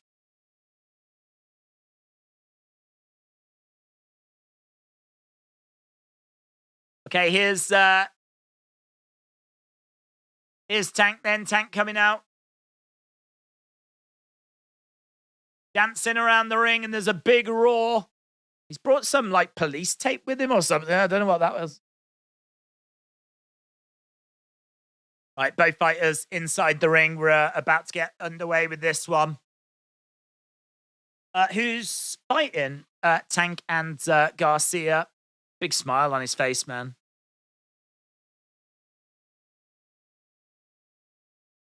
Gervonta Tank Davis then inside the ring. Big smile on his face. He looks definitely ready for this one. And we're just seeing the tail of the tape. So 4 centimeter reach advantage for Luis Garcia.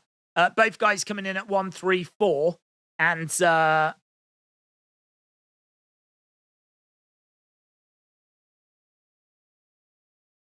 only the ref can stop the fight. They're just going through the rules.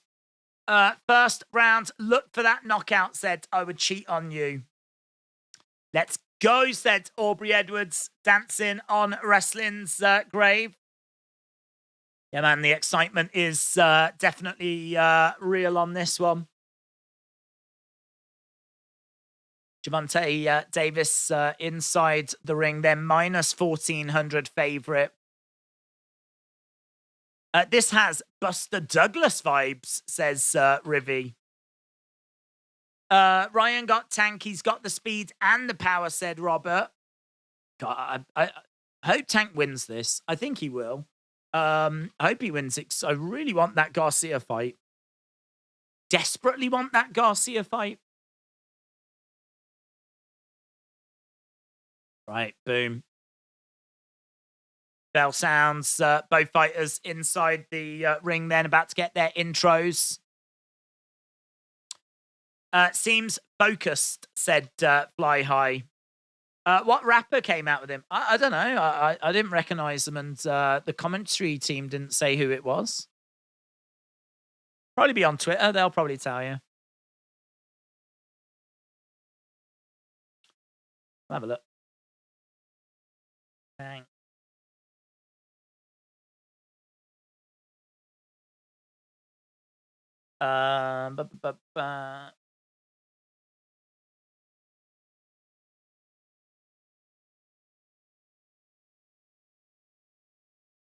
Just having a look, seeing if it's mentioned as to who it was.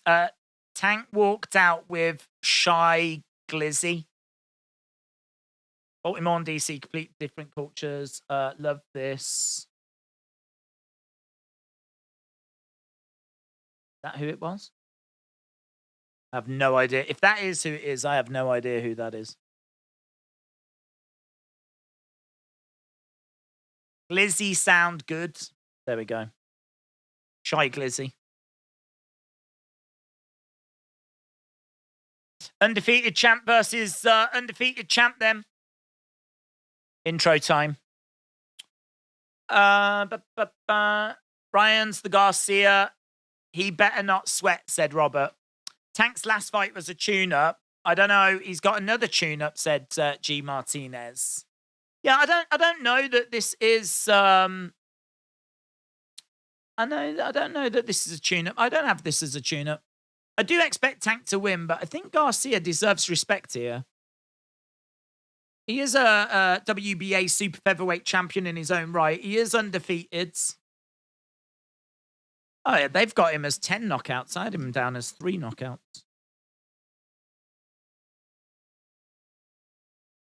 Want to know in World Championship fights? This, of course, is for the WBA Lightweight Regular Championship. Looking focused. He's looking ready. Hector Luis Garcia. He can definitely win rounds, you know.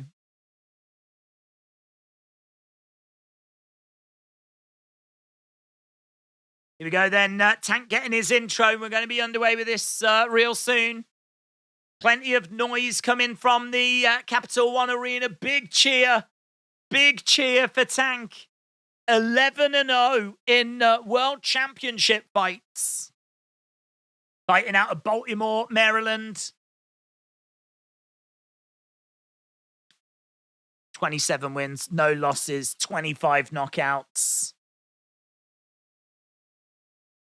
Don't think we need our poll anymore. Look at the smile on his face, man. He is loving this reaction. He's loving it. Right, just over 3,300 votes. 65% of you have gone with Tank by knockout. Massive cheer for Tank. Massive roar. So popular.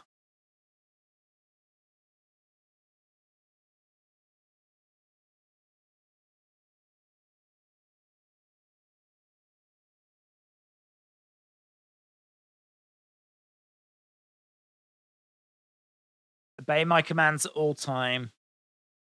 Right, here we go then, guys. Touch gloves. We're about to get underway. Main event time. Tank Davis taking on Hector Luis Garcia.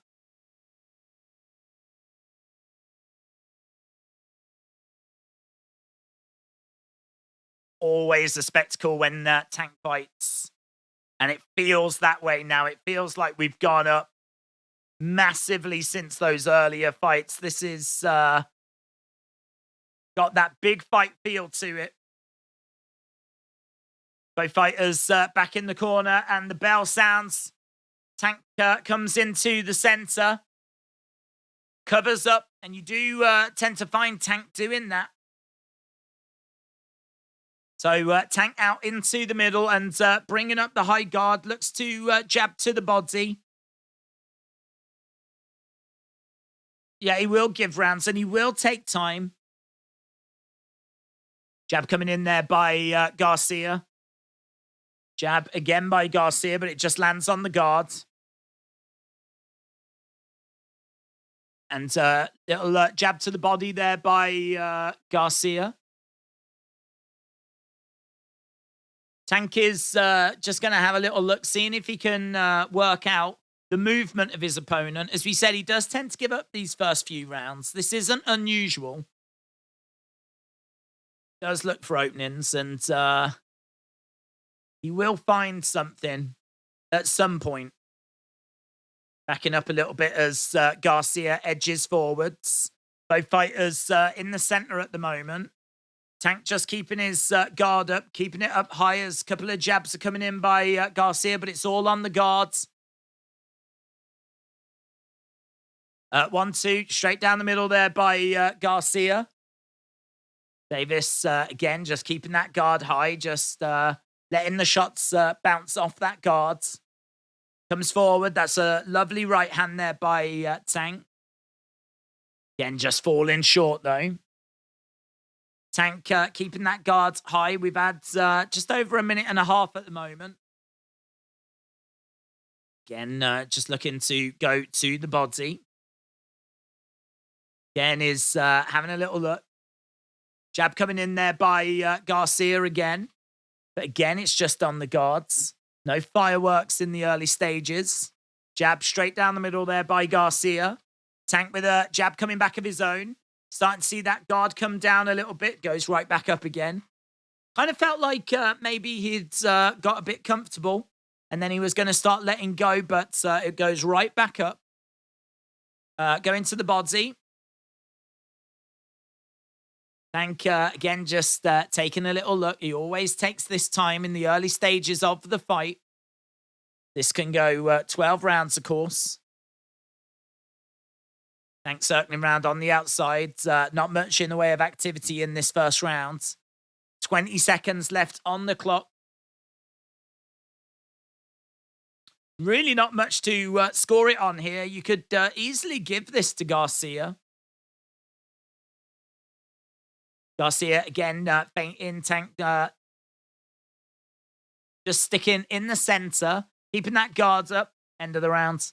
Let me know who you give that first round to. I don't think there's much in it. You could go either way. Go either way.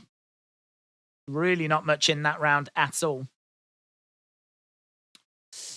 Come on, Gervonta Davis said Legend Killer. Go, Tank, go. I'd cheat on you, said knockout in 10 seconds. Not even close.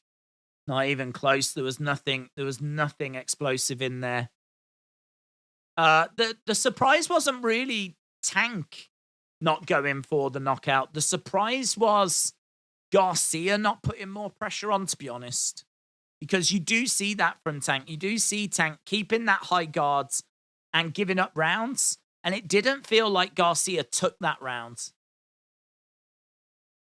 I wonder if he's trying to save some energy back because he knows that his best path to victory is going to be taking this the distance. Wasn't much going on. The commentators saying the same. Right, high guard here by Tank. He goes into the center. Garcia, again, being quite patient. So, total punches landed. 3 for Tank, 1 for Garcia. There was 4 punches landed in that first round. 4 punches landed in that first round. Jabs coming in here, but just onto the guard there by Garcia. That was nice by Tank. That was a lovely right hand. So, yeah, quite inactive in that first round, but already we're seeing Tank starting to get a few jabs off here. A couple of jabs coming back by Garcia. Tank is just falling short with his jabs, whereas Garcia's are just landing on the guards. Got Tank on the outsides. Garcia is edging forward, just throwing out a couple of right hands. But so Canelo has actually said his favorite fighter to watch is Tank Davis.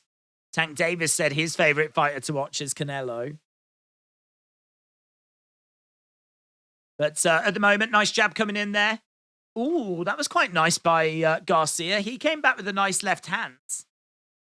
Already seeing a little bit more in this round, but still not crazy action. Nice little dig to the body, but Tank just saying that was a bit low to the referee. Garcia just edging forward, seeing a jab coming in there by Garcia. Davis edging forwards, keeping that guard high.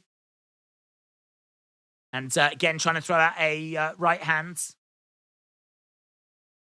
Garcia, again, just trying to get in a couple of jabs. Ooh, little flurry to the body there by Tank, but Garcia responds.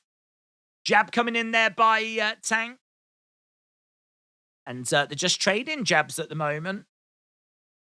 Neither guy has been able to really get any kind of combinations together. Nice little shot to the body there by Garcia. 20-odd seconds left as he goes upstairs there, Tank. Jab coming in there by Tank again.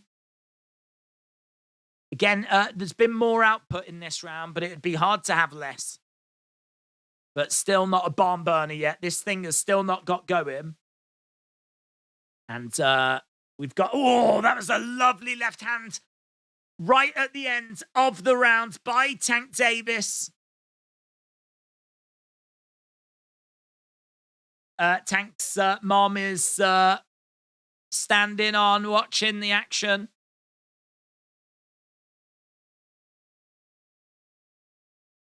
Right, that was a nice shot right at the end by Tank.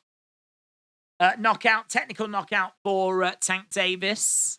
I think it's too late. It's going to be a knockout or technical knockout for Davis, says Kale. I paid for the internet. John, shout out to you.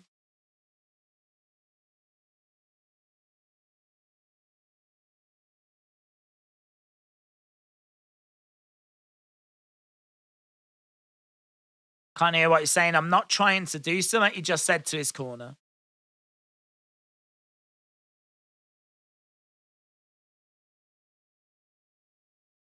Yeah, he was just saying, I'm not trying to do something.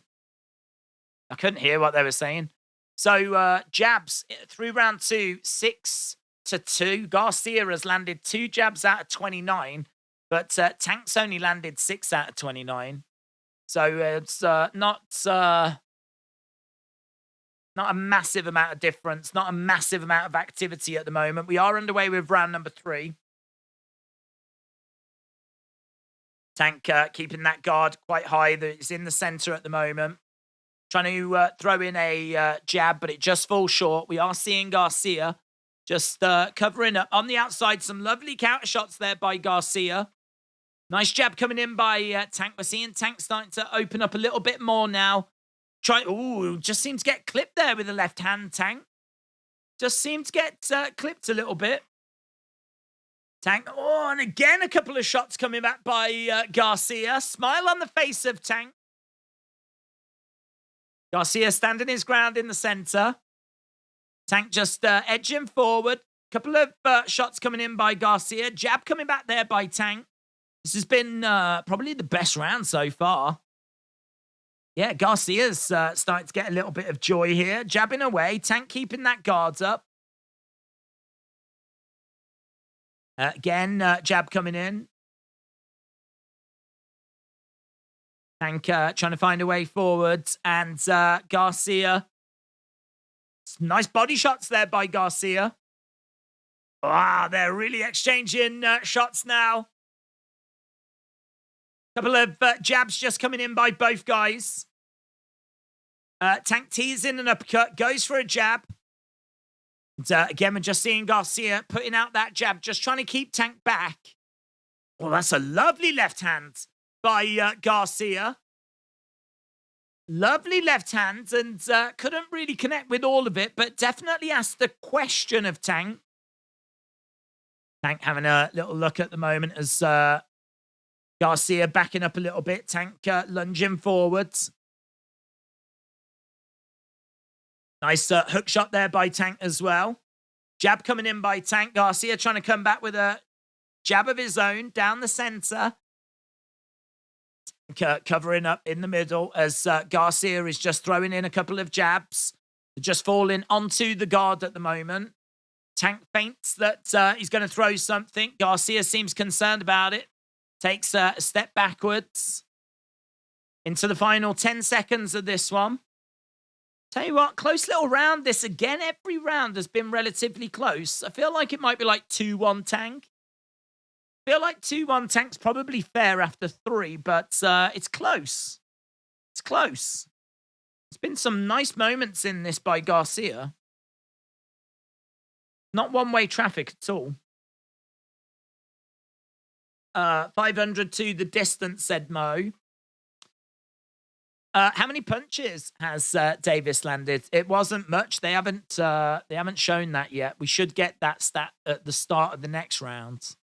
But it wasn't much. I mean, there hasn't been much in the way of output in the early stages of this one.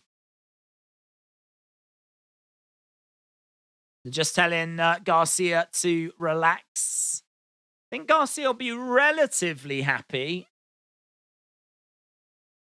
He hasn't looked outclassed here at the moment. Yeah, they seem to be quite happy in Garcia's corner with what they've seen so far. Tank Davis coming out with some urgency. Comes right into the center. Guard is up. Power punches landed. Davis 4. Garcia 11.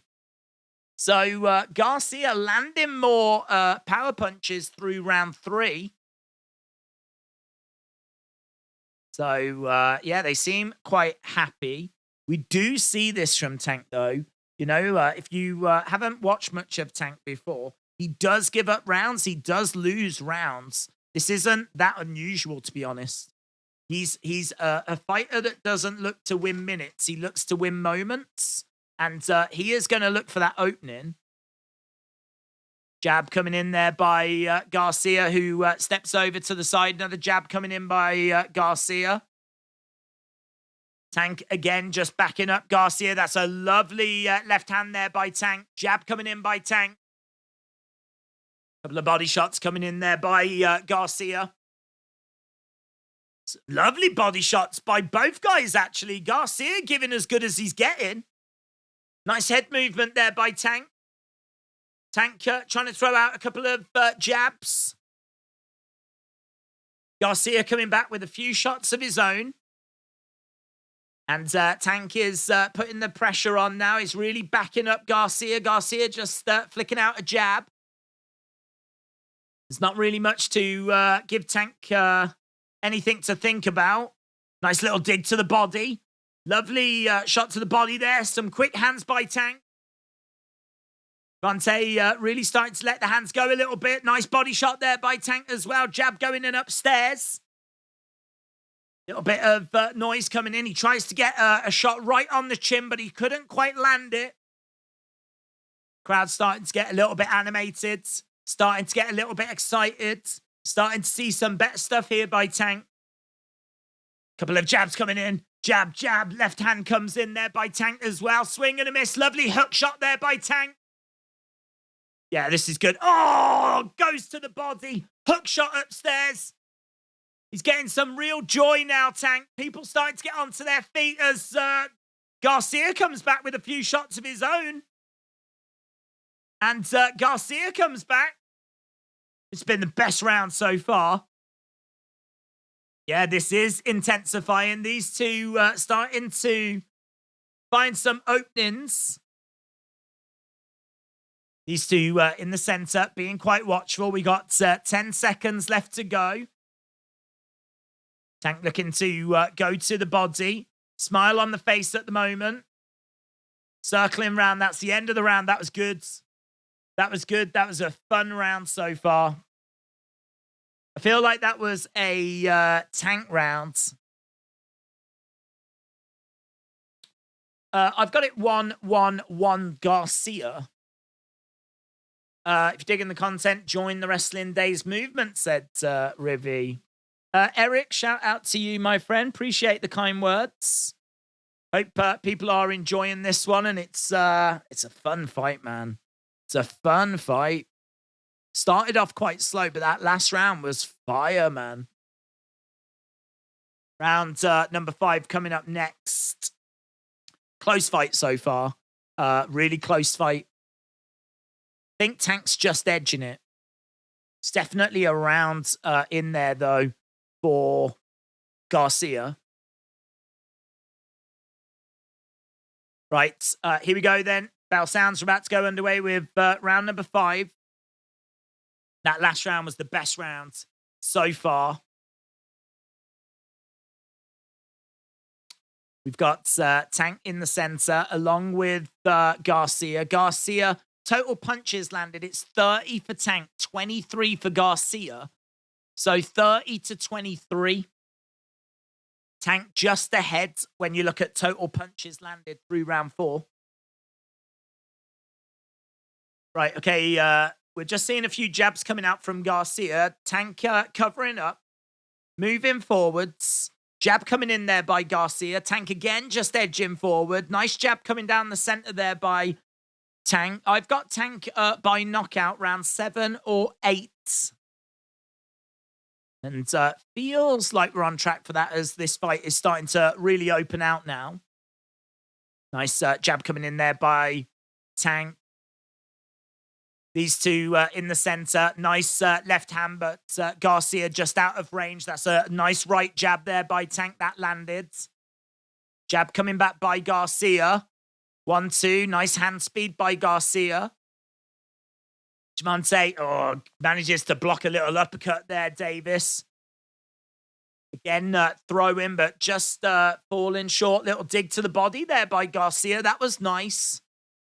Davis on the outside, having a little look. And Garcia just really standing there. He's got his right hand low, ready to throw. Nice little body shot there by Garcia. He's waiting for Tank to come on so that he can counter him. And Garcia is getting a few shots off here, you know. Garcia might be ahead in this round at the moment. Tank really could do with giving Garcia something to think about. And he's trying to get a body shot in. That was a nice left by Garcia there. Davis getting clipped on that one. This one feels like a Garcia round at the moment. And shot going straight down the middle. Tank putting a bit of pressure on. He's got Garcia backed up into the corner. He could do with letting the hands go a little bit and finding something. Tank just having a word with the referee there as Tank is edging forwards. Close little fun, little cagey fight, this one, you know. It's been a few explosive moments, but Tank just really struggling to really let his hands go. Shot coming in and little dig there. Nice. That was good work by Tank. Nice little uppercut. Nice jab coming in, but jab comes right back by Garcia, and that could be a Garcia round, you know. That could be a Garcia round. I bet Davis to win in rounds 1 to 6. I'm worried now, said Retribution. Bang. Just seeing some nice replays. Feel free to let us know how you're scoring it so far. How are you scoring it so far? 5 rounds gone. I'd probably have it 3-2 to Tank. 3-2 to Tank. But it's close. It's close. This might go the distance. Right hand low, ready to throw. Bars. Okay, here we go then. Back to get underway with round number 6. John said, I've got a feeling that Tank might not have it. Magic Dak said, will you be there at the KSI event? No, we're going to be streaming it. We'll be here doing the watch along. We're here next week. Garcia is absolutely not overwhelmed by the moment, and he's looking very cool, calm, collected. He doesn't seem to be in awe of Tank. It doesn't seem like this stage is too big for him. He seems very comfortable. Nice body shots coming in there by Garcia. Couple of jabs coming in by Garcia as well. Tank trying to get out the way. Tank moving forwards. Garcia just backing up. Nice dig to the side of the body. Tank coming in with a right hand of his own. Hook shot there by Garcia. Nice jab coming back by Tank. Yeah, Garcia with a nice jab of his own as well. Constantly jabbing away as Tank is moving forwards. Garcia, Billy Shell defense. As shot coming in there by Garcia to the body. Tank just cannot get anything going. Cannot get anything going at the moment. Nice head movement there. Ducks underneath a hook shot. There should be a moment. There should be an opportunity for Tank. He should be able to create something. Nice body shot coming in there by Garcia. And again, hook shot coming back there by Tank Davis. Uppercut just misses there by Tank. Overhand just misses as well. He's trying to let the hands go a little bit more here, Tank. He's trying to get a bit more aggressive as we enter the final minute of round number 6. I've got him ahead, but only just ahead. And Garcia getting backed up a little bit now as Tank's enjoying the better part of the end of this round. Couple of hook shots coming in there by Garcia. Nice shot coming in there by Tank. Garcia standing his ground in the center. Nice jab coming in. Nice left hand coming in there by Tank. Body shots coming back by Garcia. Garcia looking to jab straight down the middle. That seemed like a nice left hook there by Garcia. That seemed to rock Davis momentarily. Davis, though, right back, getting his guard up. And both guys in the center trying to double up on the jabs. Really close. This action, so close. Trying to throw in a big left hand. Yeah, this is close. This is cagey. Wow. I've got it 3-3 right now, said Magic Dak. Straw Hat's got it 3-3 as well. Yeah, I agree with you guys. I agree. I think you could have this 3-3. I think you could. I wouldn't argue if anyone had it 4-2. But yeah, this is close. You're good in the pocket, but you've got to keep it tight, they're saying to Tank. You know you're good in the pocket, but you've got to keep it tight. There doesn't seem to be any concern in the Tank corner.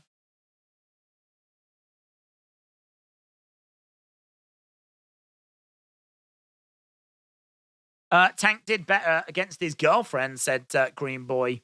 2-3-1, said Robin. 3-3. 4-2 Garcia, says Scotty. Mo's got it 3-3. How many rounds? 12 rounds. But we weren't expecting 12 rounds, or I wasn't expecting 12 rounds. Here we go. Hector Luis Garcia, then these two banging into each other. Tank just looking at the referee there because he felt like there was some elbows coming in. Couple of hook shots coming in by Garcia. Jabs through round 6. Tank is definitely winning that. I think he's landed about 20-odd jabs to Garcia's 3.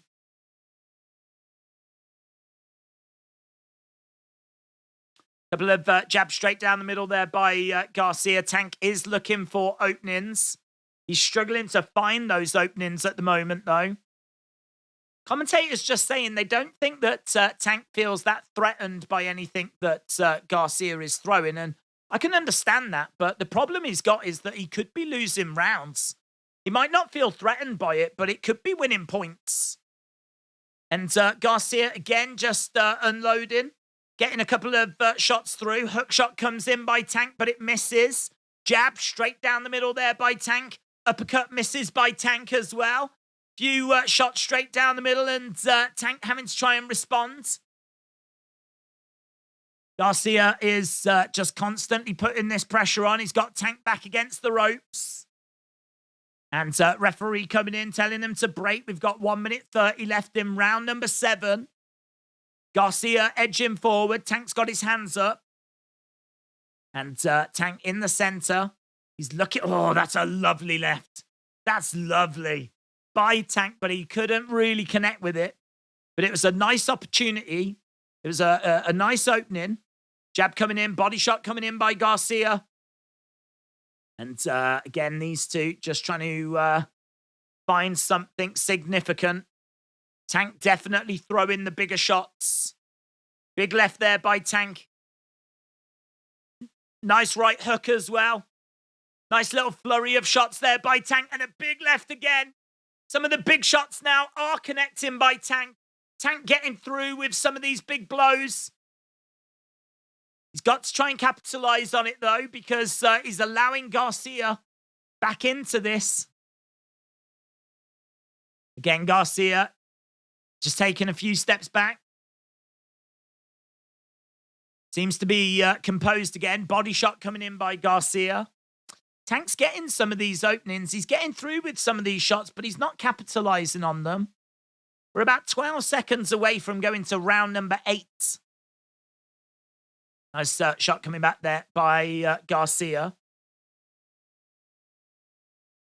Round number 8 coming up next. Round number 8. Let me know in the chat, how are you scoring it? How are you seeing it? Round number 8 coming up next. Tank will probably win a split decision if this keeps going, said Straw Hat. Yeah, how are you seeing it so far? It's really close. Really close. I'm rooting for Garcia, says Nay Official. This one's going to go the distance, said Mo. 4-3 to Tank, said Aubrey Edwards. 5-2 Tank all day. Epifanio said, I don't know, this is close. Come on, Tank. 4-3 Tank. 4-3 Garcia, said Chris. 4-3 Tank. Who's winning? It's close. It's really close. Really, really close. Eric, shout out to you, my friend. Round number 8 coming up. Some people have got it 4-3 Tank. Some people have got it 4-3 Garcia. It's really close. Even the commentators are saying it's close. Right, we've got Tank edging forward. Jab coming in there by Garcia. Uppercut coming in there by Garcia as well. Tank covering up. Trying to go to the body. Couple of shots coming back. Tank trying to get a hook shot in of his own. Nice shots coming back here by Garcia. There's a commotion in the crowd. I think there's a big fight in the crowd or something. There's something big happening in the crowd. Even the fighters have stopped to take a look. Timeout. There's a timeout because of something in the crowds. There's some sort of commotion in the crowds. Don't know exactly what it is, but the fight has been stopped.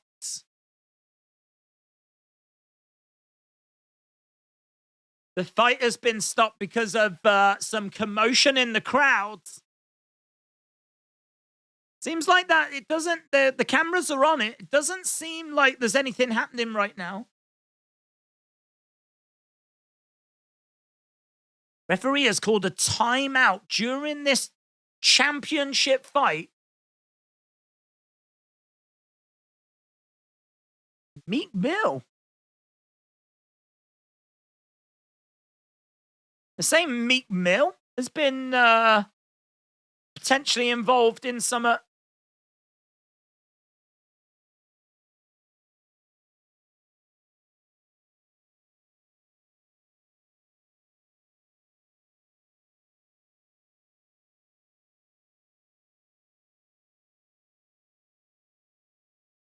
I mean, nothing's happening right now. We've just got loads of people.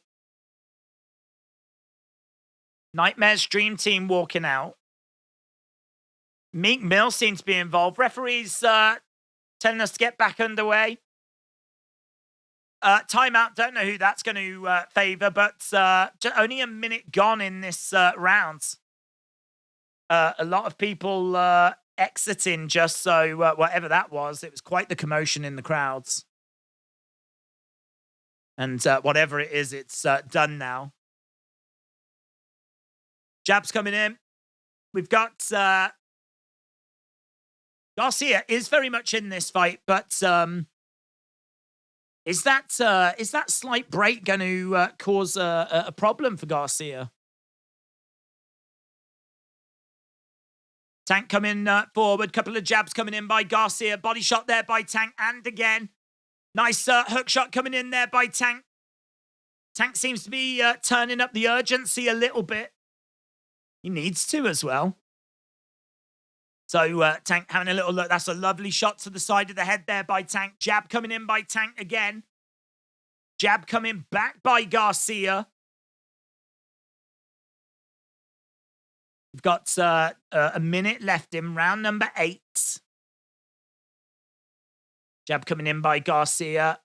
Hook shot coming back by Garcia. Little body shots by Garcia. This is a close little...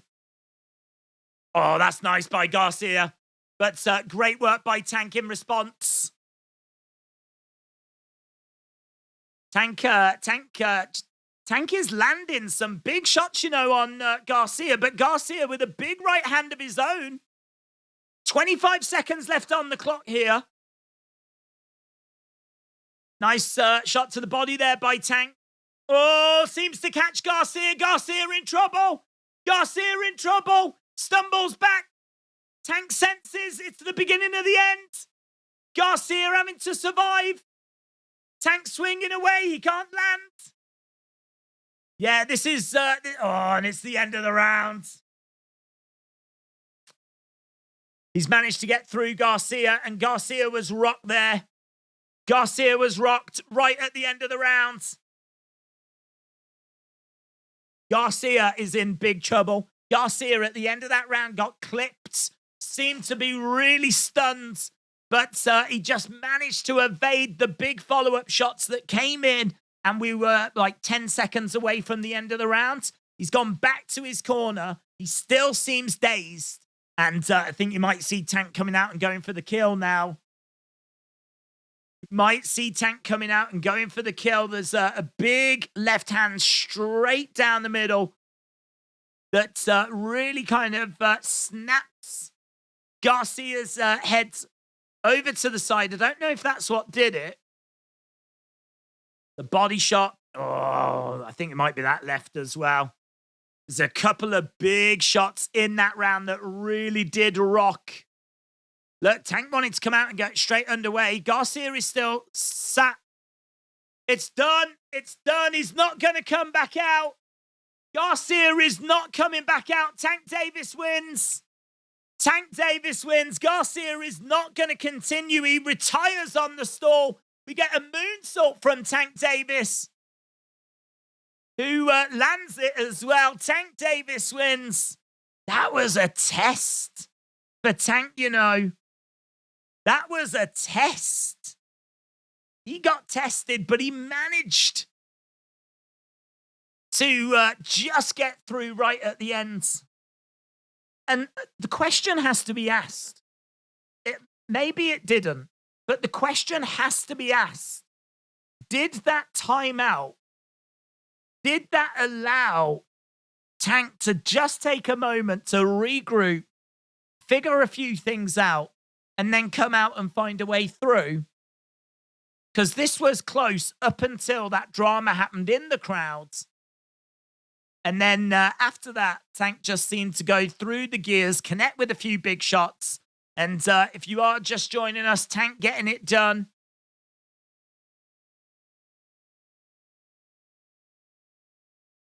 Tank.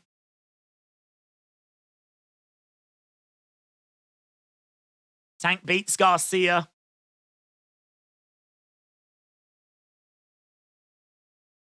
The only thing I would say is that Tank didn't look brilliant. It's a stoppage. You know, his opponent hasn't made it through to the end of the fight. He's had to retire on his stall. It's a win for Tank, but that was not comfortable. And Ryan Garcia, I think, will be watching this, fancying his chances. And that fight should be next. That fight should be next. That should be coming up later this year. Maybe April, May, around that kind of time.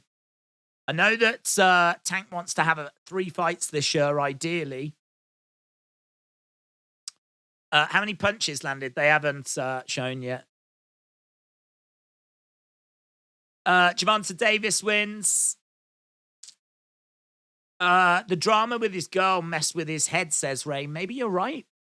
Maybe you're right.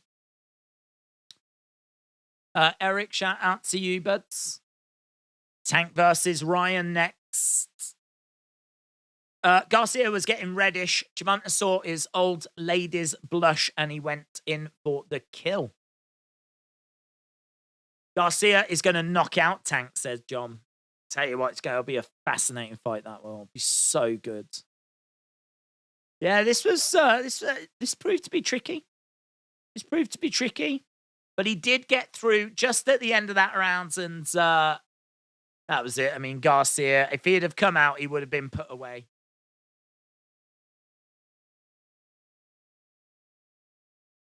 Yeah, Garcia unable to answer the bell, and he still seems a little bit dazed. He still seems a little bit off.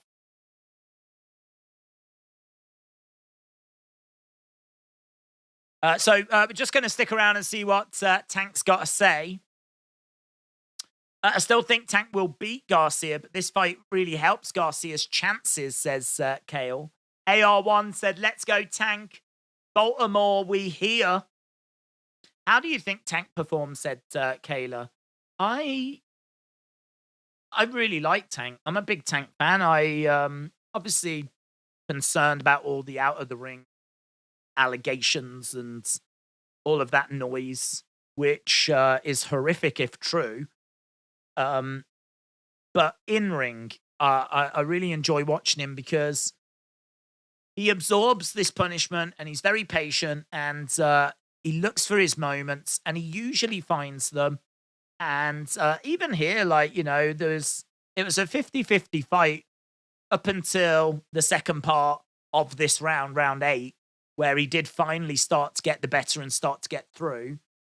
I think that it's a little bit of a typical Tank fight, but I think that Garcia looked a lot better here than a lot of Tank's former opponents. But that could just be Garcia's skill, you know?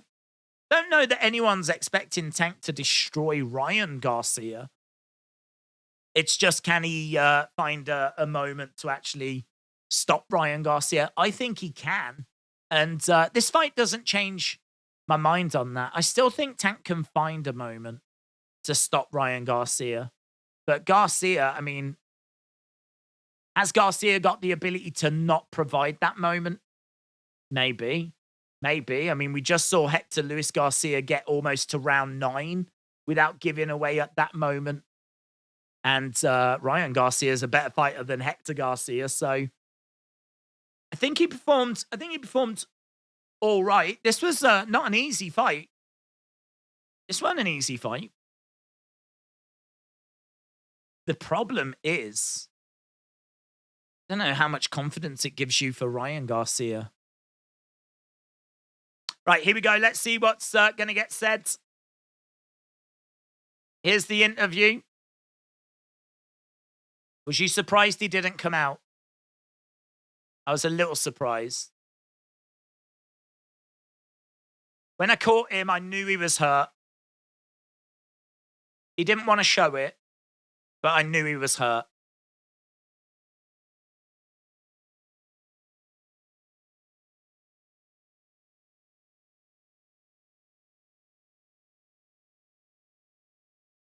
I've got stuff to work on. What do you think about this fight and your performance? And Tank said, I've got stuff to work on. I'm always willing to learn.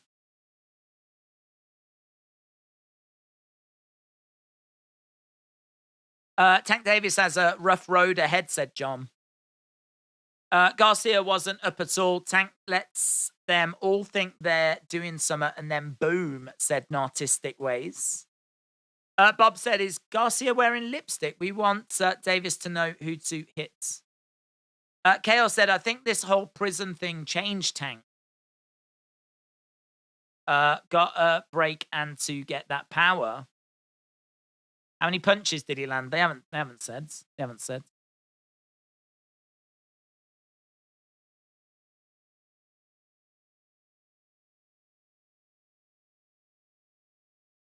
They said was the fact he was southpaw a bit of an issue, and he said a little bit. I don't fight southpaws that often.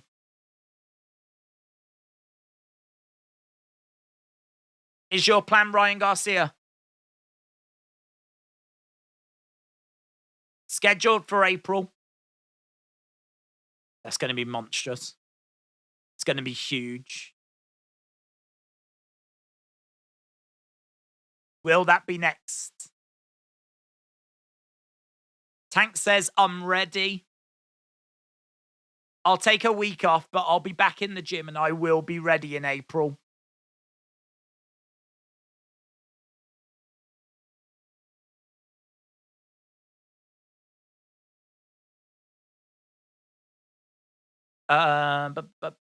Which gave Tank time to recover. Ryan Garcia is the southpaw. Tank was faded. The scuffle in the crowd gave Tank a rest, and then he came on. Next round, Garcia quits, says the Anvil. That scuffle in the crowd, we said it at the time. Will that play a part in this fight? I don't know if it did, but it is a hell of a coincidence that he finally gets through in that same round.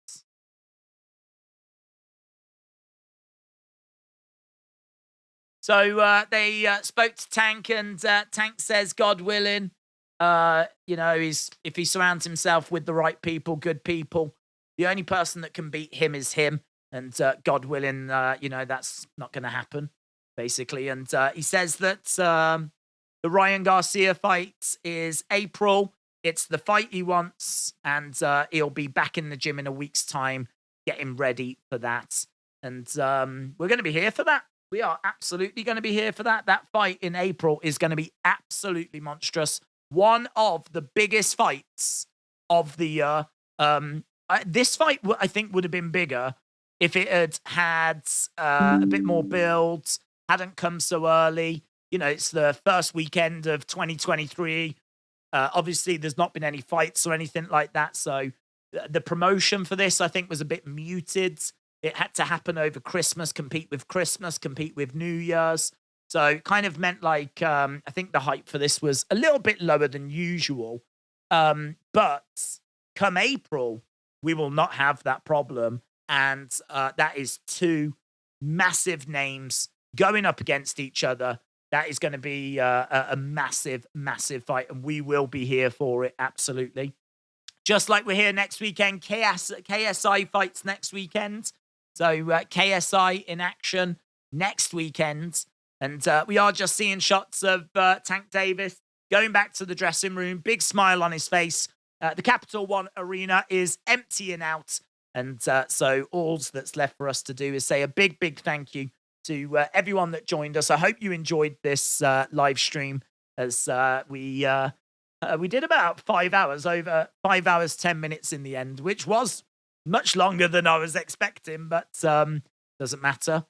We're used to doing long streams, and it was enjoyable. The undercard was interesting. There was some really good performances, and most importantly, Tank got the win, which means that we can now turn our attention to that Ryan Garcia fight. So appreciate the support, my friends. Have a great weekend. Enjoy the rest of your evenings, and I will see you again next time. Bye for now.